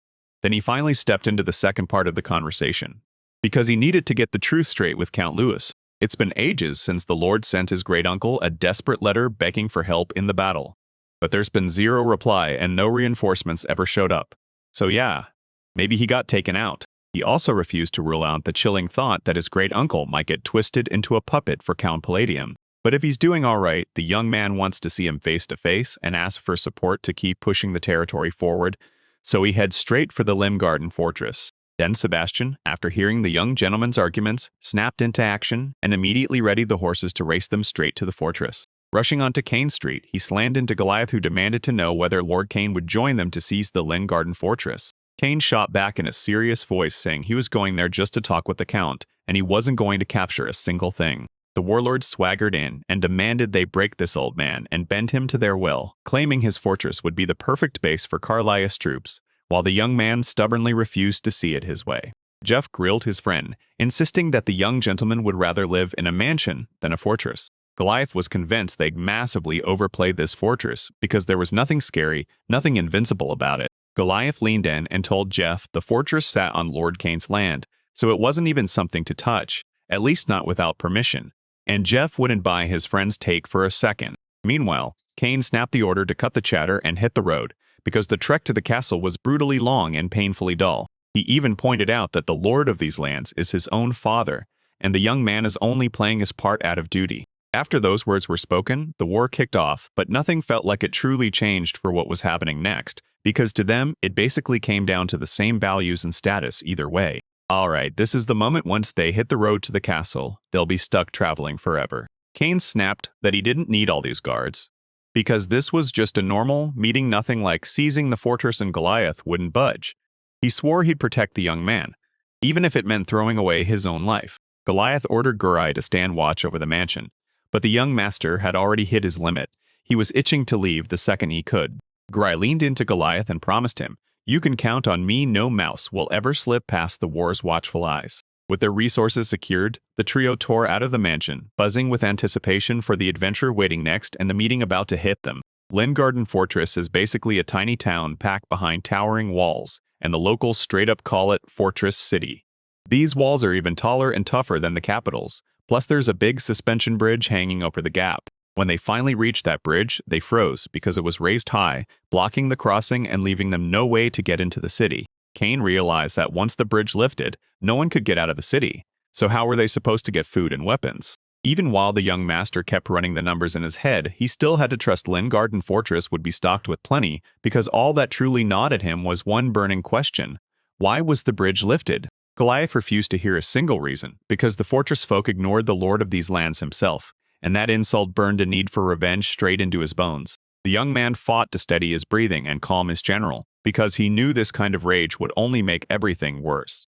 So Jeff backed the young master's mindset and tried to get Goliath to listen too. Meanwhile, Goliath had already scattered the crowd and was roaring at everyone outside the walls, screaming that they had absolutely no clue who these high-ranking visitors were, or how important they really were. Still seething, the general roared that the Carlier family's son Cain Carlier had arrived, and he was furious they hadn't been greeted the right way at all. Goliath roared at the world for answers, but no one fired back, and the bridge just stayed there, exactly the same. Cain couldn't stop thinking about the castle in Mito, an eerie fortress you couldn't get into or out of, no matter what you tried. Goliath didn't back off, not for a second. Fury roared through him as these ignoramuses dared to brush him off in the most shameless way, and he was ready to take on every single one of them. Fight by fight. That young lord, lurking by the fortress windows, couldn't just watch he burned to scale those walls and carve a route for them with his own hands, but he flipped his decision on the spot and pushed his plan back. Goliath caught the young man lost in thought, while Cain stared, confused as the moment unfolded, even offering to step out and watch what happened. Crouched by a tent right outside the fortress, the young man clocked it. Goliath was rushing like the whole world depended on it, and his booming voice was about to drown everything out while the general stood there baffled, wondering why the Lord hadn't come to meet them. Kay pointed out that everyone suspected his great-uncle was in on a collusion with the Council of Palladium. But if that rumor was true, they would have already flooded the west with an army alongside their reinforcements. The young man kept talking, insisting they never answered. And then the bridge rose with a brutal snap. Doubts tore through his head about every single thing happening right then. That fortress city was teetering on a knife edge. Bandits could have stormed it. Or maybe his great-uncle got murdered and seized the whole place for himself. The young lord tossed around a dozen theories, because it could be anything, and every guess felt like a loaded trap. With a grin, the young man clocked how loud they'd gotten, right in front of the bridge like a beacon for anyone lurking there, daring them to rush in for their souls and cut them down. Goliath's hopes sank fast, because that wasn't the kind of attention he wanted. Cain knew it, but he still baited his general's bad temper to prove it, and damn, it paid off. The general felt crushed that the young man had used him like a tool, while Jeff let out a quiet chuckle. Sure, the Lord's move was right. Then, right nearby, something snapped to life with a loud roar, and Goliath shouted for the Lord to freeze where he stood, so no extra danger could come hunting him. Even if the general trusted his own skills, his friends wouldn't let him disappear riding there. Alone is basically suicide, plain and simple, so the young gentleman and Jeff sprinted after him. Determination blazing in his eyes, Goliath yanked out his weapon and demanded to know if those soldiers were guards of the fortress city, and right on cue, his comrades burst in and took their places behind him. An incredible picture burst into view everywhere they looked. From horses to fluttering flags to the soldiers' gear, it was all stamped with the emblem of the House of Carlier. Those were Count Louis soldiers, meaning Cain's great-uncle was alive, and yet it left Cain completely rattled, with nothing he could make sense of anymore. So, was his grandfather still pulling the same strings with Count Palladium? Cain didn't think so, because it was way easier to crush that young man by firing an army at the west, and then he'd never have to soil his own hands. With a smooth, hard voice, Cain barked at Jeff and Goliath to drop their weapons, because he refused to spark a fight before he fully figured out what the hell was going on. The young man stepped forward and declared, "I'm acting as Lord Cain Carlier." He said his father had handed him the land to rule, that these wars belonged under his command, and then he marched straight into the fortress for a one-on-one talk with the board. That's how Antaro Falcone tore into the scene, riding down from his horse like a real warrior. Then he got word a bear was sitting right ahead of the gate, and he bolted to see for himself, grinning as he finally met the young lord and ready to escort him straight inside. Turns out the main bridge was wrecked, so Louis' squad hustled Cain, Goliath, and Jeff straight to the cargo bridge. Then, bam, they slipped inside the fortress city walls. Lord realized way too late that he should have just stayed seated and watched everything from the start. But in the end, his strategy still hit perfectly. At that huge table piled with dishes, Goliath slid over a chunk of ham. There was plenty of meat, but the young man just shut it down, and Jeff clocked it fast. The Lord won't touch anything too fatty. Goliath flared up again, pointing at his friend and comrade Jeff like, he's no mere young master. Jeff only shot back one thing. The young lord always eats less. But he picks dishes that hit harder because he doesn't measure the food by how much he swallows. He measures it by how deeply it fills him. Cain hurried over to try on his friend's clothes, snapping that they couldn't get distracted and had to keep their intimate meal going. All his life, the young man chewed slow and savored every bite, and when that tangy pickled duck hit the table, it tasted like pure heaven to him. Meanwhile, Jeff chugged a whole jug of wine and Goliath's patience just kept getting stomped. He was obsessed with that swine and he couldn't wait to sneak a taste of the same kind of alcohol to his grandfather. Cain also swore Sebastian looked over the moon at the idea of such a gift. The wild part? They were all deadly calm, like they'd been waiting forever. Especially since Count Louis still hadn't shown up. Jeff was absolutely buzzing, but a twinge of regret hit him when he realized the young gentleman was still way too young for drinks like this. The warrior leaned in and asked his comrade to grab a drink, and Goliath snapped back sharper than steel because they were the young master's bodyguards, meaning drinking on duty wasn't even an option. The young man clocked Jeff's stone-cold calm, while his friends started to panic. Jeff didn't stay quiet, he just lounged there, totally at ease because they held the Count Louis, the great uncle of the Lord, so they figured they were safe. But Goliath wasn't buying it for a second. Cain completely froze, stunned to the core, when a beautiful girl dropped into the room in knight's armor from above. She stared at the Lord and made it clear. Those soldiers weren't messing around at all, because standing right there in front of her was genuinely just a kid. With one sharp move, the warriors snapped into position beside her to shield their young master, because not a single one of them had a clue what this girl was up to. Goliath, already apologizing to the young lady, thrust himself forward and told her he served as acting Lord Cain's bodyguard, then eyed her like she had to be tied to some noble bloodline and demanded, "Now, tell me who you are." The girl clocked it instantly. These two soldiers looked every bit like bandits, but with perfect manners. She stepped forward and introduced herself anyway. She was Anita, the daughter of Count Louis. Turns out Cain and him were family, and that hit Cain like a truck pure shock on his face. Cain started remembering her name and everything about his great-uncle's only daughter, a girl everyone swore was unbearably stubborn. But Cain wasn't satisfied with stories. He wanted a face-to-face meeting with Count Louis. Zanetta snapped at the attack, fury blazing, and declared that no one should ever underestimate her because she could freely speak for her father. The young man clocked how young she looked and blurted out her age, and Zanetta snapped in fury because asking a lady her age was a foolish, unforgivable question. Still, she swallowed her rage, sparked mercy instead, and since she and Cain were family, she finally decided to tell him her age. She said, "This year I'm turning 16. And Cain shot back an apology he'd only assumed they were about the same age as him. Xanada's rage had zero breaks. She was practically seething, furious that she didn't see herself as some kind of teenage nobody. Cain dipped his head and announced, loud and clear, that he was the acting Lord of Carlisle backed and approved by Romritz's royal family itself. The young man basically said Zanada's actions looked like an insult to Ramses's royal family, or like she didn't know what was going on. But then he shrugged and insisted she was just too young to realize the truth. Rage consumed the girl. She felt like Cain was mocking her, even though he never meant harm and was only trying to explain what he'd done. Tears streaming down her face, Zenite screamed that the young man was straight up mocking her knowledge. Cain tried to cool the young girl's temper down, snapping that he'd never dare act like that, then pushed an icy glass of iced tea into her hands so she could finally catch her breath. The young man demanded to know what happened to Count Louis. Zanita told him the Count's health was falling apart, that he spent nearly the entire day in bed and mostly sleeping, so he couldn't join them in the battle at all. She couldn't shake the fear for her father, so she ditched the monastery, burst into the city, and took charge of the fortress herself. Cain figured a girl in a monastery should have been powerless against male attention, so he broke into a sprint to see for himself. Dropping to one knee, he told her to look to him right away, because all that pressure the management had dumped on her was crushing her, far too heavy for those fragile shoulders. Blushed, the girl started to deny it yet. Cain kept pushing his brag like a juggernaut, praising her beauty and insisting she must walk in armor and lead the city, and that glaring slip of his makes it impossible to call him a true lord. He apologized for being rude, begged to be allowed to help the girl, and then pressed a kiss to her fragile hands. Anito's confusion hit like a shockwave, leaving him completely stunned. Blushing hard, she finally confessed, owning up to her foul arrogance and the nasty things she said about young Mr. Cain. Right then, she blurted that she'd spotted them at the gate and that she was the one who ordered the soldiers to hunt down the trio. Even her father didn't know they'd arrived. And she finally admitted her biggest mistake.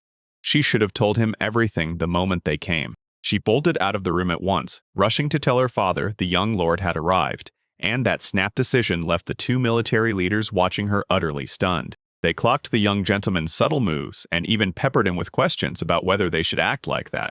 With women, Cain was completely baffled by it. They also clocked as Anita's clear crush on that young man. While Cain's doubts roared in like, did he push the game too far? A towering, gray-bearded old man strode into the room. and the two twin maids held him by the arms, gentle as can be.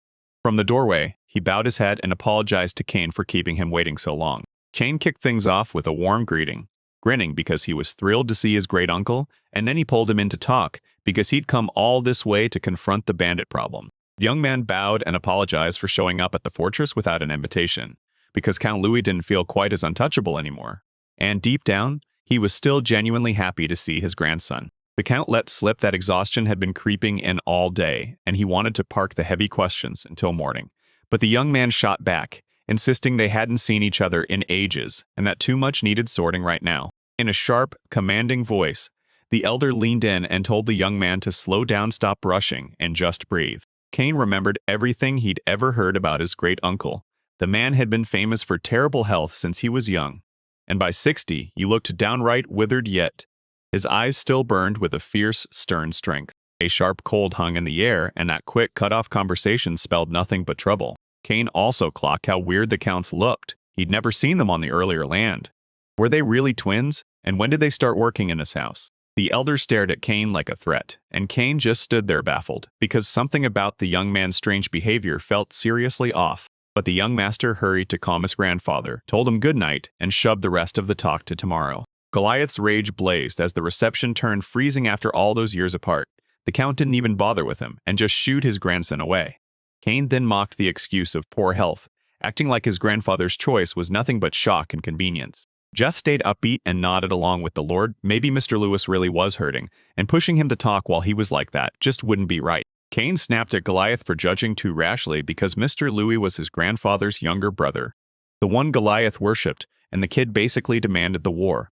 Remember that. The warrior felt totally thrown off, heart-heavy, realizing his own words and moves were so unclear they could mean anything. Goliath hastened tried to save himself by blurting out, "I swear, I forgot that," like the truth just vanished from his head. With the dust finally settled, the loud-voiced warrior's stomach roared, yet Jeff couldn't believe it when his comrade refused to eat, even when the food was right there. Cain realized his friend wasn't the type to get nervous. He just kept forgetting to eat on time. So Cain dragged him to the kitchen and told him to grab something. All alone, the young man crashed onto the bed, thinking his great-uncle had always played it safe, quiet life. No fights, no enemies, and even the Lord felt harmless. So he kept his distance from him. Monsieur Louis greeted the young lord at the fortress gates with icy indifference and shut him down so hard he wouldn't even bother to talk. The young gentleman replayed those thoughts in his head, and suddenly everything felt even more unsettling than before. He had to drag the old man out to talk, and the young man knew it one careless word from him would turn the whole fortress and even Mr. Lewis into enemies overnight. Cain even considered sending Jeff to the mansion to beg for reinforcements, so the army could swoop in and protect them. After snapping back from his distant thoughts, Cain realized his friends had been gone for food way too long, and worry started clawing at him. Honestly, the kid probably would have begged for something sweet, because every time that craving hit, Eileen swooped in and brought it all. Like he never even had to open his mouth. At the exact same moment, a sharp knock slammed the door, and Cain wasted no time. He barked for the newcomers to come in. The twins hovered right on the threshold, and at Mr. Louis' demand, they rushed in with tea and fresh fruit for the young man. Cain didn't trust those maids for a second, so he gripped his blade's hilt, demanded they back off, and made it clear he didn't want to resort to violence. One of them realized that to become a lord, you got to plan your moves like a blade counting actions, predicting 2 steps ahead, because she insisted they only brought food and nothing else. Cain seized the moment and demanded whether they'd spotted his bodyguards. Then the maid shook her head and said no, because they hadn't run into them at all. Blade still in hand, the young man snapped. So what are these maids' names, the ones so alike it's scary? They were genuinely over the moon that the young master had shown them even a sliver of his favor. The moment the scene hit, the twins started chatting their names. One of them was Liz, and she was the older sister. And the second youngest was named Lay, and she was basically a living clone of her charming, sweet sister. They were thrilled to meet Lord Cain, and it felt like they were literally gorging on him with their eyes as if their gaze could scream sympathy. With a voice full of embarrassment, he ordered the tray left at the door and demanded the maids clear out of his chambers themselves. But they refused to leave, and Cain even snapped threats with his bodyguards. Yet the twins shot back that he shouldn't be so cruel to them. Liz leaned in and told the young master just how thrilled her sister was that the Lord finally arrived at the fortress, so much so that the younger sister blushed harder than ever. The young man stared at the sisters in total shock, and right then the older one clapped both hands over her face, mortified by how painfully sincere she'd been.